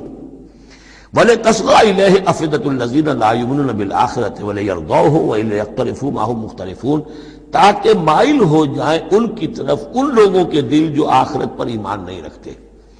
یہاں دیکھیے اصل میں کیا بات ہے کہ جیسے الیکٹروسس ہوتا ہے، پانی کو الیکٹرولسس جب ہوتا ہے، ایک پازیٹیو ایک نیگیٹو، اب وہ جو آئنز ہیں وہ ادھر ادھر ہو جائیں گے۔ تو اللہ تعالیٰ نے حق و باطل کی کشاکش رکھی ہے، اس کشاکش کا نتیجہ کیا ہے؟ آئونائزیشن ہو جائے گی۔ حق اور باطل کا جو ہے، حق والے ادھر کو جمع ہو جائیں گے، باطل والے ادھر جمع ہو جائیں گے۔ اور اس کے لیے جو ہے یہ اس معاشرے کے اندر، انسانی معاشرے کے اندر یہ تقسیم، یہ تمییز، جیسے کہ ہم سورہ آل عمران میں پڑھ چکے ہیں، حتی یمیز الخبیث من الطیب، یہ خبیث اور طیب جو ہے گڈمڈ ہوئے ہیں۔ یہ آزمائشیں آتی ہیں، تکلیفیں آتی ہیں، امتحانات آتے ہیں، تو خبیث علیحدہ اور طیب علیحدہ، منافق علیحدہ، صاحب ایمان علیحدہ۔ تو فرمایا لِتَصْغَىٰ إِلَيْهِ أَفْئِدَةُ الَّذِينَ لَا يُؤْمِنُونَ بِالْآخِرَةِ، تاکہ اس کی طرف ان شیاطین جن و انس کی جو باتیں ہیں پھیلائی ہوئی، ان کی طرف متوجہ ہو جائیں، مائل ہو جائیں ان لوگوں کے دل جو آخرت پر ایمان نہیں رکھتے۔ وَلِيَرْضَوْهُ، اور تاکہ وہ اس کو پسند بھی کریں، اور پھر وہ جو بھی اپنے برے اعمال کا جو انبار جمع کرنا چاہتے ہیں جمع کر لیں۔ وَلِيَقْتَرِفُوا مَا هُمْ مُقْتَرِفُونَ أَفَغَيْرَ اللَّهِ أَبْتَغِي حَكَمًا، پھر وہی سوال اسی طرح میں نے کہا تھا، سرچنگ کویسچن، کیا تم چاہتے ہو میں اللہ کے سوا کسی کو حکم بناؤں اپنا؟ اب پس منظر میں وہ ہے کہ اللہ کو مانتے تھے، تم کیا چاہتے ہو؟ جسے تم مانتے ہو میں نے تو اس کو اپنا رب بنایا ہے، بس باقی جو تم نے گھر لیے ہیں اس کے لیے کوئی سند ہو تو پیش کر دو، تو میں کسی اور کو ماننے کو تیار نہیں۔ ایک جگہ آیا ہے قُلْ إِنْ كَانَ لِلرَّحْمَٰنِ وَلَدٌ فَأَنَا أَوَّلُ الْعَابِدِينَ، اگر اللہ کا کوئی بیٹا ہوتا سب سے پہلے میں پوچھتا اس کو۔ جب میں اللہ کو پوچھتا ہوں، اس کی پرستش کرتا ہوں، تو اللہ کے بیٹا ہوتا تو میں کیوں نہ پوچھتا اس کو؟ نہیں اللہ کا بیٹا۔ یہ ہے در حقیقت قرآن مجید کا انداز سمجھانے کا، بڑا فطری، اس میں منطق کم اور جذبات سے اپیل ہے، درون بینی انٹراسپیکشن کی طرف دعوت ہے۔ اپنے دل میں جھانکو، ذرا غور کرو، اپنے گریبان میں منہ ڈالو، سوچو، غور کرو، تمہیں خود یہ حقیقتیں جو ہے نظر آ جائیں گی۔ افغیر اللہ ابتغی حکما، تو کیا میں اللہ کے سوا کسی اور کو اپنا منصف اور حکم بنا لوں؟ وَهُوَ الَّذِي أَنزَلَ إِلَيْكُمُ الْكِتَابَ مُفَصَّلًا، جبکہ وہ تو وہ ہے کہ جس نے تمہاری طرف ایک بڑی مفصل کتاب نازل کر دی ہے، کتنی واضح کتاب نازل کر دی ہے۔ وَالَّذِينَ آتَيْنَاهُمُ الْكِتَابَ يَعْلَمُونَ أَنَّهُ مُنَزَّلٌ مِّن رَّبِّكَ، اور جنہیں ہم نے کتاب دی تھی پہلے وہ جانتے ہیں، دلوں میں جانتے ہیں، زبان سے مانے یا نہ مانے، کہ یہ منزل ہے، یہ نازل کی گئی ہے من ربک، آپ کے رب کی طرف سے، اے نبی، بالحق، حق کے ساتھ۔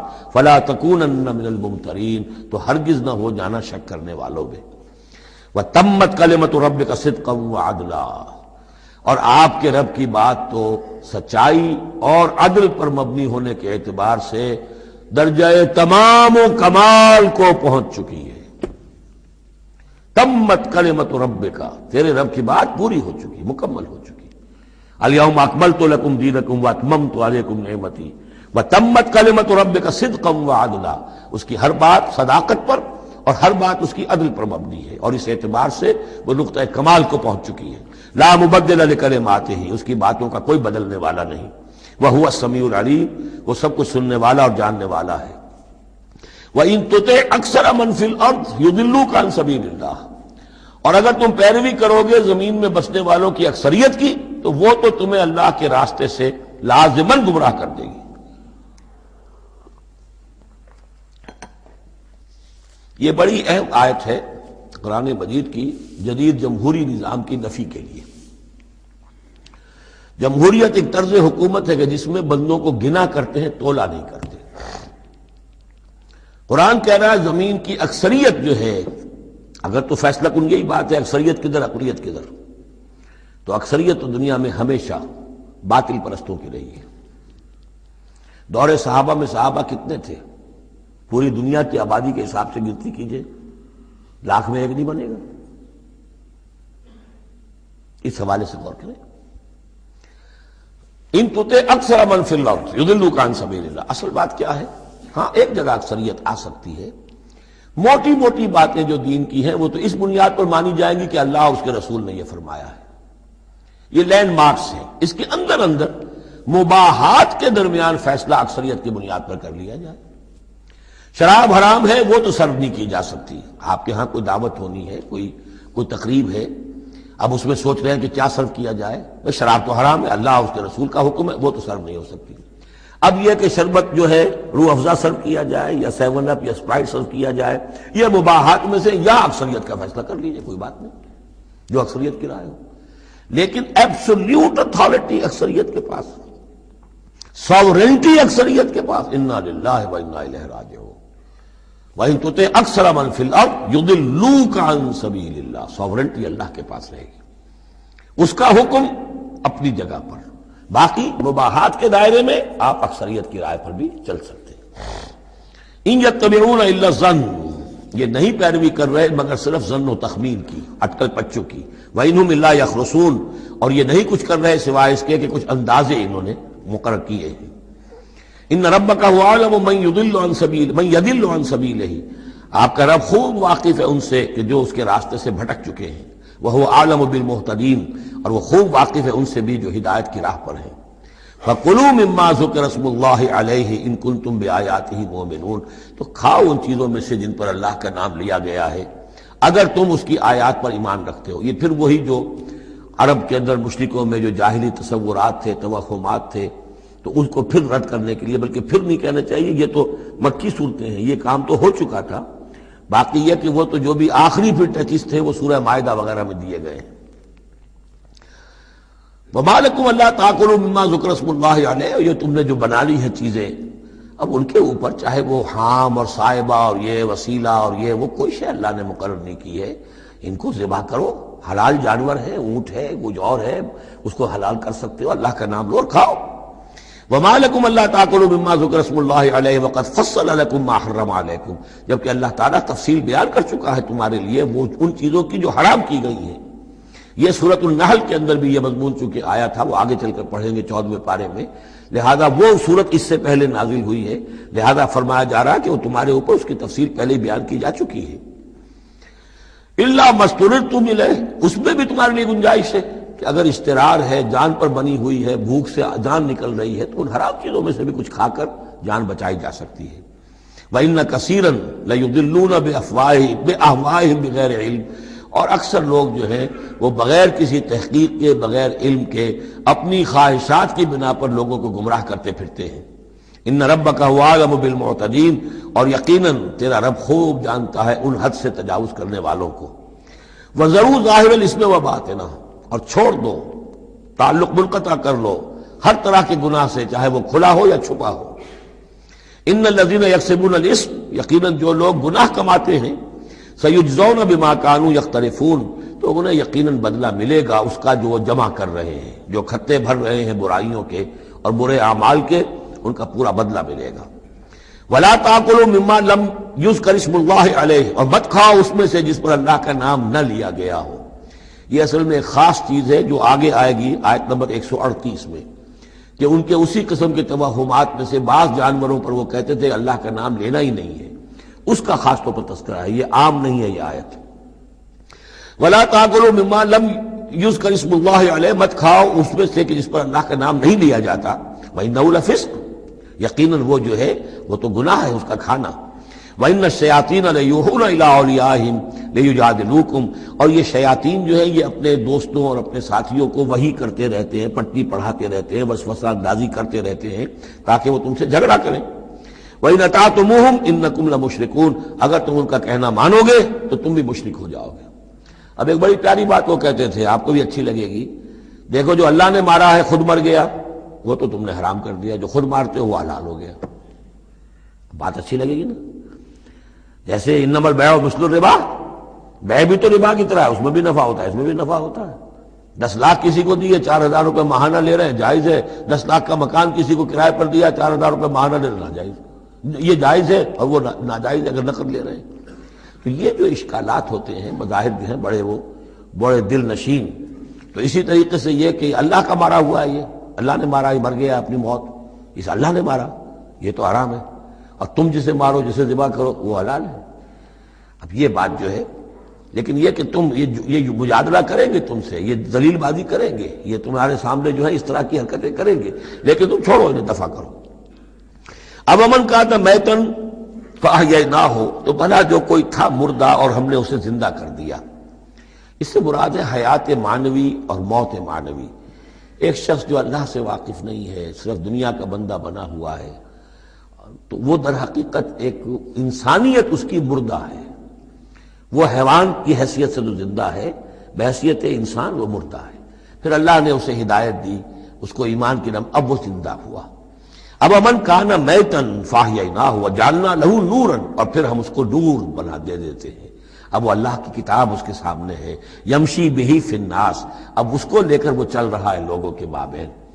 کمن مثلہ فی الظلمات، کیا وہ شخص ان کی طرح ہو جائے گا کہ جو اندھیروں میں بھٹک رہا ہو، لیس بخارج منہا، اور اس سے وہ نکلنے والا ہے ہی نہیں۔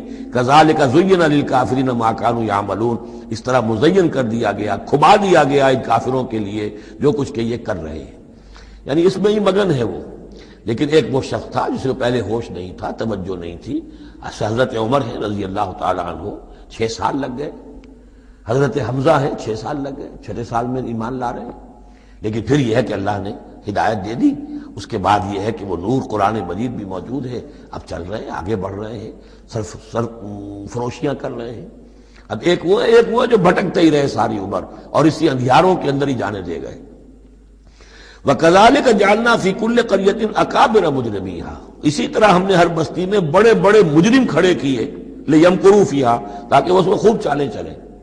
وہی بات، شیاطین الانس والجن کو ہم نے اٹھایا، اسی طرح ہر بستی کے اندر جو سردار اور بڑے وہاں کے چودھری ہوتے ہیں، ہم ان کو چھوٹ دیتے ہیں کہ وہ کھڑے ہوں اور روکیں لوگوں کو، اور لوگوں کو ستائیں، اور لوگوں سے امتحان لیں، لوگوں کو آزمائش میں ڈالیں، چالیں چلیں، تاکہ جو صاحب جوہر ہیں ان کے جوہر کھلیں، ان کے اور نکھریں، ان کے اندر کی صلاحیتیں جو ہے وہ اور اجاگر ہوں۔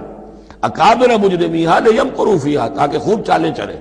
وما یمکرون الا بانفسہم، حالانکہ وہ نہیں مکر کر رہے مگر اپنی جانوں پر، سارا وبال تو اپنے اوپر لے لیں گے بالآخر۔ بظاہر جو کچھ کر رہے ہیں وہ، لیکن یہ کہ اس کا جب نتیجہ ان کے سامنے آئے گا، جو سمیہ اور یاسر کے ساتھ کیا ہے ابو جہل نے رضی اللہ تعالیٰ عنہما، جب وہ حقیقت سامنے آئے گی تب آنکھ کھلے گی۔ جب آنکھ کھلی گل کی تو موسم تھا خزاں کا۔ الا بانفسہم وما یشعرون، لیکن انہیں اس کا شعور نہیں ہے۔ وَإِذَا جَاءَتْهُمْ آیَةٌ قَالُوا لَن نُؤْمِنَ حَتَّىٰ نُؤْتَىٰ مِثْلَ مَا أُوتِیَ رُسُلُ اللَّهِ، اور جب ان کے پاس کوئی نشانی آتی ہے، نشانی سے مراد قرآن کی آیت، قرآن کی دلیل، تشبیہ، تصریف آیات نئے انداز میں، فرمایا جب بھی ان کے پاس آیت آتی ہے قالوا لن نؤمن، وہ کہتے ہیں ہم ہرگز ایمان نہیں لائیں گے، حتیٰ نؤتیٰ مثل ما اوتی رسول اللہ، جب تک کہ ہمیں بھی وہی چیز نہ دی جائے جو اللہ کے دوسرے رسولوں کو دی گئی تھی، ویسے ہی حصی معجزے۔ اللہ عالم حیث یجعل رسالتہ، اللہ تعالیٰ زیادہ واقف ہے اس سے کہ وہ اپنی رسالت کے لیے کیا جگہ، کیا محل، کیا مقام معین کرے۔ اللہ تعالیٰ نے اس وقت ان کے لیے یہی رکھا، وہ بھی اللہ کی حکمت کے تحت تھا۔ اور اب جب کہ نوع انسانی شعور کے اعتبار سے بلوغ کی عمر کو پہنچ چکی ہے، بچہ چھوٹا ہوتا ہے کھیلنے کے لیے کھلونے دیے جاتے ہیں، لیکن ذرا بڑا ہو جائے تو اسے کھلونے نہیں دیے جاتے، اب اسے حکمت سکھائی جاتی ہے، عقل سکھائی جاتی ہے، شعور سکھایا جاتا ہے، تمیز سکھائی جاتی ہے۔ تو وہ نوع انسانی کا دور طفولیت تھا، اس میں ابھی ان کا فہم، ان کی عقل، ان کے شعور ابھی ان کی جو ہے بلوغت کو نہیں پہنچی تھی، یہ شعور کی چیزیں، لہذا ان کے لیے وہ کھلونے بھی تھے، حصی معجزات بھی تھے۔ اب انسان بحیثیت مجموعی نوع انسانی جو ہے عقلی بلوغ کو اور شعور کے بلوغ کو پہنچ چکی ہے، لہذا اب وہ چیزیں نہیں دکھائی جائیں گی۔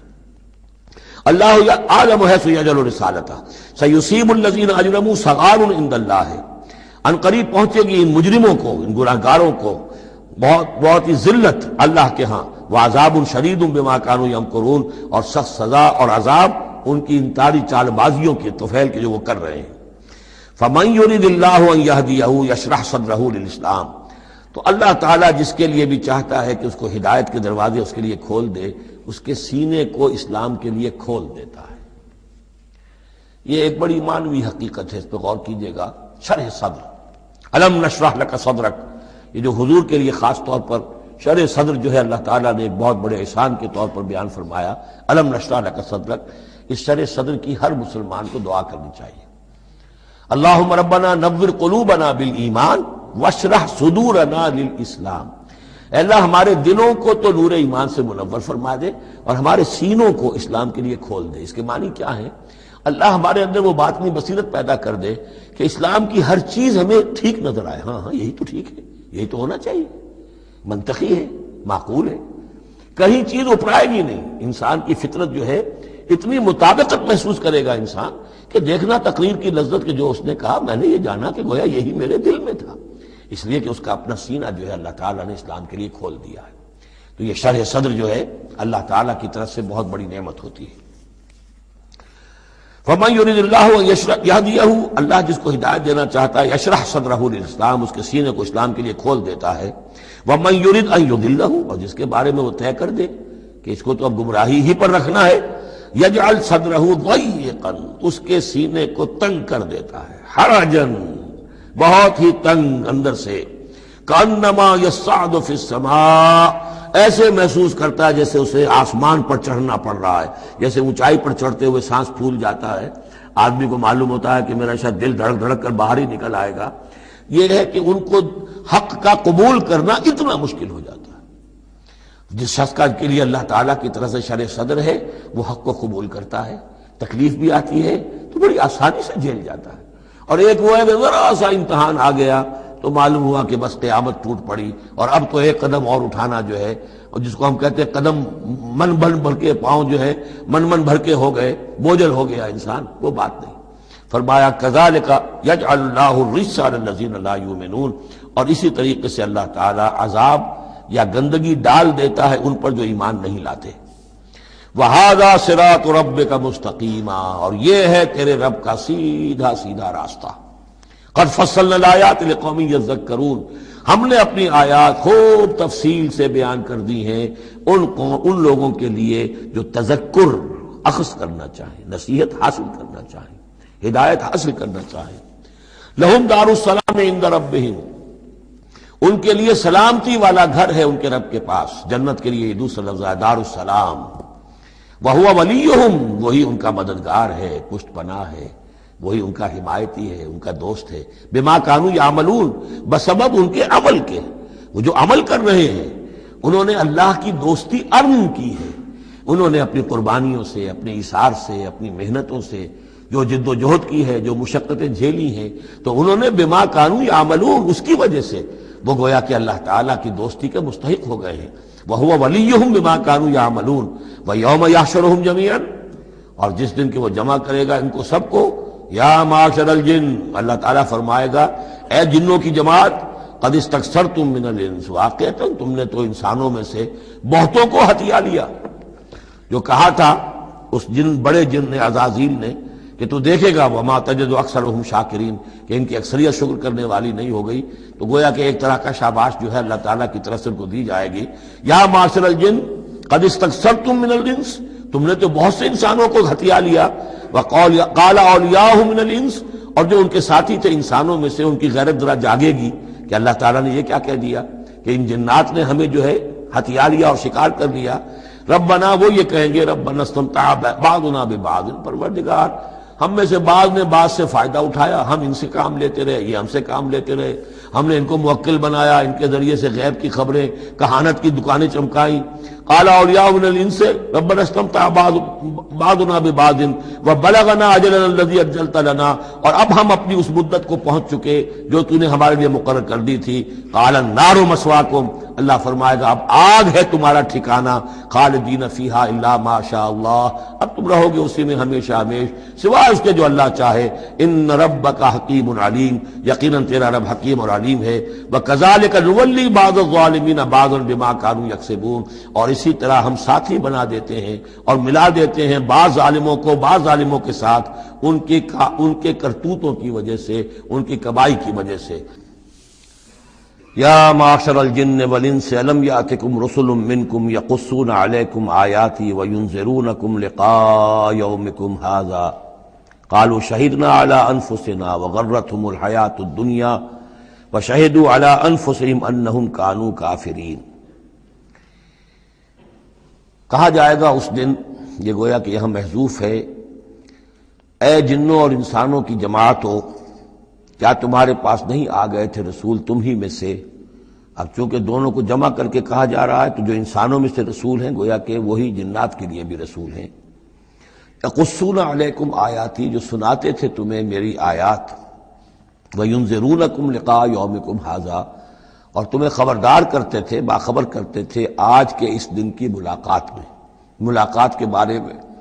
قالوا شہدنا علی انفسنا، وہ کہیں گے کہ ہم خود گواہ ہیں اپنی جانوں پر، اور علی، ہم اپنی جانوں کے خلاف خود گواہ ہیں، حاضر ہیں۔ وغرتہم الحیات الدنیا، اور انہیں دھوکے میں ڈالے رکھا دنیا کی زندگی نے، وشہدوا علی انفسہم، اور وہ خود گواہی دیں گے اپنے خلاف، انہم کانوا کافرین، کہ وہ یقیناً کفر کی روش پر چلتے رہے۔ قرآن مجید میں یہ جو میدان حشر کے مکالمات ہیں وہ مختلف قسم کے آئے ہیں، اور معلوم ہوتا ہے کہ بہت سے مراحل ہوں گے۔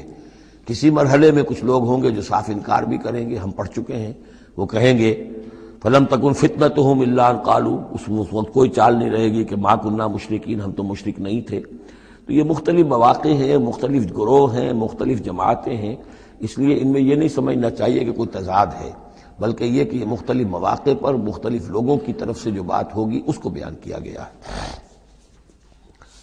ذالک ان لم یکن ربک مہلک القری بظلم واہلھا غافلون، یہ اس لیے کہ آپ کے رب کی یہ سنت نہیں ہے کہ وہ بستیوں کو برباد کر دے زیادتی اور ظلم کے ساتھ، جبکہ اس کے رہنے والے اہلھا، وہاں کے لوگ بے خبر ہوں۔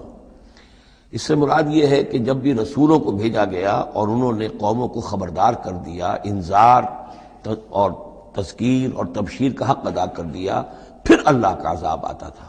یہ نہیں کہ اچانک ان پر بس عذاب ٹوٹ پڑا، بلکہ اللہ تعالیٰ وما كنا معذبین حتی نبعث رسولا، یہ سورہ بنی اسرائیل میں قاعدہ کلیہ بیان ہوا ہے کہ وہ عذاب استیصال کہ جس سے کسی قوم کی جڑ کاٹ دی جائے، نسیم منسیہ کر دیا جائے، وہ کسی رسول کی بعثت کے بغیر نہیں بھیجا جاتا تھا۔ رسول کو بھیج دیتے تھے، وہ حق کا حق ہونا، باطل کا باطل ہونا بالکل وہ برہن کر دیتا تھا، پھر بھی جو لوگ اڑے رہتے تھے تو پھر ان کو نسیم منسیہ کیا جاتا تھا۔ وَلِكُلٍّ دَرَجَاتٌ مِّمَّا عَمِلُوا، اور ہر ایک کے لیے درجات ہیں، مقامات اور مراتب ہیں ان کے عمل کے اعتبار سے۔ ظاہر بات ہے کہ نیکوکار بھی سب ایک جیسے نہیں اور بدکار بھی سب ایک جیسے نہیں۔ وَمَا رَبُّكَ بِغَافِلٍ عَمَّا يَعْمَلُونَ، اور آپ کا رب بے خبر نہیں ہے، غافل نہیں ہے اس سے کہ جو یہ کر رہے ہیں۔ وَرَبُّكَ الْغَنِيُّ ذُو الرَّحْمَةِ، اور آپ کا رب تو غنی ہے، اسے کسی کو عذاب دے کر کوئی اس کو فائدہ نہیں، اور کسی کی بندگی سے اور اطاعت سے اس کا کوئی رکا ہوا کام نہیں ہے کہ جو بن جائے گا، وہ تو غنی ہے، ذو الرحمہ، رحمت واجہ ہے۔ ان یشاء یذھبکم، اور اس کی شان یہ ہے کہ وہ چاہے تو تم سب کو لے جائے، ختم کر دے، ویستخلف من بعدکم ما یشاء، اور تمہارے بعد جن کو چاہے وہ لے آئے، ایک نئی مخلوق لے آئے، ایک نئی سپیشیز لے آئے، ایک نئی نسل آدم پیدا کرتے، اللہ کا اختیار مطلق ہے۔ کما انشأکم من ذریۃ قوم آخرین، جیسے کہ تمہیں اٹھایا ہے کسی اور قوم کی نسل میں سے۔ قوم عاد تھی عرب میں بڑی زبردست، لیکن جب اس کو تباہ و برباد کر دیا گیا تو انہی میں سے جو لوگ چند ساتھی اہل ایمان تھے حضرت ہود کے، وہی لوگ وہاں سے ہجرت کر کے چلے گئے، اور ان کے ذریعے سے پھر سمود کی قوم جو ہے وہ انہی کے ذریعے سے وجود میں آئی۔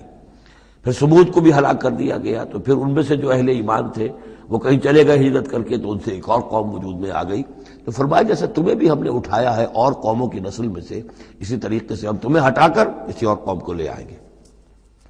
انما توعدون لآت، جس چیز کا تم سے وعدہ کیا جا رہا ہے یا دھمکی دی جا رہی ہے وہ آ کر رہے گی، وما انتم بمعجزین، اور تم عاجز کر دینے والے نہیں ہو، اللہ کو عاجز نہیں کر سکتے، اللہ کے یہ وعدے پورے ہو کر رہیں گے۔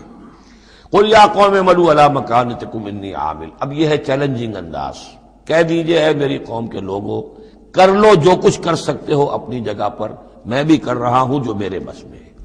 یعنی تم نے اب 12 برس گزر گئے مجھے دعوت دیتے ہوئے، تم نے ایڑی چوٹی کا زور لگا لیا، مجھے ستایا، 3 سال تک تو مجھے شیب بنی ہاشم میں محصور رکھا ہے، جو بھی سختیاں مجھ پر آئی ہیں میرے ساتھیوں پر آئی ہیں، میرے ساتھیوں کو تم نے ذبح کر دیا، میرے ساتھی کتنے ہیں کہ جو گھر بار چھوڑ کر چلے گئے اور مجبور ہو گئے کہ حبشہ کی طرف ہجرت کریں، تم نے جو کچھ کر لیا، اور جو کر سکتے ہو کر لو۔ قل یا قوم اعملوا علی مکانتکم انی عامل، مجھے جو کرنا ہے وہ میں کر رہا ہوں، جو میرا فرض منصبی ہے وہ مجھے ادا کرنا ہے۔ فسوف تعلمون من تکون له عاقبۃ الدار، تو ان قریب تمہیں معلوم ہو جائے گا کہ کس کے لیے ہے وہ عاقبت والا گھر، کس کے لیے کامیابی ہے، کس کے لیے جنت و راح و ریحان ہے، اور کس کے لیے وہاں پر دوزخ ہے اور اللہ کا عذاب ہے۔ انہ لا یفلح الظالمون، یقیناً ظالم فلاح نہیں پائیں گے۔ وجعلوا للہ مما ذرا من الحرث والانعام نصیبا، اور انہوں نے اللہ کے لیے بھی جو کچھ بھی پیدا ہوتا ہے کھیتی میں سے اور جو ان کے بھی مویشی ہوتے ہیں ان میں ایک حصہ رکھا ہے، کیونکہ آخر جو شرک جو ہے جس کو کہتے ہیں کہ ایک بڑے خدا کو مان کر چھوٹے خداؤں کو شریک کرنا، بڑے خدا کا انکار اس میں نہیں ہوتا۔ جیسے ہندوؤں میں مہادیو وہ تو ایک ہی ہے، دیوی دیوتا بے شمار ہے، مہادیو تو ایک ہی ہے۔ انگریزی میں بھی بڑے جی سے لکھے جانے والا گاڈ یہ ایک ہی ہمیشہ سے ایک ہی رہا ہے، اس کے لیے تو جو ہے کیپٹل جی آئے گا، وہ اومنی پوٹنٹ ہے، اومنیشینٹ ہے، اومنی پریزنٹ ہے، علی کل شیء قدیر بکل شیء علیم، اور ہر جگہ موجود ہے، یہ اس کی صفات ہے، ایٹریبیوٹس ہیں۔ لیکن چھوٹے جی سے لکھے جانے والے گاڈز اینڈ گاڈیسز بے شمار ہیں۔ اسی طرح اہل عرب کیا کہتے تھے؟ اللہ تو ایک ہی ہے، اللہ تو دو نہیں ہے، اللہ ایک ہی ہے، کائنات کا خالق بھی وہی ہے۔ چھوٹی چھوٹی دیویاں بھی ہیں، دیوتا بھی ہیں، ان کا بھی کچھ عمل دخل ہے، کچھ اختیار ہے، کچھ سفارش کرتے ہیں، کچھ اللہ تعالیٰ نے اپنے اختیارات میں سے کچھ حصہ ان کو سونپ رکھا ہے، ان کی مٹھی چاپی کی جائے، ان کی کوئی خدمت کی جائے، انہیں خوش کیا جائے، ڈنڈوت کی جائے، تو اس سے یہ کہ دنیا کے کام چلتے ہیں۔ تو ظاہر بات ہے کہ وہ پھر جب نکالتے تھے، اب دو ہی ان کے یعنی معاش کے طریقے تھے، یا تو بھیڑ بکریاں پال رہے ہیں، ان میں سے کچھ اللہ کے نام کی کر دی، کچھ اللہ کے نام کی، کچھ اپنے بتوں کے نام کی، یا کوئی کھیتی ہے اس میں سے جو بھی اب فصل آئی ہے اس میں سے کچھ اللہ کے نام پہ نکال دیا صدقہ کہ یہ اب اللہ کے نام پر ہم دیں گے اور یہ اپنے بتوں کے نام پر دیں گے۔ لیکن اب ہوتا کیا تھا تماشا وہ آگے دیکھیے۔ وَجَعَلُوا لِلَّهِ مِمَّا ذَرَا مِنَ الْحَرْثِ وَالْأَنْعَامِ نَصِيبًا، اتنا انصاف تو وہ کرتے ہیں کہ اللہ کے لیے بھی حصہ رکھتے ہیں، اپنی کھیتی کی پیداوار میں سے بھی اور اپنے مویشی میں سے بھی۔ فَقَالُوا هَذَا لِلَّهِ بِزَعْمِهِمْ، تو وہ کہتے ہیں یہ تو ہم نے نکال دیا اللہ کے نام پر۔ وَهَذَا لِشُرَكَائِنَا، اور یہ جو ہے یہ ہمارے شریکوں کے لیے، ان کے لیے بھی تو کچھ آخر نذرانے ہونے چاہیے۔ فَمَا كَانَ لِشُرَكَائِهِمْ فَلَا يَصِلُ إِلَى اللَّهِ، اب اگر کہیں کسی وقت کوئی دقت آ گئی، مصیبت آ گئی، تو اللہ کے حصے میں سے تو نکال لیتے تھے، اپنے بتوں کے حصے میں سے نہیں نکالتے تھے۔ بت جو ہیں وہ تو سر پہ کھڑے ہوئے ہیں نا، وہ تو دنیا کے اندر ہے، لہذا ان کی شامت تو فوراً آ جائے گی، اللہ ذرا دور ہے، لہذا جو بھی اللہ کے حصے کا معاملہ ہوتا تھا وہ تو بتوں کو پہنچ سکتا تھا، لیکن بتوں کے حصے کا معاملہ جو ہے وہ اللہ تک نہیں پہنچ سکتا تھا۔ یہ ایسے ہی جیسے ہمارے یہاں دیہات میں عام بیچارہ جاہل آدمی پٹواری کو سمجھتا ہے سب سے بڑا افسر یہی ہے، وہ ڈی سی کو کیا جانے کس بلا کا نام ہے، کوئی بابو ہے آیا شہر سے، لیکن اس کو معلوم ہے کہ اس پٹواری کے قلم کے اندر جو ہے اتنی طاقت ہے کہ وہ میری زمین کاٹ کے ادھر لکھ دے گا، انتقال چڑھا دے گا، لیکن وہ ڈی سی کی حیثیت وہ نہیں جانتے۔ تو اللہ تعالیٰ جو بڑا خدا ہے، وراء الورا ثم وراء الورا ثم وراء الورا، وہ تو ہے ٹھیک ہے، لیکن یہ کہ یہ ہے جو سر پر مسلط ہے۔ فما کان لشرکائہم، تو جو حصہ ہوتا تھا ان کے شریکوں کے لیے، فلا یصل الی اللہ، تو وہ نہیں پہنچ سکتا تھا اللہ کو۔ وما کان للہ، اور جو ہوتا تھا اللہ کے لیے، فہو یصل الی شرکائہم، وہ ان کے شرکاء تک پہنچ جاتا تھا۔ ساء ما یحکمون، برا ہے جو یہ فیصلہ کرتے ہیں۔ وَكَذَلِكَ زَيَّنَ لِكَثِيرٍ مِّنَ الْمُشْرِكِينَ قَتْلَ أَوْلَادِهِمْ شُرَكَاؤُهُمْ، اور اسی طریقے سے مزین کر دیا بہت سے مشرکین کے لیے ان کے شرکاء نے ان کی اولاد کو قتل کرنا۔ اب یہ بھی جنوں کے نام پر بھی وہ بچوں کو بھیٹ چڑھانا، یہ ہندوستان میں بھی ہوتا ہے، دیوی کے نام پر بچے کو بھیٹ چڑھا دیا ہے، قربان کر دیا ہے، اپنی اولاد کو بھیٹ چڑھاتے ہیں، لِيُرْدُوهُمْ، تاکہ وہ انہیں برباد کریں، وَلِيَلْبِسُوا عَلَيْهِمْ دِينَهُمْ، اور تاکہ ان کے دین کو ان کے اوپر مشتبہ کر دیں۔ یہ دین کے تحت ہو رہا ہے، یہ قتل اولاد، بچوں کو بھیٹ چڑھایا جا رہا ہے۔ وَلَوْ شَاءَ اللَّهُ مَا فَعَلُوهُ، اگر اللہ زبردستی کرتا تو وہ یہ نہ کر سکتے۔ فَذَرْهُمْ وَمَا يَفْتَرُونَ، تو چھوڑیے ان کو، دفع کیجئے ان کو اور جو بھی افترا بازی یہ کر رہے ہیں۔ وَقَالُوا هَٰذِهِ أَنْعَامٌ وَحِرْثٌ حِجْرٌ، اور ان کا کہ یہ جو جانور ہیں اور یہ جو کھیتی ہے یہ ممنوع ہے۔ کیا مطلب ممنوع کا؟ لا يطعمها الا من نشاء، اس کو نہیں کھا سکتے مگر وہی جو ہم جانتے ہیں، جو ہم سمجھتے ہیں، جس کے بارے میں ہماری رائے بزعمہم، ان کے اپنے خیال میں۔ وانعام حرمت ظہورها، اور یہ جو چوپائے ہیں ان کی پیٹھیں جو ہیں حرام کر دی گئی، ان کے اوپر کوئی سواری نہیں کر سکتا، اس اونٹ پر اس پر کوئی سوار نہیں ہوگا۔ وانعام لا یذکرون اسم اللہ علیہا، اور کچھ ایسے مقرر کر لیتے تھے چوپائے جن پر اللہ کا نام نہیں لیا جا سکتا۔ یہ ہے جو وہاں آیا تھا اس سے پہلے اس آیت مبارکہ میں کہ کیوں مت کھاؤ اس چیز کو جس پر کہ اللہ تعالیٰ کا نام نہ لیا جائے۔ یعنی ان کے ہاں ایک خاص قسم کے توہمات جو تھے مشرکانہ، ان میں یہ بھی ایک رسم تھی کہ کچھ حیوانات کے بارے میں وہ طے کر لیتے تھے کہ ان کو جب ذبح کرنا تو اللہ کا نام ہرگز نہیں لینا، تو فرمایا اس کو ہرگز مت کھاؤ، کسی شکل میں بھی اس کے قریب مت جاؤ۔ وہ وہاں تھا، یہاں پر اس کی حقیقت کھل گئی ہے کہ یہ خاص معاملہ ہے، وہ عام حکم نہیں ہے۔ وَأَنْعَامٌ حُرِّمَتْ ظُهُورُهَا وَأَنْعَامٌ لَا يَذْكُرُونَ اسْمَ اللَّهِ عَلَيْهَا افْتِرَاءً عَلَيْهِ، اور یہ سب افطراء اللہ تعالیٰ کے اوپر جھوٹ جڑ رہے ہیں کہ یہ اللہ نے ہمیں بتایا ہے۔ سَيَجْزِيهِمْ بِمَا كَانُوا يَفْتَرُونَ، قریب انہیں سزا دے گا اس کی جو افطراء اور یہ جو انہوں نے چیزیں گھڑ لی ہیں۔ وَقَالُوا مَا فِي بُطُونِ هَذِهِ الْأَنْعَامِ خَالِصَةٌ لِذُكُورِنَا، اور وہ کہتے ہیں جو کچھ ان چوپایوں کے پیٹوں میں ہے، اب ایک اونٹنی ہے، گابھن ہے یا کوئی اور بکری ہے، تو جو کچھ اس کے پیٹ میں ہے یہ خاص ہے ہمارے لیے، خالصۃ لذکورنا، یہ ہمارے مردوں کے لیے ہے، ومحرم علی ازواجنا، ہماری بیویوں پر جائز نہیں ہے اس کا کھانا، وہ گوشت ہمارے لیے ہوگا صرف مردوں کے لیے۔ وَإِن يَكُن مَيْتَةً، اور اگر وہ مردہ پیدا ہو، مردار پیدا ہو، فَهُمْ فِيهِ شُرَكَاء، تو پھر وہ کھائیں گے، مرد بھی کھائیں گے، عورتیں بھی کھائیں گی۔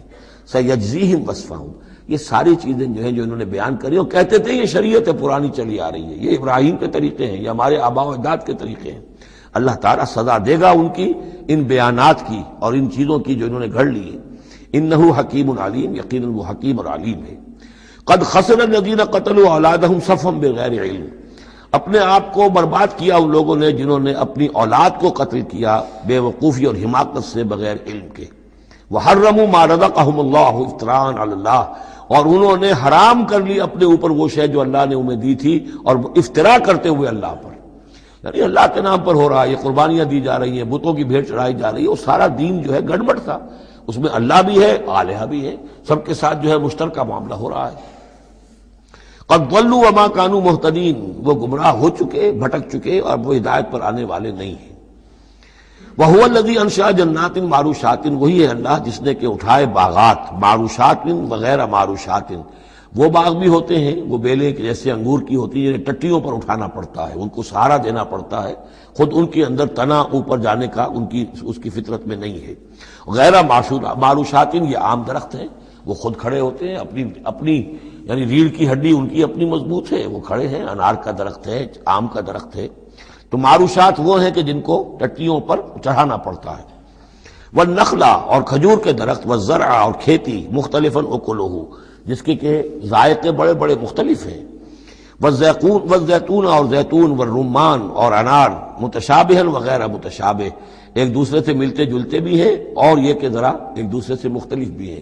جیسے سٹرس فیملی ہے، اب ایک ہی خاندان ہے، اب اس میں کنو بھی ہے، اس میں فروٹر بھی ہے، اور اس میں وہ مالٹا بھی ہے، اور ساری چیزیں جو ہے لیکن ملتے جلتے بھی ہیں، مختلف بھی ہیں، فیملی ایک ہی ہے۔ کلوا من ثمرہ اذا اثمر، کھایا کرو اس کے پھلوں میں سے جب کہ وہ پھل دیں۔ وآتوا حقہ یوم حصادہ، اور اس کا حق دے دیا کرو جس دن کہ تم پھل اتارو، یعنی اس میں سے بھی زکوٰۃ ہے، جیسے عشر ہے زمین کی پیداوار میں سے، ایسے ہی پھلوں کے اندر بھی زکوٰۃ ہے، تو اللہ تعالیٰ کا حق نکال دیا کرو، آتوا حقہ، ادا کر دیا کرو اس کا حق جس دن کہ وہ پھل اتارو۔ لا تسرفوا، اور اس میں حد سے بیجا خرچ نہ کرو، انہ لا يحب المسرفین، اللہ تعالیٰ کو بیجا خرچ کرنے والے پسند نہیں ہیں۔ ومن الانعام حمولۃ وفرشا، اور چوپایوں میں سے اس نے ایسے بھی بنائے ہیں کہ جن کے اوپر تم بار برداری کا کام لیتے ہو، ظاہر بات ہے بار برداری انہی کی ہو سکتی ہے جو ذرا اونچے ہوتے ہیں، اب گھوڑا ہے یا خچر ہے، اونٹ ہے، یہ حمولتن ہے، یہ ذرا اونچے ہیں اور ان کے اوپر جو ہے آپ ان کی پیٹھوں کے اوپر بوجھ لاد کر لے جاتے ہیں، حمولتن وفرشا، کچھ ایسے جو بالکل زمین سے لگے ہوئے ہیں، اب ان کے اوپر کیا آپ نے لادنا ہے، بکری پہ کیا لاد دیں گے آپ، اور اسی طریقے سے چھوٹی چھوٹی جو چیزیں ہیں۔ کلوا مما رزقکم اللہ، یہ اللہ نے پیدا کیے ہیں، حمولہ بھی اور فرشہ بھی، کھاؤ اس میں سے جو اللہ نے تمہیں رزق دیا ہے۔ ولا تتبعوا خطوات الشیطان، اور شیطان کے نقش قدم کی پیروی نہ کرو، انہ لکم عدو مبین، یقیناً وہ تمہارا کھلا دشمن ہے۔ ثمانیۃ ازواج، اب یہ بات کہی جا رہی ہے جو انہوں نے کہا تھا کہ یہ جو حیوانات ہیں ان کے پیٹوں میں جو بچہ ہے وہ اگر زندہ ہو گیا، ولادت ہو گئی تو صرف مرد کھائیں گے، عورتیں نہیں کھائیں گی۔ ہاں اگر مردار پیدا ہوا، مر گیا دوران ولادت ہی، تو پھر اس میں عورتیں بھی اور مرد بھی شریک ہو سکیں گے۔ اب اس کا جواب دیا جا رہا سمانیت ازواج، یہ 8 قسم کے چوپائے ہیں جو تمہارے ہاں عام طور پر موجود ہیں۔ من الضأن اثنین، بھیڑ میں سے 2 نر اور مادہ، ومن المعز اثنین، بکری میں سے 2 بکرا اور بکری۔ قل الذکرین حرم ام الانثیین، آپ ان سے پوچھئے کہ اللہ نے کس کو حرام کیا ہے، مذکروں کو حرام کیا ہے یا مؤنثوں کو حرام کیا ہے؟ اما اشتملت علیہ ارحام الانثیین، یا یہ کہ جو ان کے رحم ہیں ان کے مؤنثوں کے، ان پہ جو کچھ ہے انہیں حرام، کس کو حرام کیا ہے؟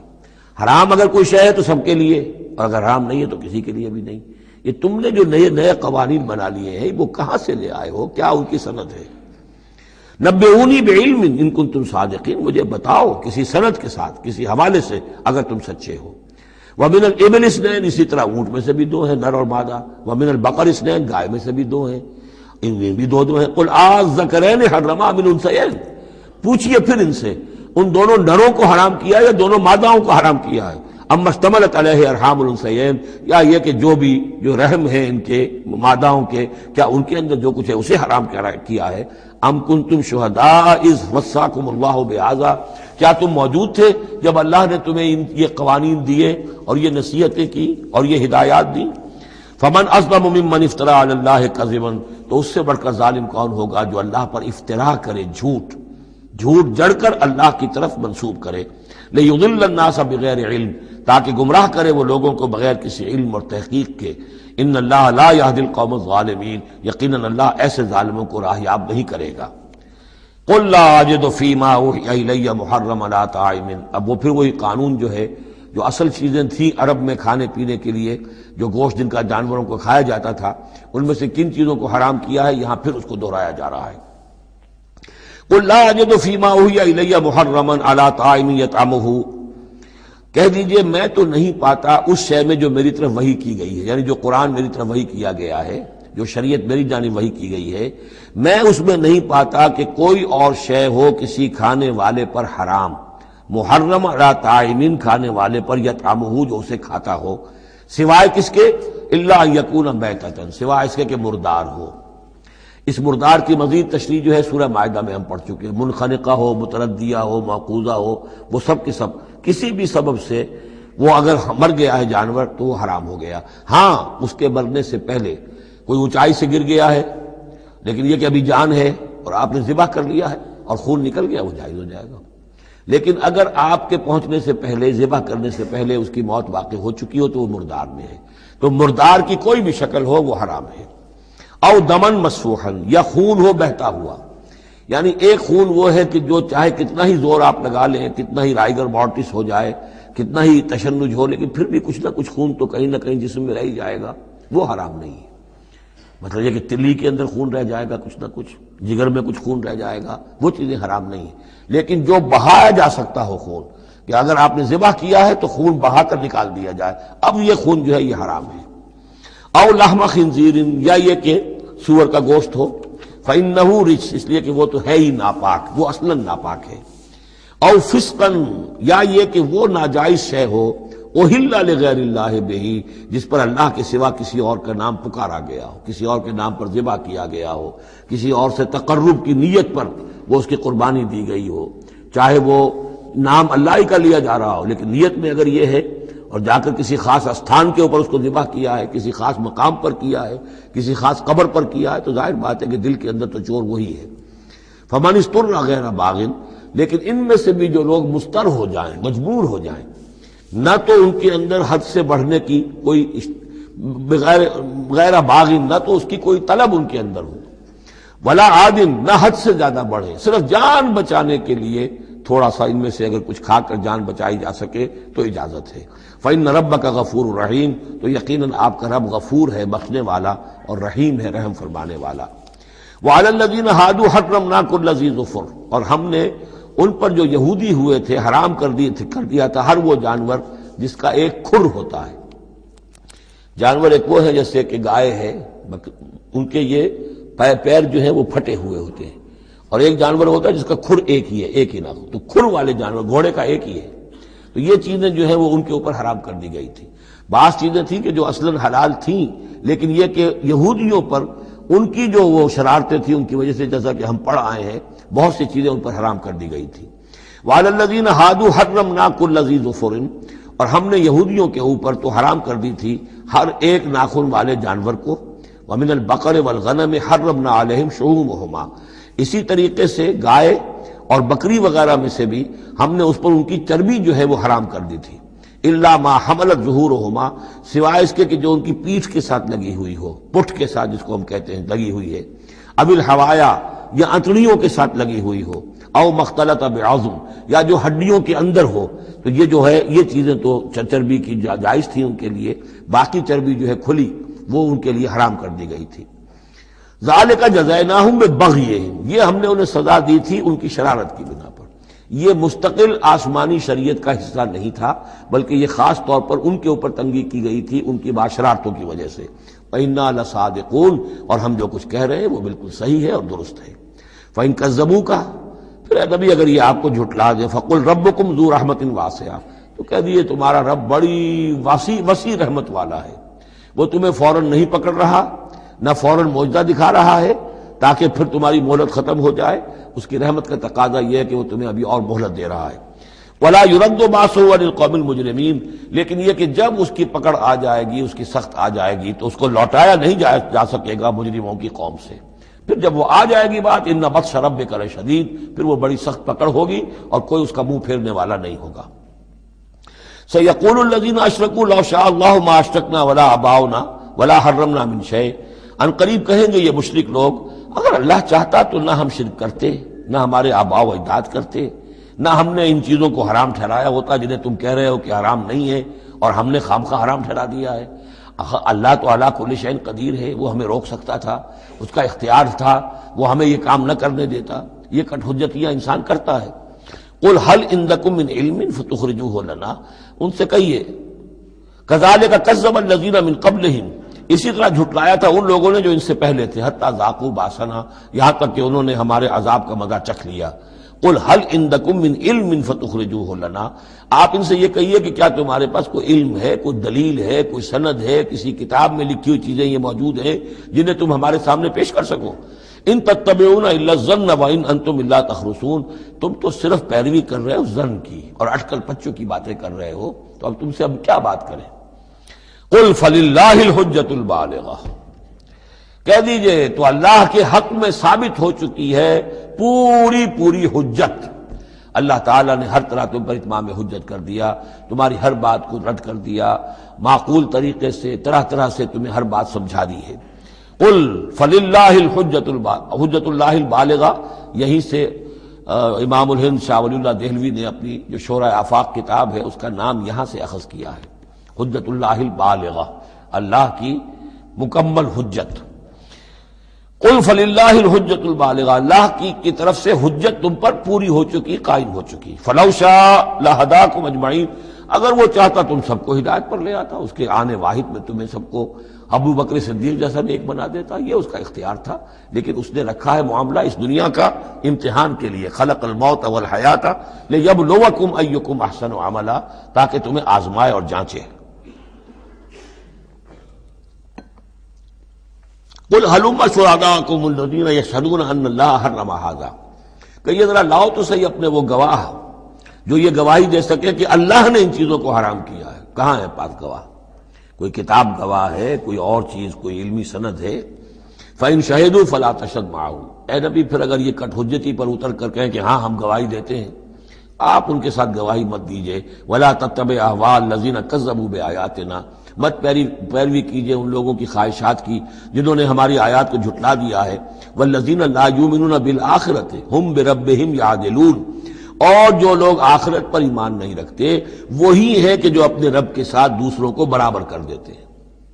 یہ پہلی آیت جو تھی سورہ مبارکہ کی، ثم الذین کفروا بربہم یعدلون، اسی پر وہ پہلی آیت ختم ہوئی تھی، اور یہاں 150ویں آیت میں پھر یہ لفظ آ گیا۔ یہ لوگ جو ہیں پھر بھی جو آخرت پر یقین نہیں رکھتے، جنہیں ڈر نہیں ہے اللہ کے حضور میں حاضری کا، وہ پھر جس کو چاہتے ہیں اللہ کے برابر کر دیتے ہیں۔ قل تعالوا اتل ما حرم ربکم علیکم، کہیے آؤ میں تمہیں بتاؤں کہ تمہارے رب نے تمہارے لیے کیا چیزیں حرام کی ہیں، کن چیزوں کو محترم ٹھہرایا ہے، کیا اس کے احکام ہیں. یہ اصل میں یوں سمجھیے کہ یہ خلاصہ ہے. ویسے یہی مضمون تفصیل سے آئے گا سورہ بنی اسرائیل میں، زیادہ تفصیل سے ہم وہاں گفتگو کریں گے، لیکن یہ کہ انہی کا جو سورہ بنی اسرائیل میں 2 رکوعوں میں آئی ہے بات، وہ یہاں پر 1 رکوع کے اندر اس کا خلاصہ ہے. لیکن معلوم ہو جاتا ہے کہ اصل دین کیا ہے. جیسے سورہ بقرہ میں جب میثاق لیا گیا بنی اسرائیل سے تو دین کی اصل بنیادیں آئیں. اسی طرح پھر سورہ نساء کے اندر وہ مقام آیا تھا کہ اصلی دین کیا ہے، دین کی اصل تعلیمات کیا ہیں. اب اس سے ذرا زیادہ وسیع پیمانے پر یہاں آ رہا ہے، اور سب سے زیادہ تفصیل سے اصل کن چیزوں کی اہمیت ہے دین میں وہ آئے گا آپ سورہ بنی اسرائیل کے 3 اور 4 رکوع میں. اسی کا یہ خلاصہ ہے. ما حرم ربکم علیکم، آؤ میں تمہیں بتاتا ہوں تمہارے رب نے کیا حرام کیا. تم نے یہ بکری حرام کی ہوئی ہے، یہ اونٹ حرام کیا ہوا ہے، یہ اس کو بت کے نام پر ہے، اس کا یہ فلاں ہے. یہ کوئی شے اللہ نے حرام نہیں کیا. آؤ میں بتاتا ہوں تمہیں اللہ نے کس شے کو حرام کیا ہے. اللہ تشرکوا بہ شیئا، نمبر 1 سب سے بڑی حرام شے، سب سے بڑی اس کی کا حکم پہلا تو یہ ہے اس کے ساتھ کسی شے کو شریک نہ ٹھہراؤ. نمبر 2 وبالوالدین احسانا، والدین کے ساتھ احسان. یہ تیسرا مقام آ گیا کہ حقوق اللہ کے فوراً بعد حقوق والدین کا تذکرہ ہے. ولا تقتلوا اولادکم من املاق، اور اپنی اولاد کو قتل نہ کرو تنگ دستی اور مفلسی کے خوف سے. ہمارا اپنا پیٹ نہیں بھر رہا، کیسے بھرے، کیسے پالیں ان کو. نحن نرزقکم وایاہم، ہم تمہیں بھی رزق دیتے ہیں انہیں بھی دیں گے.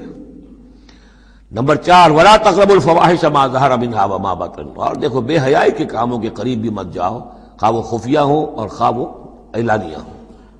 ولا تقتلوا النفس التي حرم الله الا بالحق، اور مت قتل کرو اس جان کو جسے اللہ نے محترم ٹھہرایا ہے مگر حق کے ساتھ. انسانی جان لی جا سکتی ہے قتل عمد کے بدلے میں قتل ہو، یا قتل مرتد ہے، یا زانی مسلمان ہو، زانی وہ شادی شدہ زانی یا زانیہ مرد یا عورت اس کا ہے، یا پھر حربی کافر قاتل جس کو کہ قتل کیا جا سکتا ہے. باقی چیزیں قتل کی جو ہیں وہ شریعت میں جائز نہیں ہیں. وہ اللہ تعالیٰ نے انسانی جان کو محترم بنایا ہے. الا بالحق ذالکم وصاکم بہ لعلکم تعقلون، یہ ہے جس کی اللہ تمہیں وصیت کر رہا ہے. یہ ہے اصل چیزیں، یہ ہے بنیادیں، یہ دین کی، تمدن کی، اخلاق کی، تاکہ تم عقل سے کام لو. ولا تقربوا مال الیتیم الا بالتی احسن، دیکھو مال یتیم کے مال کے قریب مت پھٹکو مگر بہترین طریقے سے، احتیاط سے. اس کا مال ہڑپ نہیں کرنا ہے، اپنا ردی مال اس کے مال میں ڈال کر اور اس کا اچھا مال جو ہے نہیں لے لینا ہے. وہ سارے ہم پڑھ چکے ہیں، جو تفصیل آ چکی ہے. یہ تو مکی دور کی باتیں ہیں، مدنی دور میں بھی بات آ چکی ہے اس کی. حتیٰ یبلغ اشدہ، اس کے مال کی حفاظت کرو یہاں تک کہ وہ اپنی پوری بلوغت کو پہنچ جائے، سمجھ کو پہنچ جائے. وہ اوفوا الکیل والمیزان، جب ناپ کے دو تو پورا دو، جب تول کر دو تو پورا دو، بالقسط، عدل کے ساتھ، انصاف کے ساتھ. لا نکلف نفسا الا وسعها، ہم نہیں ذمہ دار ٹھہرائیں گے کسی بھی جان کو مگر اس کی وسعت کے مطابق. یعنی بغیر کسی ارادے کے کوئی کمی بیشی ہو جائے، آپ کا ارادہ نہیں ہے لیکن یہ کہ کہیں کوئی کمی ہو گئی ہے تو وہ بات دوسری ہے. ربنا لا تؤاخذنا ان نسینا او اخطانا، اگر ہم بھول گئے ہوں، چوک گئے ہوں تو ہم سے اے اللہ مؤاخذہ نہ کیجو. لیکن یہ کہ جان بوجھ کر، تو اگر ذرا سی یہ جو ہے ڈنڈی ماری ہے تو یہ بھی در حقیقت اس بات کا ثبوت ہے کہ تمہیں یا تو آخرت کا یقین نہیں ہے یا یہ یقین نہیں ہے کہ اللہ تمہیں دیکھ رہا ہے. ایمان کی نفی ہے ذرا سی جنبش کے اندر. لا نکلف نفسا الا وسعها واذا قلتم فاعدلوا، جب بھی کہیں بات کرو عدل کی بات کرو، انصاف کی بات کرو. ولو کان ذا قربى، خواہ کسی قرابت دار کا معاملہ ہو، اس میں کوئی جانبداری نہیں ہونی چاہیے.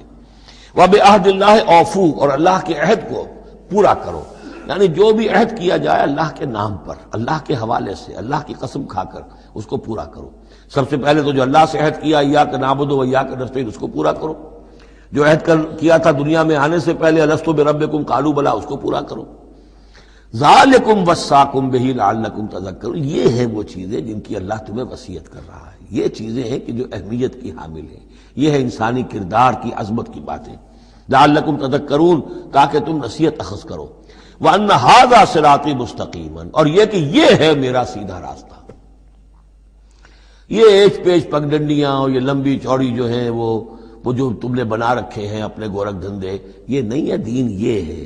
وَأَنَّ هَذَا صِرَاطِي مُسْتَقِيمًا فَاتَّبِعُوهُ، بس اس کی پیروی کرو. وَلَا تَتَّبِعُوا السُّبُلَ، اور اس کو چھوڑ کر دوسرے راستوں پر نہ پڑ جاؤ. فَتَفَرَّقَ بِكُمْ عَنْ سَبِيلِهِ، کہ وہ تمہیں لے کر اللہ کے راستے سے متفرق ہو جائیں، ادھر چلا جائے ادھر چلا جائے، یہ پگڈنڈی ادھر جا رہی ہے وہ پگڈنڈی ادھر جا رہی ہے. تم سواء السبیل پر، سیدھے راستے پر قائم رہو. ذالکم وصاکم بہ لعلکم تتقون، یہ ہے وہ چیزیں جن کی اللہ تمہیں وصیت کر رہا ہے تاکہ تم بچو یا تاکہ تمہارے اندر تقوی پیدا ہو جائے۔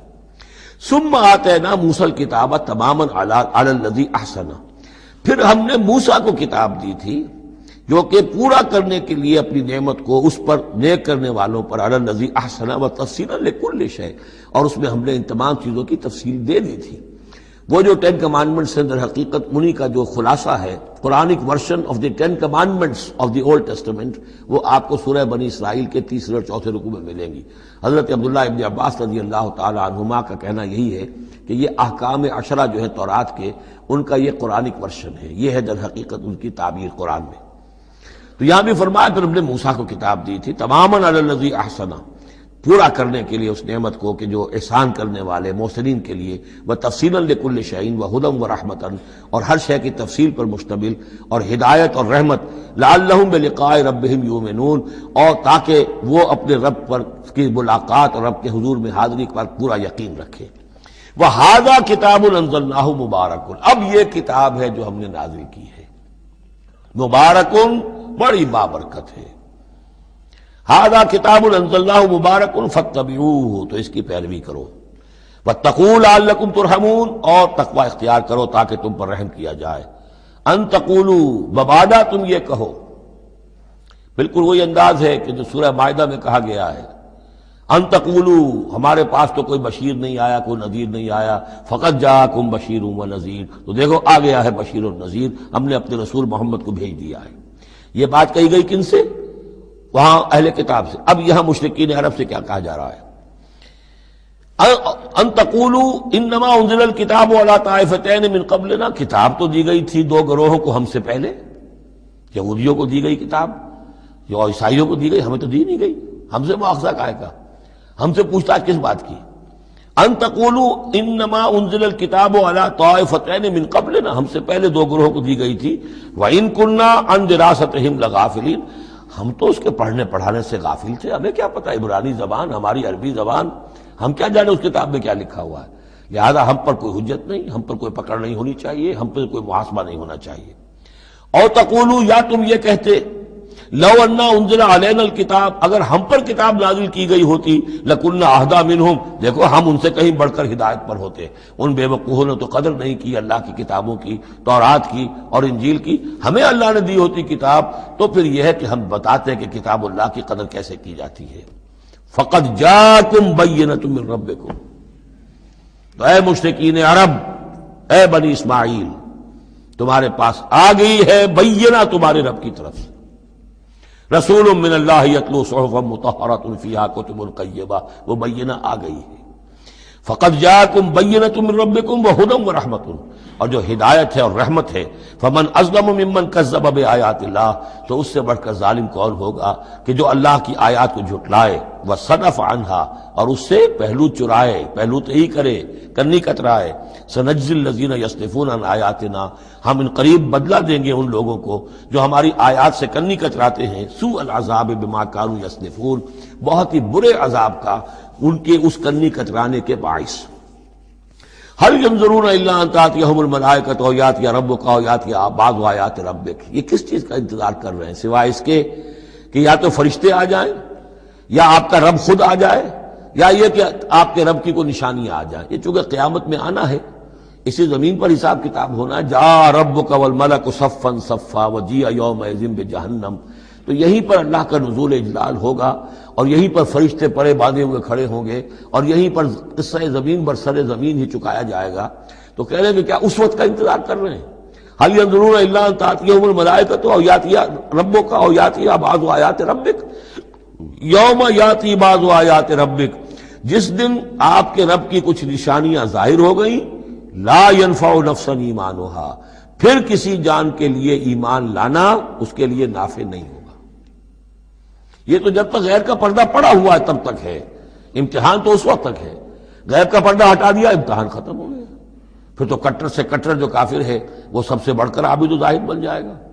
لہذا یوم یاتی بعض آیات ربک لا ينفع نفسا ایمانها، کسی جی کو، کسی جان کو فائدہ نہیں پہنچائے گا اس کا ایمان لانا، لم تکن آمنت من قبل، جو پہلے ایمان نہیں لا چکا تھا، او کسبت فی ایمانہا خیرا، یا اس نے اپنے ایمان میں کچھ خیر نہیں کما لیا تھا، ایمان بھی لے آیا تھا پہلے، کچھ نیک عمل بھی کیے تھے، کچھ خیر کمایا تھا، کچھ بھلائیاں جو ہے اس کا توشہ جو ہے وہ جمع کر لیا تھا۔ قل انتظروا انا منتظرون، تو ٹھیک ہے نبی کہہ دیجئے ان سے تم بھی انتظار کرو، ہم بھی انتظار کر رہے ہیں، تیل دیکھو تیل کی دار دیکھو، اب اللہ کا کیا فیصلہ ہوتا ہے انتظار کرو۔ ان الذین فرقوا دینہم وکانوا شیعا لست منہم فی شیء، اے نبی جنہوں نے اپنے دین کے ٹکڑے کر دیے اور وہ گروہوں میں تقسیم ہو گئے، آپ کا ان سے کوئی تعلق نہیں۔ یہ وہی وحدت ادیان جس سے آف شوٹ ہوئی ہے، ایک ہی جڑ تھی، کان الناس امۃ واحدۃ، لیکن پھر لوگ آف شوٹس جو ہیں وہ پگڈنڈیاں لے گئے ادھر اور ادھر۔ اب جو لوگ اس طریقے سے صراط مستقیم سے منحرف ہو کر انہوں نے اپنی اپنی پگڈنڈیاں علیحدہ بنا لی ہیں، اب اے نبی آپ کا ان سے کوئی تعلق نہیں، لست منہم فی شیء انما امرہم الی اللہ، ان کا معاملہ اللہ کے حوالے ہے، اللہ فیصلہ کرے گا۔ ثم ینبئہم بما کانوا یفعلون، پھر انہیں جتلا دے گا جو کچھ کہ وہ کرتے رہے تھے۔ من جاء بالحسنۃ فلہ عشر امثالھا، جو شخص کوئی نیکی لے کر آئے گا اسے اس کا 10 گنا اجر ملے گا۔ ومن جاء بالسیئۃ، اور جو کوئی بدی کما کر لائے گا فلا یجزا الا مثلھا، تو اسے نہیں سزا ملے گی مگر اس کے برابر۔ یہ اللہ کا فضل ہے کہ بدی کی سزا جتنی بدی ہے اتنی ہی، لیکن نیکی کی کا جگہ جتنی چاہے وہ دے، 10 گنا دے، 700 گنا دے، اس سے بھی آگے، واللہ یضاعف لمن یشاء، اور دگنا چوگنا کرے۔ وہم لا یظلمون، لیکن کسی پر ظلم نہیں ہوگا، کسی کی حق تلفی نہیں ہوگی۔ قل اننی ہدانی، اب یہ 2 آیتیں جو آ رہی ہیں قل کی بہت ہی اہم ہیں، یاد رکھنی چاہیے ہر ایک کو۔ قل اننی، اب کس سے خطاب ہو رہا ہے؟ محمد رسول اللہ سے۔ آپ نے دیکھا کتنی 20 رکوعوں پر مشتمل سورت یا ایھا الذین آمنوا کا لفظ ایک دفعہ نہیں آیا۔ ہاں جہاں جہاں بیچ بیچ میں خطاب ہے محمد سے صلی اللہ علیہ وسلم، گفتگو ہو رہی ہے حضور سے، حضور کی وساطت سے تمام اہل ایمان بھی مخاطب ہیں، لیکن صراحت کے ساتھ خطاب جو ہے یا ایھا الذین آمنوا وہ نہیں۔ قل اننی ہدانی ربی الی صراط مستقیم، کاش کہ ہم میں سے ہر شخص یہ کہہ سکے، کہے گا تبھی جب کہ اللہ کی راہ ہدایت کو اختیار کرے گا۔ کہو میرے رب نے تو مجھے ہدایت دے دی ہے سیدھی راہ کی طرف، اللہم ربنا اجعلنا منہم۔ قل اننی ہدانی ربی الی صراط مستقیم دینا قیما ملت ابراہیم حنیفا، وہ دین ہے سیدھا قائم، اور وہ ملت ہے ابراہیم کی یکسو ہو کر، وما کان من المشرکین، اور یقیناً ابراہیم مشرکوں میں سے نہیں تھے۔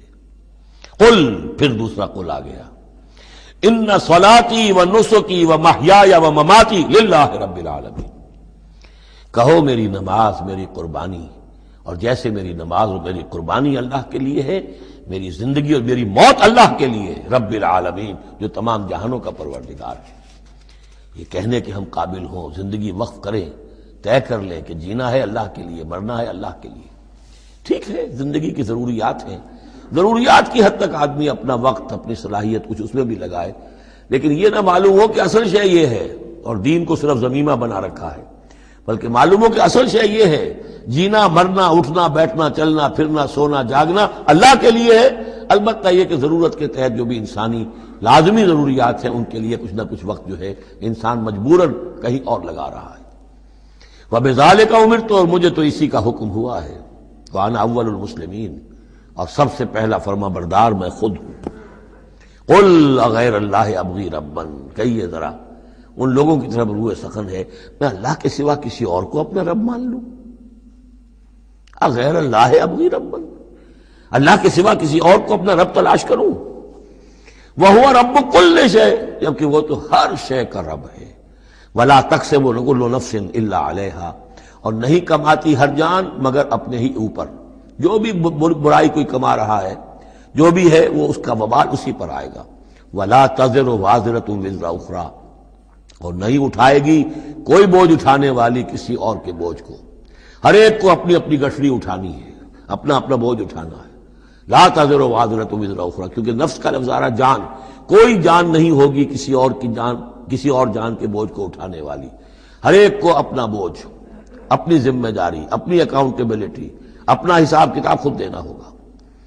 ثم الی ربکم مرجعکم، پھر تمہارے رب ہی کی طرف تم سب کا لوٹنا ہے، فینبئکم بما کنتم فیہ تختلفون، اور پھر اللہ تمہیں جتلا دے گا جو کچھ جن چیزوں میں بھی تم اختلاف کرتے رہے تھے۔ وہو الذی جعلکم خلائف الارض، اور وہی ہے جس نے تمہیں زمین میں خلیفہ بنا دیا۔